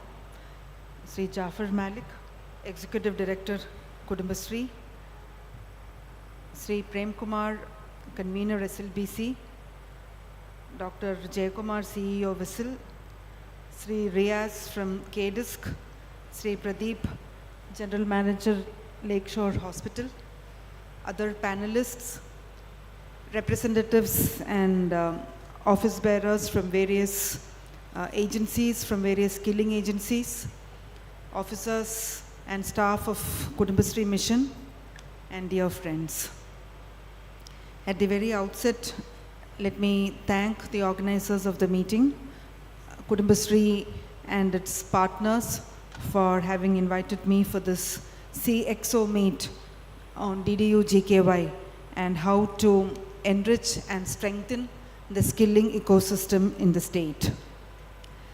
As Usha Madam had already explained in her introductory remarks, Madam had already explained the present position of the skill ecosystem in the state and how different agencies of the state government as well as Government of India as well as various other agencies are partnering to enhance the skills of our youth, to make our youth employable, to make our youth potential entrepreneurs, to enable our youth to do innovations and be successful in the ventures that they take up.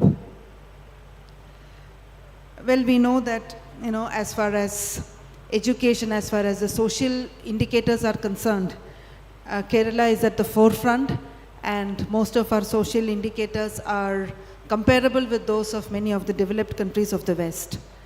We have achieved very good indicators in the school education sector, in the primary education sector. But when we come to higher education, although we have very good records, we have very good achievements, to make our youth who graduate from our institutions, who graduate from our educational institutions, who graduate from our vocational institutions, those who graduate from our technical institutions, we need to see how our youth are able to compete with those who graduate from institutions in other parts of the country, in other states and other parts of the country. A degree is not merely a passport to a good job. Degree, of course, gives one the backing and the support of knowledge, the backing and the support of education, the backing and the support of information. But the knowledge has to be fine-tuned to the needs of the industry. The knowledge and the information that a student possesses when he or she graduates from an institution has to be fine-tuned in such a way that he is able to compete in the market, and he is able to do justice to the job where he lands. After 4 years of technical education, after 4 years of engineering studies, or after graduate studies in various colleges, we teach the students the 3 R's of that subject, but the finer skills, the practical aspects which would help a computer graduate to actually develop a program, or to develop a program which is in tune with the requirements of the particular industry or the particular sector where he is joining. So these are the kind of skills that we need to provide to our students, to our youth. Further, since the job market now is not just restricted to the place where the office is situated. Sitting in Trivandrum, the person can work for a company or for a setup in the US or the UK or any other country for that matter. So he or she should be able to communicate with his job provider in the language that the job provider is talking to him. The communication skills, the way he is able to, she is able to converse with his or her employers, and thereby develop the program that he or she is expected to do. These are the kind of soft skills, these are the kind of inputs that we would like our students, our youth, to be equipped with. The additional skill acquisition program that Usha Titus Madam is heading, the Kerala Academy of Skills and Education, of Skill Education with the Labour Department, and many other schemes that we have, the DDU GKY, which is being managed by Kudumbasri in our state, and many other programs. These programs have these schemes have tailor-made programs which would enable students or enable youth in various sectors to enhance their skills, to fine-tune their skills, to polish their skills, so that they are able to compete with others when they graduate out from their institutions and enter the job market. Moreover, as I mentioned, the ability to communicate properly with their job provider, communication skills also are very much important to make the student or the youth employable in the job market.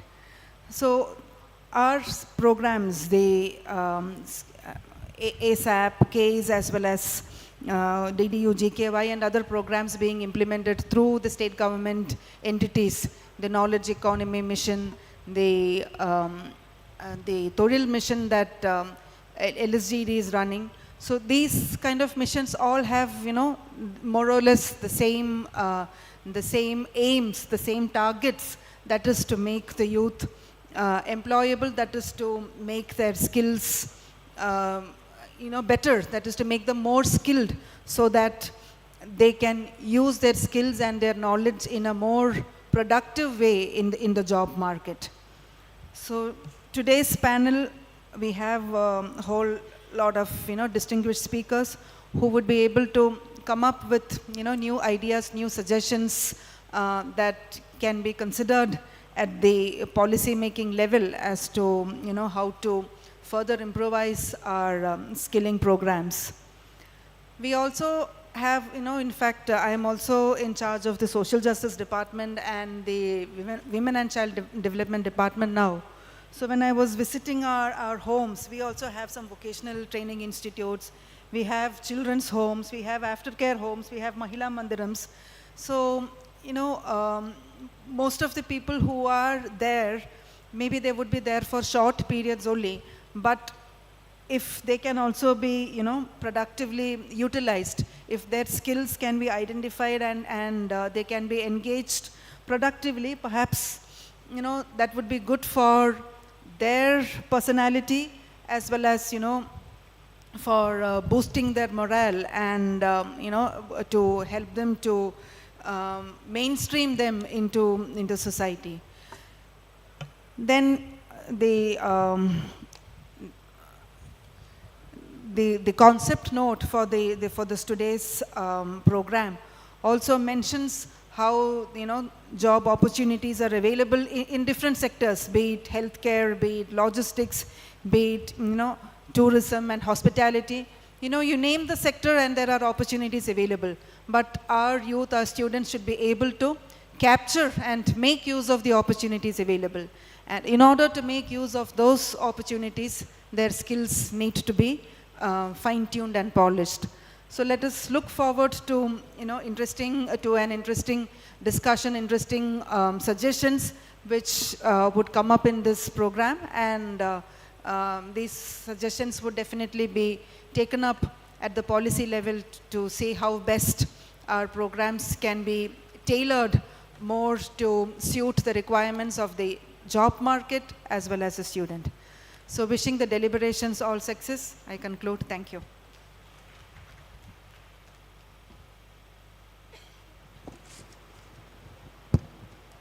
Thank you so much, Dr. Sharmila.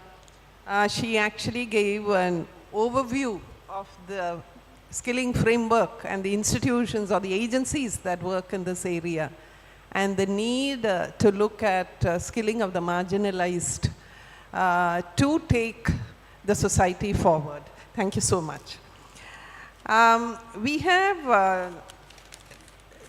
Mr. L. Sudhakara Reddy, the Director Monitoring and Evaluation, DDU-GKY at the NIRD. He's a development professional with specialization in development economics, postgraduate from the Hyderabad Central University with an MPhil from JNU. He has more than 20 years of experience in the development sector, including in program management and monitoring and evaluation in education, public health, banking, finance, agriculture, and rural development. I welcome him to this panel discussion. And, one of the questions that a couple of questions that I would like to ask you is that, though the Ministry of Skill Development and Entrepreneurship was created, we have almost every department working in this area of skilling. And all of them are pretty much devised from an all-India perspective. So my first question is, from your experience in the NIRD, particularly monitoring and evaluation, at least going into the future and the future job market, is there need for more flexibility at the state level in implementation of these programs? My second question is on this. How far are our skill training programs sensitive to changes in the industry? Thank you, ma'am. The first question is about the flexibility at the state level to cater to the needs of the particular state. Yeah, it has been a pressing concern at different levels, especially the all India level targets fixed for different social categories, SC, ST and PWD categories, cannot be uniformly prescribed throughout the country, because the social composition varies from state to state, and also the needs would be different. The industries present in different parts of the state are also different. Their requirements would be different. So I would argue that yes, there is a need to be flexible in terms of giving headroom for the states to decide on the social category wise target allocation. I think right now the target is not fixed for the state at the state level, whereas sorry, at the PA level, but at the state level, yes. So, and also there is some states have more number of STs, predominantly ST dominated states. Some are predominantly SC dominated states, and some districts mostly STs would be available.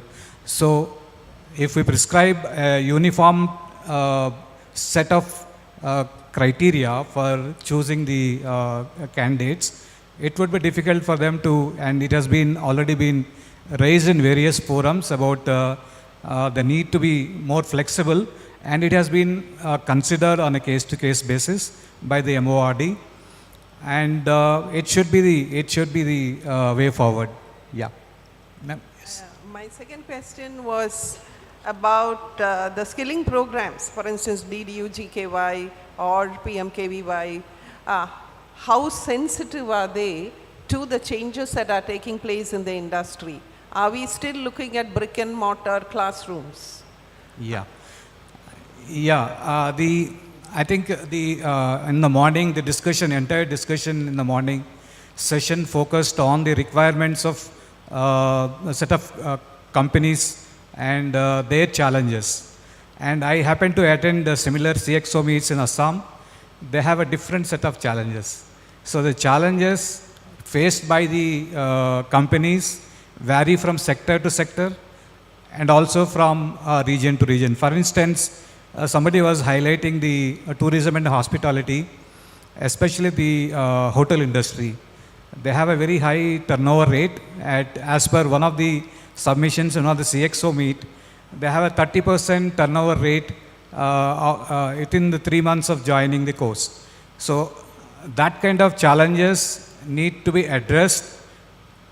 And we wanted to share another experience that in CTSA, as part of a job role, CTA is the Central Technical Support Agency to MORD, which provides services in terms of regular monitoring visits as well as placement verification of the candidates who are employed.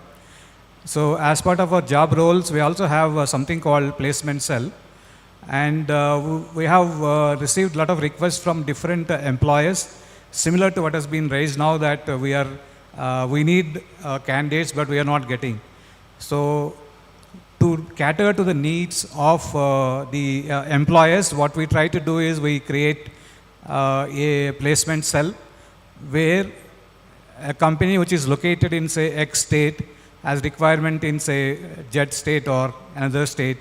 And it would be very difficult for the PAA to, from the state where the company is not there, to come and meet and have a regular interaction and then meet the requirements. So we try to provide through the placement cell such an opportunity, and these would be shared with all the state SRLMs, so that wherever there is an opportunity, the SRLM can distribute those list of requirements from the companies to their respective PAs, and in turn they could be placed to the candidates. So whoever is interested can join, can express their interest, and that would be communicated to the respective companies. So for instance, right now there are 7 or 8 companies requiring 1,500 candidates in different parts of the state, and we have been distributing this to the SRLMs as well as in the CEOs MOD level WhatsApp group. So such kind of flexible ways of meeting the requirements of the companies is required, is a need of the hour. And at the same time, companies also need to be aware of the requirements of the candidates. For instance, I would say in one of the meet I was sharing with them that the candidates are from rural areas. I think somebody was highlighting that they are from interior tribal areas, people who are not familiar with the urban way of living. Suddenly somebody goes from, say, an interior tribal area to, say, Bangalore or Bombay or Hyderabad.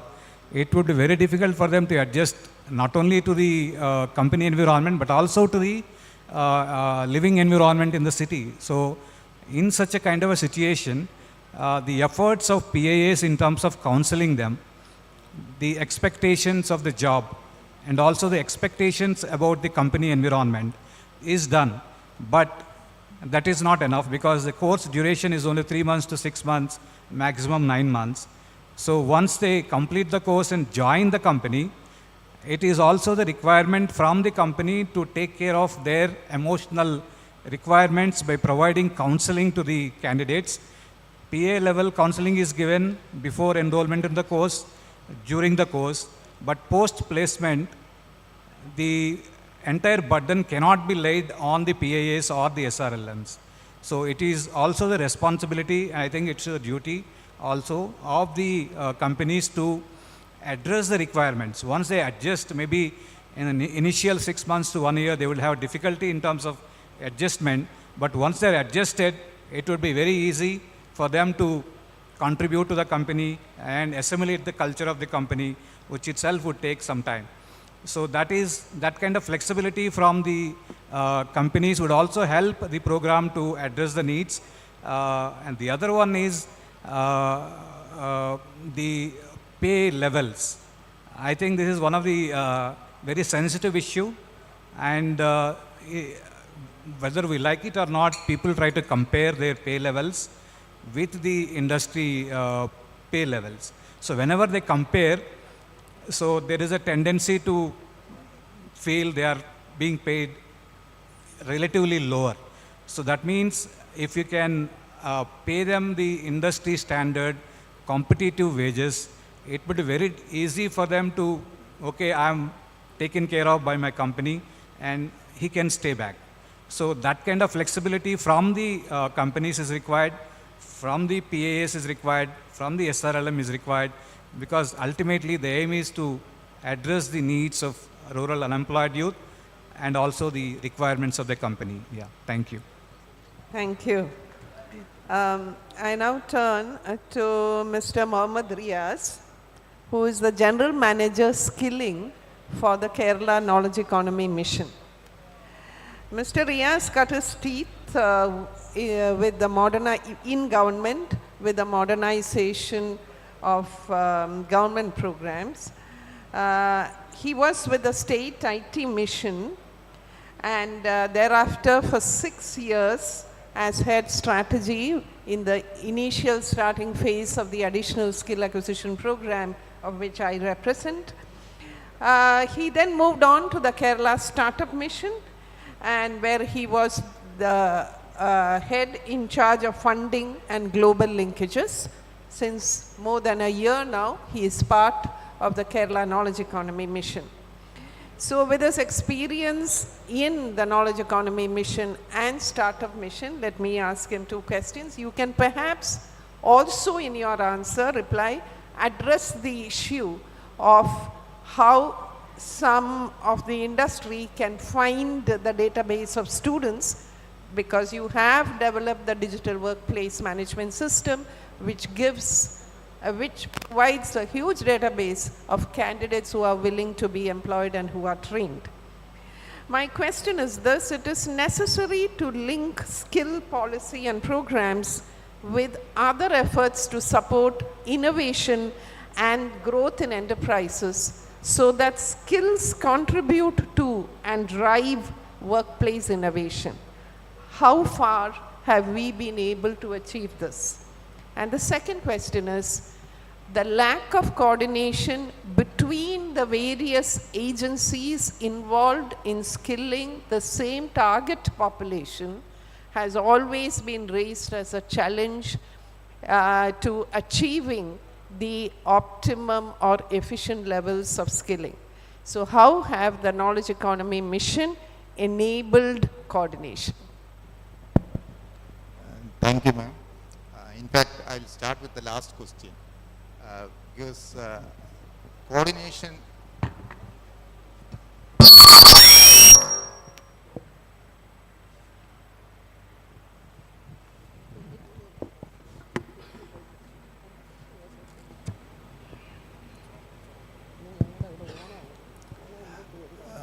as in the earlier speech, deliberation itself has mentioned that at the national level itself, it's more than 22 departments are doing the skill development activities.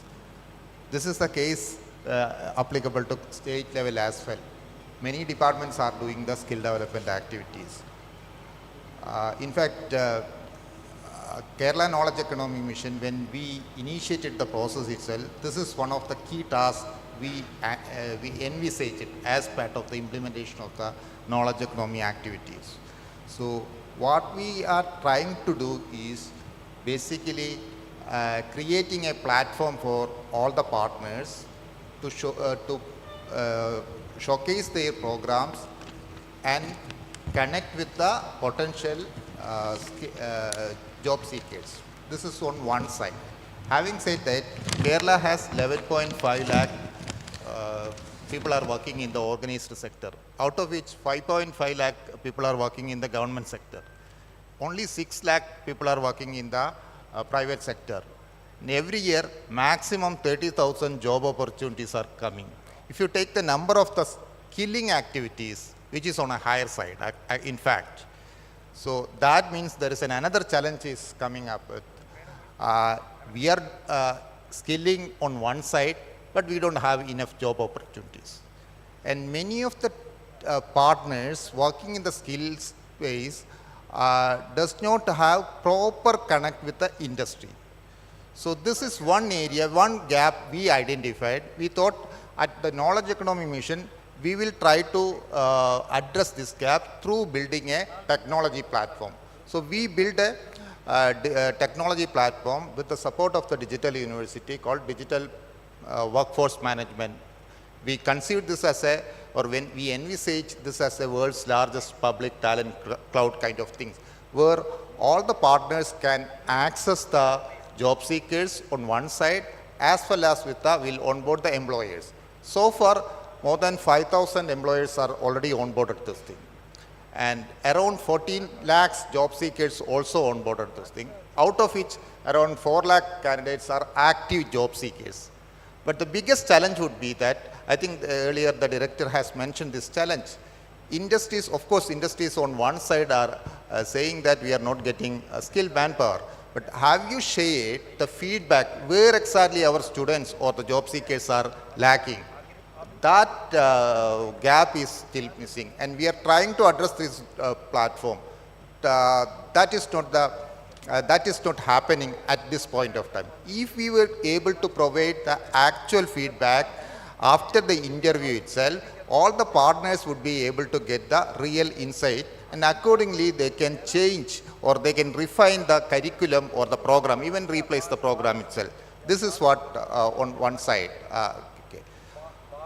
On the other side, this is, and again, I would like to emphasize this point. Kerala is not a homogeneous society. There are different stratas of societies are there.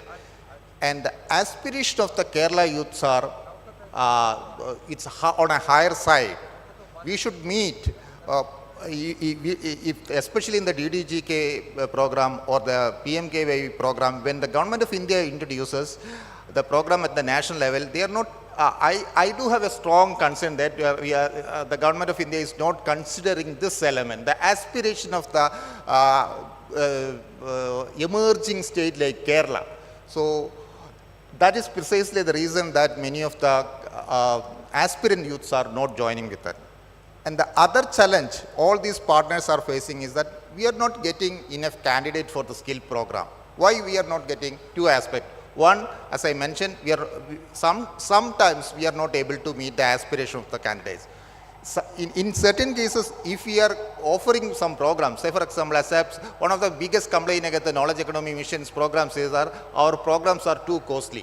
I would, on a different base, skilling is a costly affair. We should admit it. In the case of the Singapore spends 98% of the cost from the government side itself. So if we are spending 6,000 crore in the public education, why can't we spend 3,000 crore for the skilling alone itself? Then only we will address this issue. On the other hand, if the partners are trained properly, do you provide additional premium to the candidates? None of the industries are right now not offering any additional amount to the skilled candidates. This is a second thing. So at the knowledge economy mission, of course, this is a very complex problem. So through a technology platform itself, we are trying to bring the convergence and the coordination among other things. And the first question ma'am asked about the innovation related thing itself. Kerala has a vibrant startup ecosystem. And in fact, this is an emerging startup ecosystem in the country itself. More than 4,000 startups are working in Kerala, and around 42,000 people are working with the startups itself. But unfortunately, the skill required for the startups are not found in many of our training programs. In the startup space, one of the beautiful aspects would be that the person who joined with the startup would be able to learn all the aspects, because the startup does not have many employees. So they will learn all the nuances itself. I would suggest that in the curriculum, in the changing curriculum itself, as Sharmila ma'am has mentioned earlier, the communication, along with the communication, teamwork and the innovation element should be a part and parcel of the curriculum itself. And I do remember that Usha ma'am, while ma'am was heading the principal secretary higher education thing, she said, recollecting the older conversation, when students join at the higher education stream, 80% of the people wanted to start something. But when they complete the program, very less than 2% only will be interested in higher education. I just wanted to mention one more point. This is a critical challenge with respect to Kerala. Keralites consider education as a pastime activity. They take degree, PG, PhD, postdoc. I can cite because in the data in the DWMS says that PhDs are more. And when you go in the career, in the higher education ladder up, the probability to become the unemployment is more. This is the data says. So my submission to the CXO group would be that don't be a spectator. You should act as a training provider. Take as many interns, as many apprentices.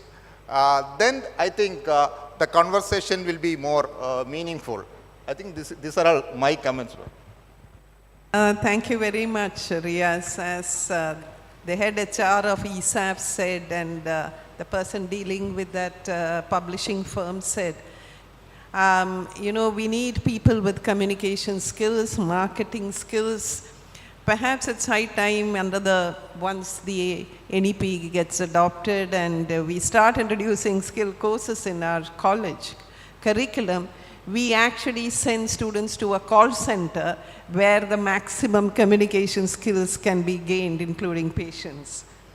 So now I turn to Dr. Unnikrishnan Nair, the head of the Logistics Sector Skill Council. He served as the Chief Manager Operations of the Jawaharlal Nehru Port Trust in Mumbai. He is a member of the Center of Excellence under the Ministry of Shipping, an expert member in the UNESCAP, under UNESCAP. He has a PhD actually in port economics. We are happy to have him on the panel. My question to him is, having handled the JNPO Trust operations and now heading the Sector Skill Council, the Logistics Sector Skill Council, I'm sure logistics and supply chain management is one of the skill training programs that which are provided under DDU-GKY and PMKVY and under ASAP and other agencies. There are two questions to you. In the present, is the present skill ecosystem enabling the inculcation of the right attitude and the right knowledge, both domain and soft skills, as we mentioned, when candidates are queuing up for jobs or they are queuing up with ideas to start entrepreneurships? My second question is, are there any policy prescriptions that you would like to lay down to prepare students to be creators of jobs and wealth rather than standing up for jobs in companies? Thank you, Madam, for the directions. ആദ്യത്തെ ചോദ്യത്തിന് തൊട്ടു മുമ്പ് ഇവിടെ നിന്നൊരു ചോദ്യം വന്നിരുന്നു. ഈ കോഴ്സുകൾ ആരാണ് ഡിസൈൻ ചെയ്യുന്നത്? ഇതിൽ എന്തുൾപ്പെടുത്തണം എന്ന് ആരാണ് തീരുമാനിക്കുന്നത്? ഓരോ വിഷയവും എത്ര ഗഹനമായിട്ട് പോകണം എന്ന് ആരാണ് തീരുമാനിക്കുന്നത്? ആരാണ് ചോദ്യപേപ്പർ ഇടുന്നത്? ആരാണ് സർട്ടിഫിക്കറ്റ് ഇഷ്യൂ ചെയ്യുന്നത്? ഈ ഉത്തരവാദിത്തം ഏറ്റെടുക്കുന്നത് ലോജിസ്റ്റിക്സ് സെക്ടർ സ്കിൽ കൗൺസിൽ, ഓരോ മേഖലയ്ക്കും അവരുടെ സെക്ടർ സ്കിൽ കൗൺസിൽ. എങ്ങനെയാണ് ആ പ്രക്രിയ? ആദ്യം ഒരു സർവേ നടത്തി ഇൻഡസ്ട്രിയിൽ നിന്ന് എന്താണ് ആവശ്യം എന്ന് മനസ്സിലാക്കി അതിന് അനുപാതികമായ ഒരു ജോബ് റോള് ക്രിയേറ്റ് ചെയ്യുന്നു. എന്താണ് ജോബ് റോള്? ഒരു ക്രെയിൻ ഓപ്പറേറ്ററുടെ ജോബ് റോൾ എന്ന് പറയുമ്പോൾ ക്രെയിൻ എങ്ങനെയാണ് ഓപ്പറേറ്റ് ചെയ്യുന്നതിന് ഉപരി അതിനൊരു സബ്സിഡറി ആയിട്ട് കണക്ക് പഠിക്കുമ്പോൾ സ്റ്റാറ്റിസ്റ്റിക്സ് പഠിക്കുന്നത് പോലെ പ്രൈമറി മെയിൻ്റനൻസ് എങ്ങനെയാണ് ചെയ്യുന്നത്, എങ്ങനെയാണ് പേഴ്സണൽ സേഫ്റ്റി, എങ്ങനെയാണ് പൊല്യൂഷൻ അവോയ്ഡ് ചെയ്യുന്നത്, ഇങ്ങനെ അനുബന്ധമായ ഒരു കാര്യങ്ങൾ പഠിച്ച് പൂർണ്ണതയിലെത്തുമ്പോൾ ആ സിലബസ് ഡിസൈൻ ചെയ്യുന്ന ജോലിയാണ് ഈ സ്കിൽ കൗൺസിലിൻ്റെ. ലോജിസ്റ്റിക്സിനെ സംബന്ധിച്ചിടത്തോളം ലോജിസ്റ്റിക്സ് സ്കിൽ കൗൺസിൽ ചെയ്യുന്നത് ഇതാണ്. ലോജിസ്റ്റിക്സിൻ്റെ ഇപ്പോഴത്തെ ഉത്തരവാദിത്തം മാഡം ചോദിച്ചതുപോലെ ഈ സ്കിൽ കൗൺസിലിൽ ട്രെയിനിങ് കിട്ടുന്നവർ അത് ഏറ്റെടുക്കാൻ പ്രാപ്തരാണോ? ഉത്തരം ഒന്ന് രണ്ട് ഉദാഹരണത്തിൽ പറയാം. കേരള സർക്കാർ മണൽ റിവർ സാൻഡ് മൈൻ ചെയ്യരുതെന്നൊരു നിയമം കുറച്ച് വർഷങ്ങൾക്ക് മുമ്പ് കൊണ്ടുവന്നു. ആ സമയത്ത് നമ്മുടെ കൺസ്ട്രക്ഷൻ ഇൻഡസ്ട്രിക്ക് ധാരാളം കൺസ്ട്രക്ഷൻ സാൻഡ് വേണമായിരുന്നു. അവർ ഈ ബിൽഡേഴ്സ് അസോസിയേഷനും ഒക്കെ ധാരാളം സാൻഡ് കംബോഡിയയിൽ നിന്ന് കൊച്ചി തുറമുഖത്തേക്ക് ഇറക്കുമതി ചെയ്തു. ഈ കപ്പലുകൾ കൊച്ചി തുറമുഖത്തെത്തി സാൻഡ് ഇങ്ങനെ മല പോലെ കൂട്ടിക്കൊണ്ടിരിക്കുകയാണ്. അപ്പോൾ ആദ്യത്തെ കപ്പലിൻ്റെ സാൻഡ് എത്തുമ്പോൾ കസ്റ്റംസ് ക്ലിയറൻസിന് ഒരു അപേക്ഷ കൊടുക്കുന്നു. കൊണ്ടുവന്നയാളുടെ ഫ്രൈറ്റ് ക്ലിയറിംഗ് ഏജൻറ്റ്, അതൊരു വലിയ തൊഴിലാണ്, ഏറ്റവും വലിയ തൊഴിൽ മേഖലയാണ്. ആ ചെറുപ്പക്കാരൻ കസ്റ്റംസിന് കൊടുക്കുന്ന അപേക്ഷയിൽ എഴുതി കൊടുത്തു, ഇത് 60,000 ടൺ സോയിൽ വന്നു എന്നെഴുതി കൊടുത്തു. സാൻഡാണ് വന്നത്. സാൻഡ് ഒരു ഡ്രൈ മെറ്റീരിയലാണ്, അതിൽ ഓർഗാനിസംസ് ഇരിക്കില്ല. സോയിൽ എന്ന് പറഞ്ഞാൽ ഒരു വെറ്റ് മെറ്റീരിയലാണ്, അതിൽ ഓർഗാനിസം ഇരിക്കും. അതുകൊണ്ട് മറ്റൊരു രാജ്യത്തു നിന്ന് വരുന്ന സോയിൽ നിർബന്ധമായിട്ടും ടെസ്റ്റ് ചെയ്തിട്ടേ ഇന്ത്യയിലേക്ക് കടക്കാൻ പറ്റുള്ളൂ. അതോടുകൂടി ഈ ചെറുപ്പക്കാരൻ്റെ അറിവില്ലായ്മയോടുകൂടി ഇത് കസ്റ്റംസ് ടെസ്റ്റിങ്ങിന് അയക്കുന്നു. ആദ്യത്തെ ടെസ്റ്റിൽ അവർക്ക് നെഗറ്റീവ് വരുന്നു, കാരണം അത് സാൻഡ് തന്നെയായിരുന്നു. പക്ഷേ അവർ വീണ്ടും അടുത്ത സ്ഥലത്തേക്ക് ടെസ്റ്റിങ്ങിന് അയക്കുന്നു. 6 മാസം കഴിഞ്ഞാണ് അന്തിമ ടെസ്റ്റ് വരുന്നത്. ഈ ഇറക്കുമതി ചെയ്ത സാൻഡ് അവിടെ കിടക്കുകയാണ്. ഇവിടെയാണ് ഈ സ്കില്ലിങ്ങിൻ്റെ യഥാർത്ഥ ആവശ്യം വരുന്നത്. എന്താണ് ഞാൻ ചെയ്യുന്ന അറിയേണ്ട നിയമം, എന്താണ് ഞാൻ തെറ്റുപറ്റിയാലുള്ള കോൺസിക്വൻസ് എന്താണ് എന്നറിയുന്ന ഒരു എക്കോസിസ്റ്റത്തിലേക്കാണ് കടന്നു പോകേണ്ടത്. നല്ല ഉദാഹരണങ്ങളുമുണ്ട്. ആലപ്പുഴയിലേക്ക് കൊച്ചിയിൽ നിന്ന് ഒരു ട്രക്ക് പോകുമ്പോൾ അതിൽ നിന്നൊരു ബണ്ടിൽ താഴോട്ട് വീഴുന്നത് ഒരു കാറിൻ്റെ മുമ്പിലേക്കാണ്. അതൊരു ചെറുപ്പക്കാരൻ ഓടിച്ച കാറാണ്. ഈ കാറിൽ ഇത് ഇടിക്കുമ്പോൾ സ്വാഭാവികമായിട്ട് ആ ഡ്രൈവറുമായിട്ട് വഴക്കുണ്ടാക്കി പിരിയാണ് സാധാരണ ചെയ്യേണ്ടത്. ഒരു കുഴി ചാടിയപ്പം ലോറിയിൽ നിന്ന് പുറയിലത്തെ കെട്ട് താഴെ പോയതാണ്. പക്ഷേ ഇതെന്ത് കെട്ടാന്ന് അന്വേഷിക്കുന്ന ആ ഒരു ലോജിസ്റ്റിക് ചെറുപ്പക്കാരനെ ഞാൻ കണ്ടു. അത് അന്വേഷിക്കുമ്പോൾ പറയുന്നു, ഇപ്പോൾ ഈ ആലപ്പുഴയിൽ നിന്നുള്ള കയറ്റുമതി ചെയ്യുമ്പോൾ യൂറോപ്പിൽ അവർക്ക് പുതിയ തലമുറയ്ക്ക് താല്പര്യമില്ല. കാരണം ഇതിന് ബലമുണ്ടെങ്കിലും ഇത് ചവിട്ടുമ്പോൾ ഉപരിതലത്തിലുണ്ടാകുന്ന ആ പരുപരുക്കൻ ചകിരിയുടെ റഫ്നെസ് അത് അവർക്ക് ആസ്വാദ്യകരമല്ല. അതുകൊണ്ട് ആലപ്പുഴയിലെ പല കയറ്റുമതിക്കാരും ബംഗാളിൽ നിന്ന് ജൂട്ട് ചണം കൊണ്ടുവന്ന് ഇതിനൊരു ടോപ്പ് സർഫസ് കൊടുക്കും. അപ്പം ചവിട്ടാൻ സ്മൂത്ത്നെസ്സും ഉണ്ട്, അടിയിൽ നല്ല ഉറപ്പുമുണ്ട് ചകിരിയുടെ. ഈ പ്രൊഡക്റ്റ് പോവുകയാണ്. ഈ ചകിരി, ഈ ജൂട്ട് വെസ്റ്റ് ബംഗാളിൽ നിന്ന് കൊണ്ടുവരുന്ന ലോറിയാണെന്ന് മനസ്സിലാക്കുമ്പോൾ ഈ ചെറുപ്പക്കാരൻ അന്വേഷിക്കുകയാണ് ഇത് എത്ര ലോറി ആലപ്പുഴയിൽ എത്തുന്നുണ്ട്. അങ്ങനെ അത് കണ്ടുപിടിച്ചിട്ട് അടുത്ത ഘട്ടത്തിൽ ഒരു ലോറിക്ക് 80,000 രൂപ വരുന്നുണ്ട്. ഇത് കപ്പലിൽ കൊണ്ടുവന്നാൽ ഒരു ലോറിയുടെ സാധനത്തിന് ഒരു 40,000 രൂപയേ ആകുകയുള്ളൂ. ഇങ്ങനെ ഒരു ചെലവ് കുറയ്ക്കുന്ന ഒരു ലോജിസ്റ്റിക്സിലേക്ക് നമ്മുടെ കയർപ്പായുടെ കയറ്റുമതിയെ സപ്പോർട്ട് ചെയ്യാൻ കഴിവുള്ള ആ രീതിയിലുള്ള ചെറുപ്പക്കാരാക്കി മാറ്റിയെടുക്കുകയാണ് യഥാർത്ഥത്തിൽ ഈ സ്കില്ലിംഗ് കൊണ്ട് നമ്മൾ ഉദ്ദേശിക്കുന്നത്. ഒരു ആൻറ്റന വേണം അവസരങ്ങൾ കണ്ടുപിടിക്കാനും ഒക്കെ. ഇന്ന് യഥാർത്ഥത്തിൽ ഇപ്പം വിഴിഞ്ഞം പോർട്ട് വരുമ്പോഴും അല്ലെങ്കിൽ കൊച്ചി പോർട്ട് നിലനിൽക്കുമ്പോഴും അതിൻ്റെ ഉള്ളിലെ ജോലി എന്ന് പറയുന്നത് വളരെ കുറവാണ്. അതിൻ്റെ സാമീപ്യം പ്രയോജനപ്പെടുത്തി പുറമേയുള്ള ജോലികളായിരിക്കും യഥാർത്ഥത്തിൽ കൂടുതൽ വരിക. ബോംബെയിലെ ജവഹർലാൽ നെഹ്റു പോർട്ട് ലോകത്തിൽ ആദ്യത്തെ 30-ൽ അവിടെ 5 ടെർമിനലും ഓഫീസും എല്ലാം കൂടെ ചേർന്ന് 3000 പേരെ ജോലി ചെയ്യുന്നുള്ളൂ. പക്ഷേ 46,000 പേര് അതിന് ചുറ്റുമുള്ള ആ എക്കോസിസ്റ്റത്തിൽ വർക്ക് ചെയ്യുകയാണ്. ചിലർ ചെയ്യുന്നത് ചൈനയിൽ നിന്ന് പാരസെറ്റമോള് ഇമ്പോർട്ട് ചെയ്തിട്ട് ക്രോസിനാക്കി വിൽക്കുക. ഇങ്ങനത്തെ ഈ സാമീപ്യം പ്രയോജനപ്പെടുത്തി സ്പെഷ്യൽ എക്കണോമിക് സോണ് അതിലെ ഓരോ പ്രൊഡക്റ്റിനും കൈകാര്യം ചെയ്യേണ്ട രീതി, അതിനെ എങ്ങനെ ചിലവ് കുറച്ച് ഇമ്പോർട്ട് ചെയ്യാം, എങ്ങനെ ചിലവ് കുറച്ച് എക്സ്പോർട്ട് ചെയ്യാം, ഈ രീതിയിൽ ലോജിസ്റ്റിക്സ് കൊണ്ട് മാനുഫാക്ചറിങ് ചെയ്യുന്ന ഒരു സ്കിൽഡ് വർക്ക് ഫോഴ്സ് ഉണ്ടെങ്കിൽ ഈ വിഴിഞ്ഞം പോർട്ടും കൊച്ചി പോർട്ടും എല്ലാം നമുക്ക് എന്നാലേ പ്രയോജനപ്പെടുത്താൻ പറ്റുള്ളൂ. വിഴിഞ്ഞം പോർട്ടിൻ്റെ യഥാർത്ഥത്തിൽ ഉള്ള എംപ്ലോയ്മെൻറ്റിൻ്റെ ഒരു 10 മടങ്ങ് അതിൻ്റെ എക്കോസിസ്റ്റത്തിൽ ജനറേറ്റ് ചെയ്യേണ്ട ഇൻഡസ്ട്രീസിൽ, സാമീപ്യം പ്രയോജനപ്പെടുത്തുന്ന ഇൻഡസ്ട്രീസിൽ, ലോജിസ്റ്റിക് പാർക്സിലൊക്കെ ആയിരിക്കും.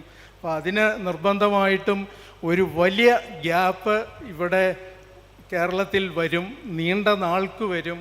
അതുകൊണ്ട് ഈ സ്കിൽ കൗൺസിലും അതിനുള്ള അന്വേഷണം വളരെ ശക്തമായിട്ട് പൂർത്തീകരിച്ചുകൊണ്ടിരിക്കുന്നു. അതിനോടൊപ്പം കേരള ഗവൺമെൻറ്റിൻ്റെ ഈ ഇനിഷ്യേറ്റീവ് ഏറ്റവും സഹായകമാകുമെന്ന് ഞാൻ പറയുന്നു. Thank you so much. Dr. Unnikrishnan mentioned what a game changer the Vizhinjam port will be. Actually, we have with us the Chief Executive Officer of Vizhinjam International Seaport Limited, Dr. Jayakumar, with us.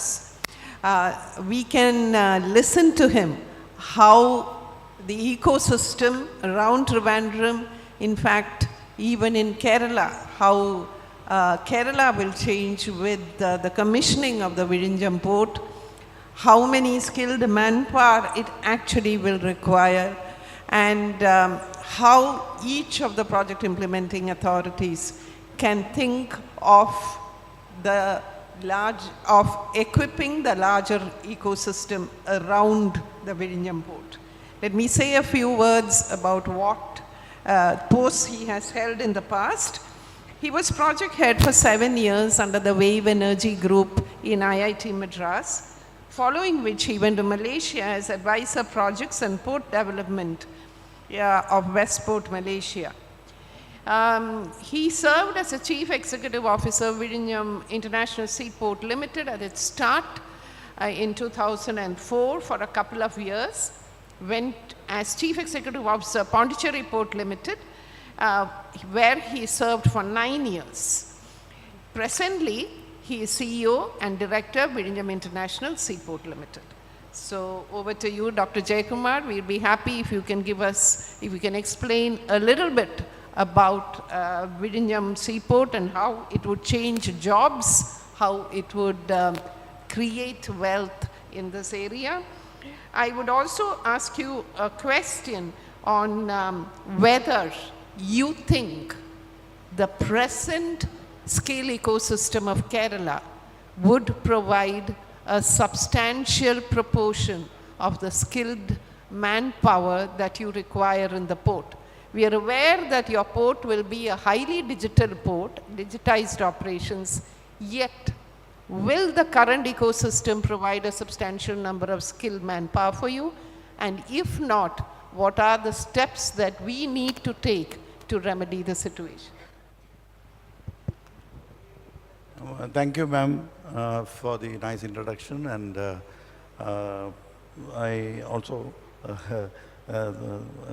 good afternoon to all the panelists here and the dignitaries and the dais and off the dais. Okay, so I represent Vizhinjam International Seaport Limited. So we are implementing one of the most prestigious projects of the state, I would say of the country, because if you look at Vizhinjam, it's not just an ordinary port. This is going to be a deep water container transshipment port of the country. We lack a transshipment port of this order, I would say, in terms of the deep waters very close to the shore. So, in fact, recognizing or acknowledging the fact that we don't have a deep water container transshipment port, even the government of India has, though of late, they have recognized the importance of this particular port, and they have prioritized Vizhinjam to be considered as one of the most important projects to be developed in the next 1 or 2 years. That is in the Maritime India Vision document which the Honorable Prime Minister released in 2021. And taking cue from that, I think though the project we started in 2015 and which was scheduled to be completed by 2019 because of certain problems faced by the concessionaire which is developing the port, this is delayed. But very soon we expect to make the project underway. And next month, the project is has made significant progress. The critical component of the port is the breakwater, which require a lot of stones, which about 70 lakh tons of stones is required. So sourcing these stones were difficult for the concessionaire. And I would say that the concessionaire is none other than Messrs. Adani Vizhinjam Port Private Limited. So this is now this project is slated for completion next year. Though we will do a soft commissioning this year by bringing some the latest state-of-art technology, cranes and other equipments, we will be able to complete and commission the project only by the next year. So once completed, this project is definitely going to be a game changer. We will commence the container operations by 2025, picking up in the first phase to generate or to handle about 1 million TEUs containers. So for this port, if you look at, this is going to be a state-of-the-art port and mostly automated with all the prime movers and trailers and the ship-to-shore cranes and container cranes mostly automated, or at least semi-automated to start with. And this port, with regard to the present today's theme, I think with regard to skilling opportunities, we have to look at skilling people, especially from the local areas, and because this should cater to more opportunities primarily for the people in this region and within Kerala to provide such an ecosystem. So right now, if you look at the skilling opportunities or the training programs available within the state, which is being undertaken by ASAP or Kudumbashree and all, though they are doing commendable activities, I think for a port per se, there is a need to look at what the industry requires, and there should be a constant interaction by this Kudumbashree as well as ASAP to interact with our company, the Virinjam International Seaport Limited, which is implementing the project, as well as with the concessionaire, Mr. Zadani, to see what is the gap that is currently available, and to see how people could be trained or skilled to take up the jobs within the port sector. For example, if you look at the port activities, there are a lot of superposed Panamax cranes which will need the containers to be offloaded from the ships and then taken back to the ship and into the feeder vessels for taking it to other ports. And similarly, there are a lot of operations involved in the port which involves the containers to be picked up by the straddle carriers, reach stackers, and the container rail-mounted gantries and all. So this is something which is a different sort of a training or a skilling required to take up jobs inside. And with this in mind, I think Kerala government and ASAP has come out with a community skill park, which is being established within the port premises. And in the land which we have provided to ASAP, they have put up a community skill park which will be in operation in the next 2 to 3 months' time. So there we intend to provide skilling programs to suit the industry. So this is what exactly, as per the question asked by ma'am, this is what is lacked in the present ecosystem, that we don't have such skilling programs or training programs to suit the port industry. Whether be it the DP World Container Terminal at Cochin or Virinjam, or the port which is going to come up like the Bepur, Arikal and all those things which are the offing, we need to train a lot of people to suit this particular industry. So there is a lot of demand which is available, and we should not wait for the port to come and then start skilling program. We should plan everything in advance and see what the industry requires and set up training programs and skill development ecosystem to cater to this particular industry, port and logistics related.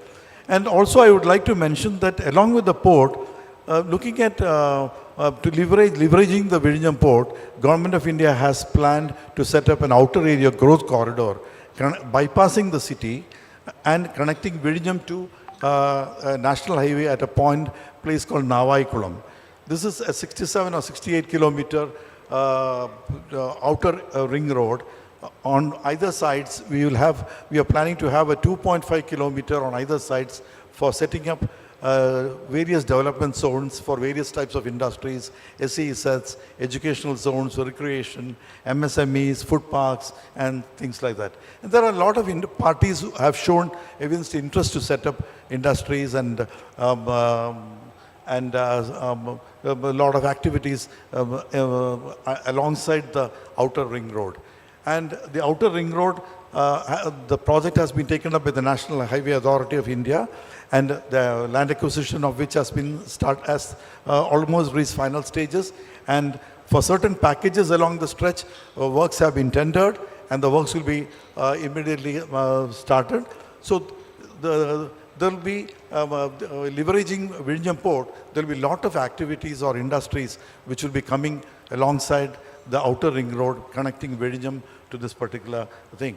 And this ring road is going to form part of the Mumbai-Kanyakumari economic corridor. And this bypass will reduce the travel along the city by half an hour, by 1 hour. This is how we intend to take the containers along without passing through the city. So this is one such project of mega nature which government is planning along with this port. And similarly, making use of Vizhinjam, a lot of other activities like a maritime cluster. Then the tourism is also going to get a great fillip as a result of this port coming up, whereby you can bring in cruise vessels and all. And the fishing industry, we have a very large fishing harbor located adjacent to the Vizhinjam upcoming port, where there's a lot of fishing and the fishing industry which will get a lot of benefits out of this port. So I think this port is going to be a game changer, and I think the ecosystem should be augmented or should be developed in such a way that the students or the people have to be educated and trained in such a way so as to take up jobs in the port sector, ma'am. So this is what I can say. Thank you so much for that elucidation of what the Vizhinjam port would bring to the city, to the state, to the changes and the opportunities for the need for skilling our people to meet the requirements of the industry that is poised to come there. So now I turn to Sri Pradeep M., who is the General Manager of Lakeshore Hospital. He has an experience of around 15 years handling key portfolios in all major brands in the hospitality sector, from Taj to Leela Hotels, Radisson, Zuri, Le Méridien. 4 years with the airline industry, both in India and overseas, including Qatar Airways, Doha and the Bird, Worldwide Flight Services India. 3 years with the education and trading industry in Doha, handling administration, human resources and property management. He is now handling HR in VPS Lakeshore Hospital, Ernakulam. So thank you for being on this panel, Sri Pradeep. Health sector requires a lot of skilled manpower. In fact, this is to reduce morbidity and mortality in patients who are accessing hospitals. At the same time, we know that due to the huge demand for nurses and paramedics outside the country post-COVID, there is a huge migration from Kerala. So how can the skill ecosystem gear up to meet the needs both outside the country and the needs of the hospitals within the country? You must be dealing with migration or attrition from your hospital. So what policy changes or what changes at the local level do you feel is needed to meet this demand? And secondly, in additional skill acquisition program which I had, we have tried to bring in some upskilling for nurses and paramedics to meet some demand, for instance, as stroke nurses, as ventilator technicians and all that. But we couldn't get much traction for the simple reason that hospital managements were not willing to pay a premium for the upskilled paramedics and nurses, an issue that was touched by Dr. Reddy and Riaz. So, is the health sector willing to pay a premium for skilled HR?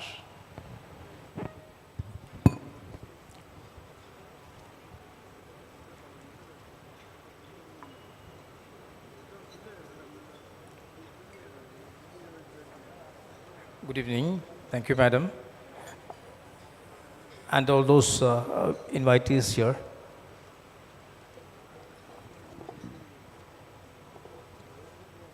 My first question is how we are going to retain the nursing as well as the technical staff, the paramedics. Well, it's a global concern now.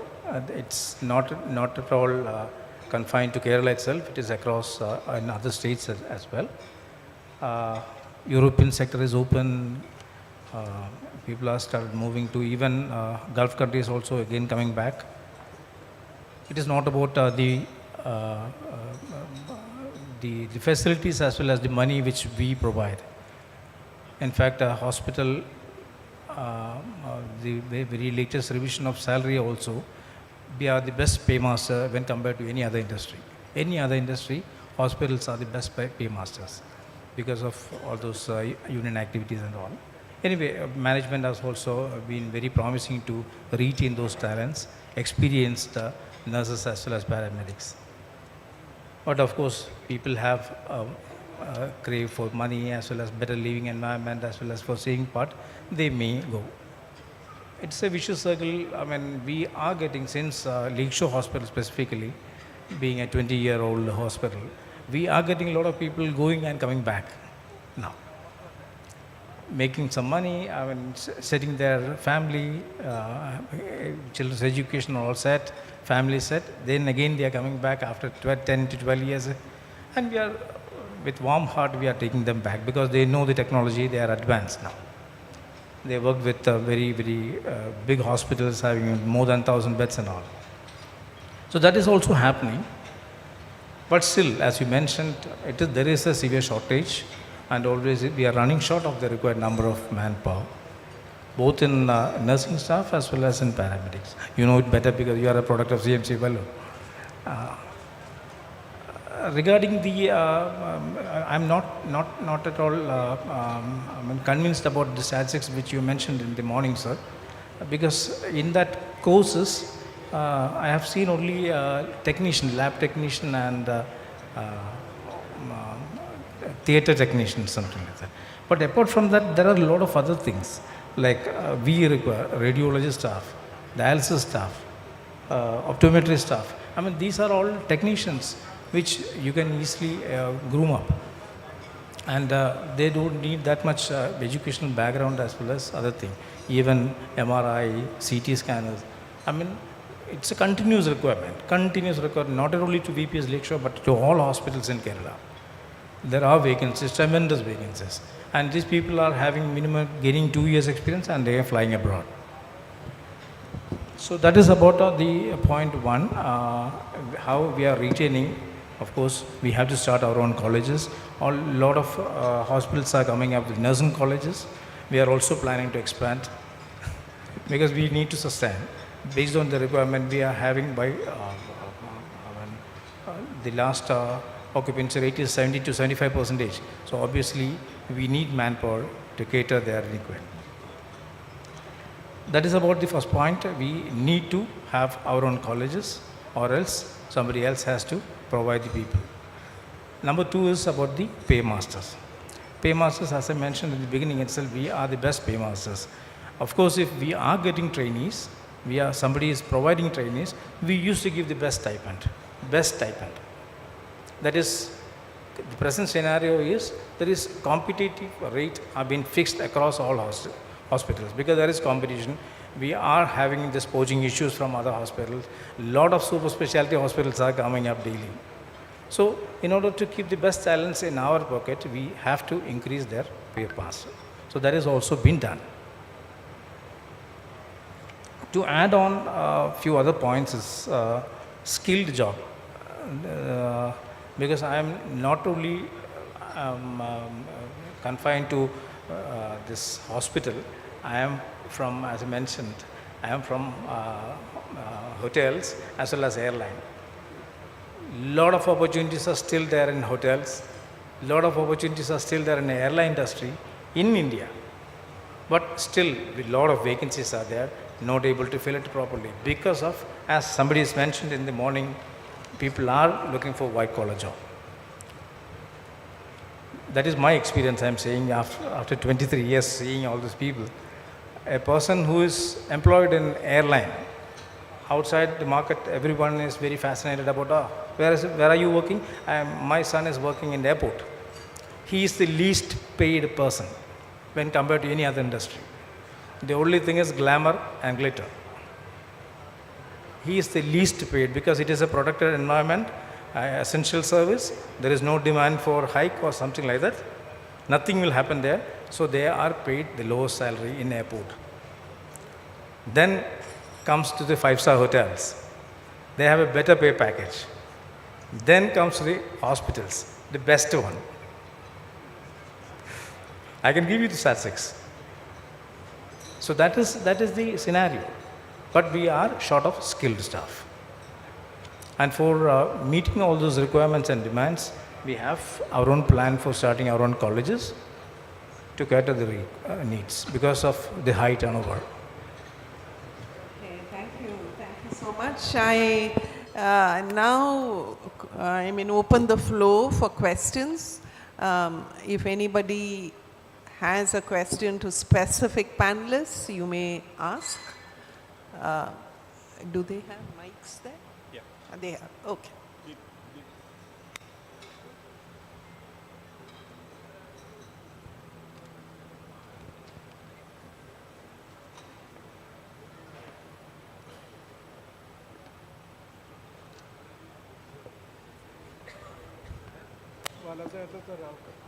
Whoever has a question may raise her hand and, over there to our right. Mr. Bernard, I think. Okay. Philip. Okay. Sorry. Thank you, sir. My question is to Mr. Pradeep, General Manager, Lakeshore. One query is that, see, a lot of PAs are doing trainings in healthcare sector. As you have mentioned, the major stakeholder in healthcare sector is general duty assistant. Then we have got emergency technician, dialysis, and the main problem we face with hospital, let it be the leading hospitals or the minor ones, they don't furnish us with the placement documents. As earlier we are told, this project very clearly states that we need placement and we need placement documents. We have placed so many trainees in major hospitals. They are all multinational or multifaceted, multi-bedded hospitals. But the problem is that these general duty assistants, they take as trainees and they don't give any documents for the first year. Certain cases for second year also, requiring on the demand. Fortunately, only when the COVID time, during the COVID time, where they required huge number of intake was happening, we got the placements. Because people were going in and out being COVID positive. So my humble request is, sir, you have said there are various vacancies, job roles in the health sector. Our problem is that our one batch of students will be 30, 35. So we should at least place 70 of that. Only then we can take that particular job role. That's why the reason why most of the PAs have taken general duty assistant, because the intake is maximum. So can you please guide us which are the job roles where we as PAs will be able to give you some input, because you are planning to set up your own training facilities. We as PAs will be able to assist you in getting the right candidates for your various job vacancies. Thank you, sir.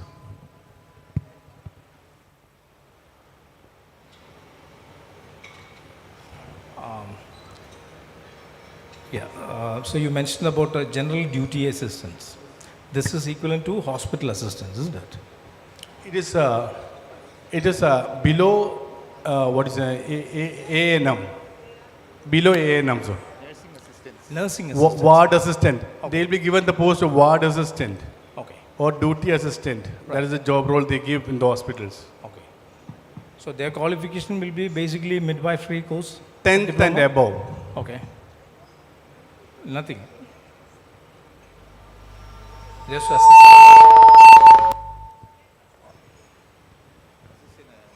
Right. Okay, understood your description about the job. See, the vacancy, this particular category, we don't have a complete vacation of the position, because once a person joined there, he'll be there till 60 years. The turnover is very less in that particular category. Where we face the turnover is nursing and paramedics. So when vacancy comes in only, we will be able to fill up that particular position. So that position is not vacant. So vacancy is not coming for the particular designation. You got my point? So one. Number two is, you were mentioning about the training part. Which are the job roles we can give maximum things, sir? Because one particular batch go up to 30, 35. The batch strength is 30, 35. So when you're going for placement, we require maximum placement to happen. So which are the job roles if you can guide us? Yeah, definitely I can give you the list. Okay, fine. Yeah. Second thing is, one more thing, the problem is that these major hospitals, these GDA, they are all off track, off roles. Because most of the GDA candidates will be off role.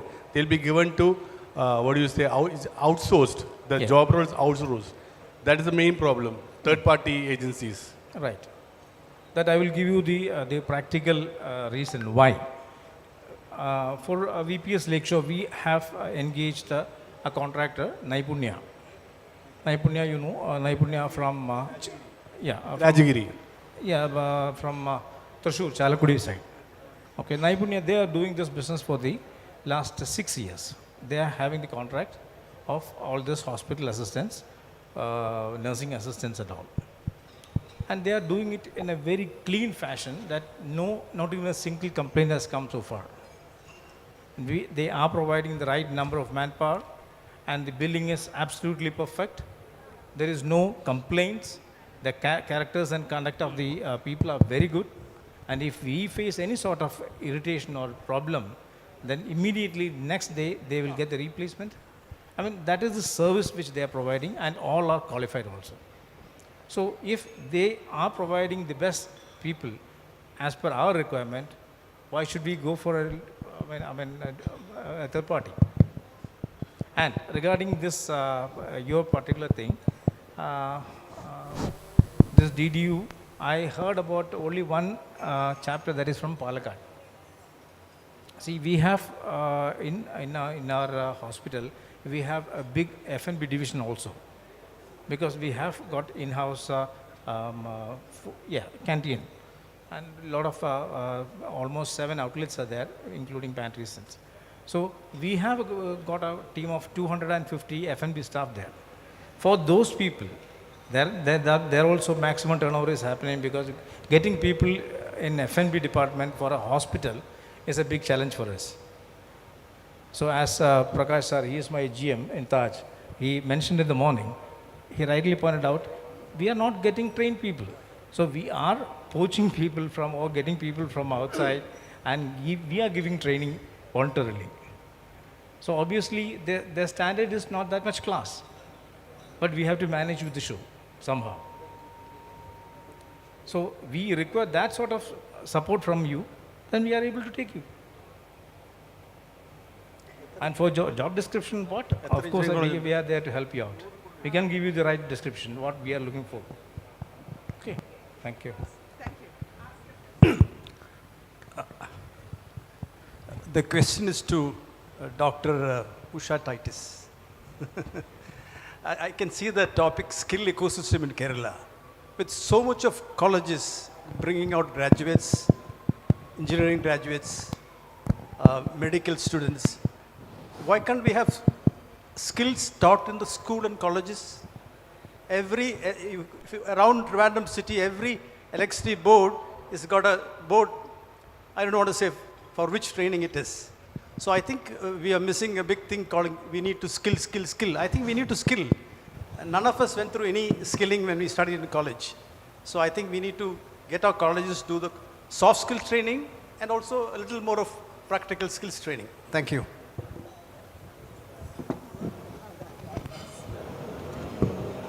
So what you have hit the nail on the head actually, that training should start early.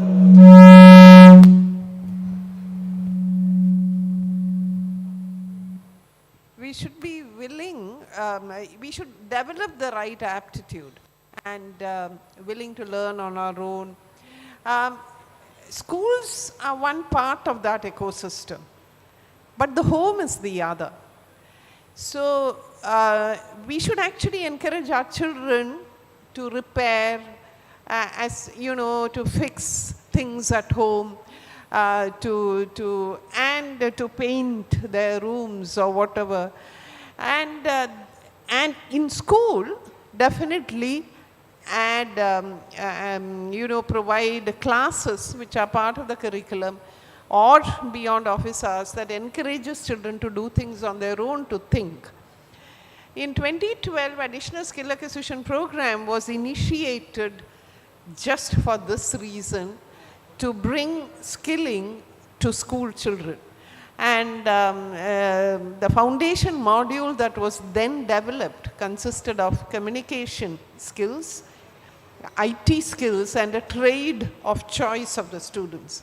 It got the ADB funding in 2014 and the program started, and we were able to achieve, the program was able to achieve the deliverables of skilling more than 2 lakh disadvantaged children. Now, under the STARS program, which is a World Bank funded program of the Government of India, 256 skill development centers are going to be started in schools, and in the schools, the training is going to be given in level 3, level 4 courses.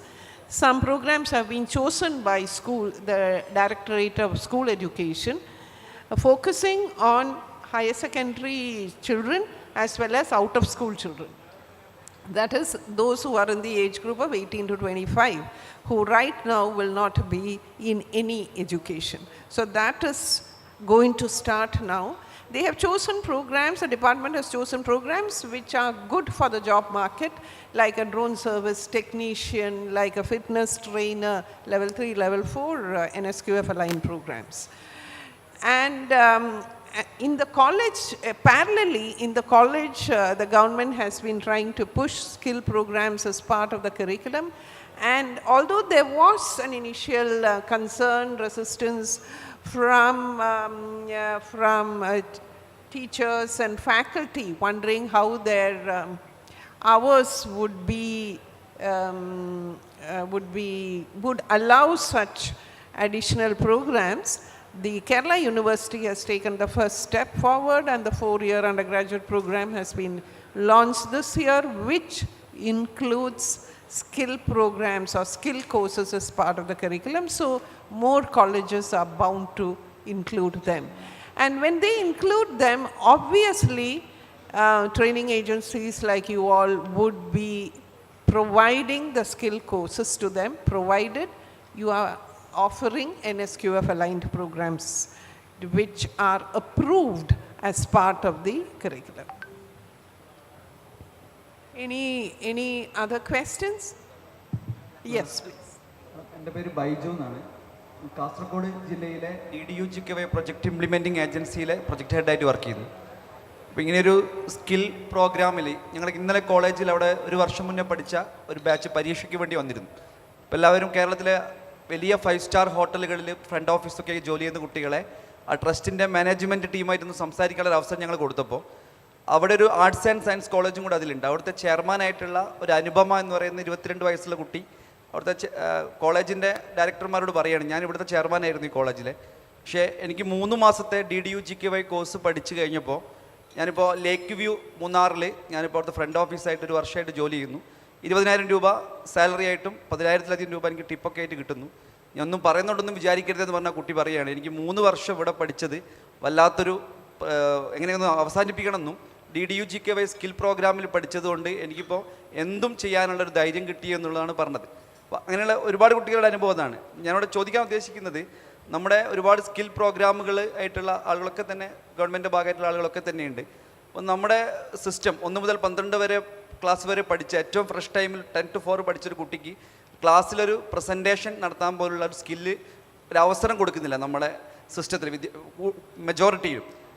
ഞാനൊരു കൗൺസിലറായിട്ട് ഇവിടെ work ചെയ്യുന്നതാണ്, കുട്ടികളുടെ family councillor. അപ്പം ഞങ്ങളുടെ ഒരു 3 മാസത്തെ ഒരു കുഞ്ഞിടവേളയിൽ ഒരു സ്കിൽ പ്രോഗ്രാം നടത്തുമ്പോൾ അവർക്കൊരു ഓപ്പർച്യൂണിറ്റി കൊടുക്കുമ്പോൾ, നാളെ ഓണം ഫെസ്റ്റിവൽ നാളെ നടക്കണം ഞങ്ങളുടെ കോളേജിൽ, എല്ലാ പ്രോഗ്രാമുകളും കുട്ടികളാണ് കണ്ടക്ട് ചെയ്യുന്നത്, അവരാണ് അതിൻ്റെ organisers.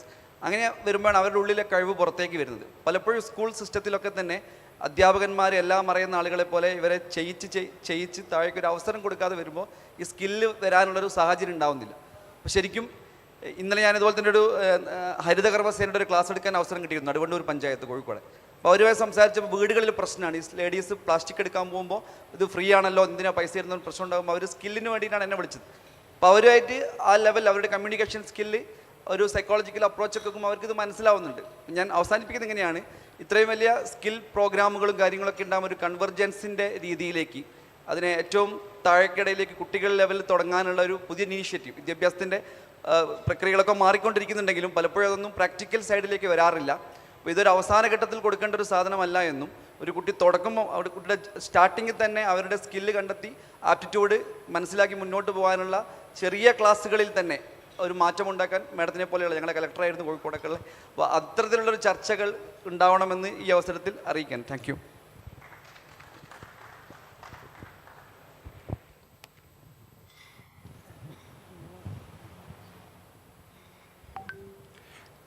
Ma'am, I'm Prakash Nair, whom Pradeep has just mentioned. I was his general manager in Taj earlier. I'm actually not raising a question, but what I'm talking about is something that we have mentioned and we have spoken quite often, is the attrition. Frankly speaking, I don't think it is wrong, or it is a negative factor. Okay. Let the attrition be there. Let them find opportunities. What does it mean actually? That means you have come into the organization and you have learned skills, or you have honed your skills and raised your competency level so that you are being given a better opportunity either in India or abroad. Let them go. Why do we need to stop them? What we need to do is find people. There are plenty of them available. Find people, mobilize them and give them the training so that when these people move, that we fill up the vacancies, fill up that position. And every management has the responsibility to hone the skills of the people who join the organization, because we are not talking about people. I mean, we are not talking about employees. We are talking about human as an asset, human resources as an asset. We are talking about, in the morning I spoke about, I don't use the word recruitment anymore. I only use the word talent acquisition. Recruitment is when we had personnel and administration and all that. I think that era is over. We are talking about talent acquisition, we are talking about talent management, we are talking about career advancement, career path. So we need to actually map this completely. And I'm sure that the skill development centers and the programs that is being organized can suit the requirement of the industry, at least to give the basic qualities of an employee. I'm not saying that they should be trained in skills to the extent they can't.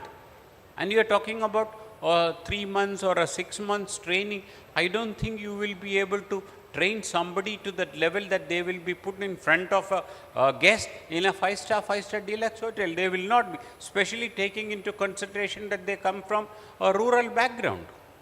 And let us also understand the fact that they are not 5-star culture people. They have not probably seen a 5-star hotel in their life. Even their parents may not have seen a 5-star hotel in their life. So what needs to be done is ensure that during this 3 months or 6 months period, that we train them in the rest of the soft skills like communication, like hygiene, grooming standards, dress sense. Lot of soft skills needs to be there. Create an attitude and an aptitude for them to learn. See, I had headed the training and development for the Taj group of hotels for almost about 6 to 7 years. And I have been responsible for the entire talent acquisition for the Taj group of hotels. So at that time also I said very clearly, if I get the right attitude person, if I get the person who is willing to accept and learn, we can train them on the skills. That's not a problem. We have the facility, we have the ability, we have the people, we can hone their competencies. That is not the issue. But the question is, we need to have somebody who is willing to take up this job as a passion. That's more important. And I'm sure if we can get on, in the morning I said, we need to have definitely industry participation in all these programs. Because what happens is many a times, I had a talk with our friend today while we were having lunch. The question is, they are working, all these skill development centers or partners are working on a framework. They have a very clear-cut syllabus, training to be done. But the question is it what the industry requires? Are we going to look into this? Industry has changed over a long period of time. I was the principal of IHM Kovalam for a long period of time, and I had made this very clear at the national level to the Ministry of Tourism, Government of India, when I was interacting with them, that this was about 25 years ago, back when I was the chairman for setting up the curriculum for the National Council Colleges. I said very clearly, you need to have the industry participation. You need to understand what the requirement of the industry is. And based on that, develop the curriculum, train the people, and I'm sure that there is plenty of opportunities. Thank you. Absolutely right. I just, none of the training agencies are at fault actually. The curriculum is actually laid down by the Sector Skill Council, and Tata Group would be represented in the Hospitality Sector Skill Council. So these very hotels should actually ensure that the skills that you seek are embedded in that curriculum. It's just that updation of a curriculum may take time, but industry should take active step in laying down that curriculum and the standards as well. Secondly, as he rightly said, bring out your vacancy requirements, your placement requirements, inform them so that the next batch can be improved if there are deficiencies, so that the placement record is available. And any changes locally can be made only by communication with the industry and the training agency. So this is a partnership, and this meeting is actually to sort out these issues. And if we leave this place knowing that, we need to speak more with the agencies from where we have to acquire talent, then I think the system will improve. Schemes will benefit our people and the industry. So I think that's the end of questions. We've come to the end of this round. So I now call upon Mr. Jafar Malik, the dynamic Executive Director of Kudumbashree, an outstanding officer of the Kerala cadre of the IAS, who's been the District Collector of Malappuram and Ernakulam districts, who has held charge of some large infrastructure projects in Kochi and is now heading this huge Kudumbashree movement, of which every Malayali is proud of. So over to you for your concluding remarks. Thank you, ma'am. First of all, I would like to thank Usha ma'am to moderate this session very beautifully. Like all the panelists have covered the aspects which were supposed to be covered, and also I know to discuss all these things the 2 hours time is very short, but keeping it to the point and asking the relevant questions, and also thank to the panelists for replying in the same way. So I hope for every one of us this panel discussion was a good learning also, and good insights also we got in this. Now for the concluding remarks, actually lot of information flow and lot of new things have come out from our discussion since morning. But there are few things which actually were very new for me also, and not new, but came in a different way. And I really thought that, okay, this can be the area to work more. So there was one point in the morning which was discussed, that it's not about skill, but it's about attitude. So we may be having the skilled persons available, but still industry will not prefer them. So there may be a gap of attitude. Somebody told that why, I think Mr. Nair only told, that we have in many hotels and in hospitality sector, lot of people coming from Northeast and doing the job. And why we are not able to fill that gap from Kerala. So there he pointed out that this may be the question of attitude, which we are not able to provide through our skilling. And somebody suggested that there should be integrated way of developing attitude also with the skills. Giving skills alone may not be relevant, or may not be enough for today's scenario. It's very dynamic, changing day to day. And now with this AI thing coming, and now more going into the non-human interventions, now I think it will be a real challenge in the coming years, that unless we prove our skill and attitude, we are not going to find out the space. So accordingly, our programs and our interventions also need to change. And now with this platform, I know we had not discussed everything in detail, but we have discussed few things which can really bring lot of change in the entire skilling ecosystem in Kerala, including the improvement in DDU and the connect between the industry and the partners, the training partners. We of course have some limitation in proposing something new in DDU GKY, because it has set guidelines, set parameters and everything. But the good thing is that now it's time that DDU 2 is also under the process. So maybe the feedback and maybe the NIRD representative is also with us. So NIRD is also closely associated with forming the guidelines for the next DDU, taking the feedback and taking the experiences from DDU 1. So maybe in that some of you touched the points which we can take forward to the ministry and ask them to look into that. But considering the limited role of this CXO meet to provide a platform for understanding each other, and also like somebody told in the morning and maybe in the panel in the session also, that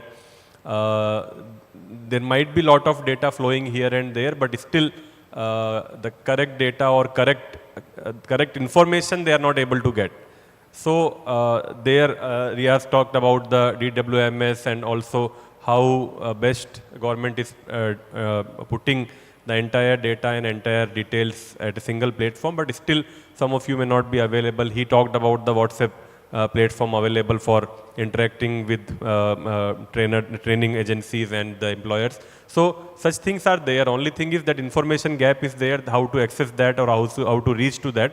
So maybe we as a SRLM and we as a implementing agency of DDU in Kerala will take a lead to fill that gap and provide that real-time information to all of you, especially for the ongoing courses, because this year also we have again a good number of target which is under DDU, and again a lot of mobilization and lot of field level activities we'll be doing. So I will ensure that you all get both sides, not only the training partners but also the industry who require the details of trained person. And also my request or my appeal to the PIs who are attending is that it may not be the part of curriculum, but still we may go a step ahead and we may try to develop that positive attitude in the students whom we are training. You can say that it's not part of curriculum, so why should I do that?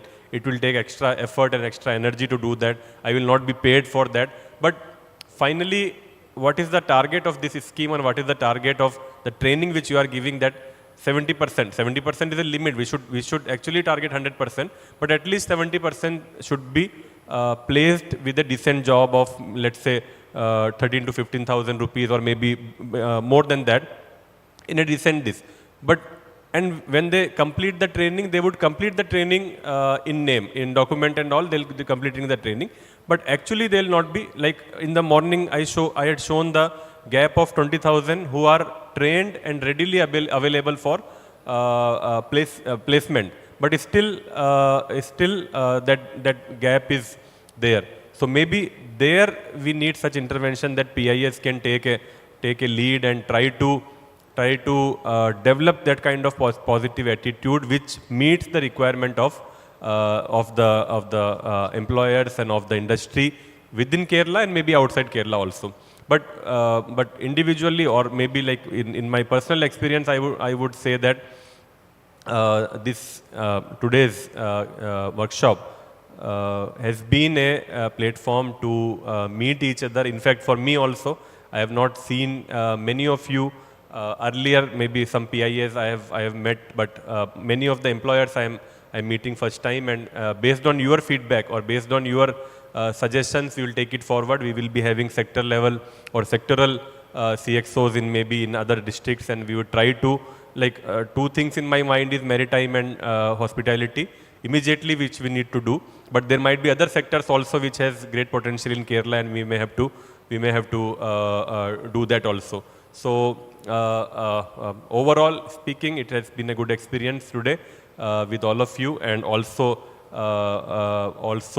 in the panel discussion which we got, like in the speakers also you can see that with the diversified experience from NIRD to Lakeshore to KKEM. So all were talking based on their understanding and also the sector which they work. So it has given a very broad picture of skilling in Kerala, and I really want to thank Usha ma'am to moderate this session, that she took a lead and she moderated. So with these words, I would stop myself here. Thank you.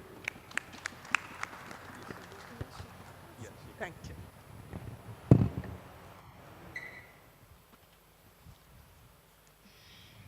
I hope the panel discussion was very fruitful, and the panel were able to discuss on the various skilling, essential skills that is required to carve out a beautiful new skill, like a better skill ecosystem.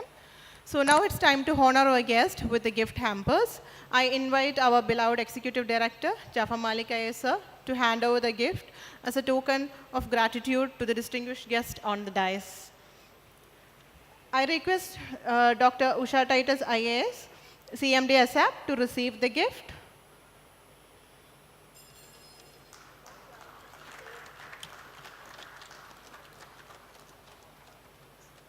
Thank you. Now I request L. Sudhagar Reddy sir, Director. That's again Director Monitoring and Evaluation, NIRD PR, to receive the gift. I request Dr. Jayakumar sir, CEO, Vizhinjam International Seaport Limited, to receive the gift.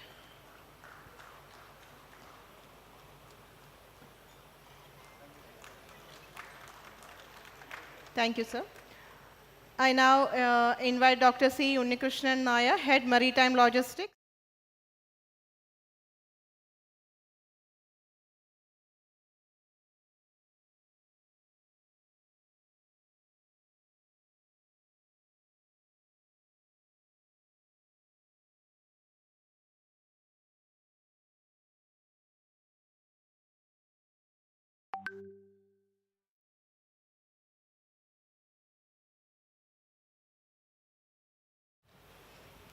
Thank you. Now we have come to the end of the CXO meet, and we all are extremely grateful to all the delegates and the distinguished guests and dignitaries for accepting our invite and joining the meet with all the enthusiasm. Thank you all for joining us.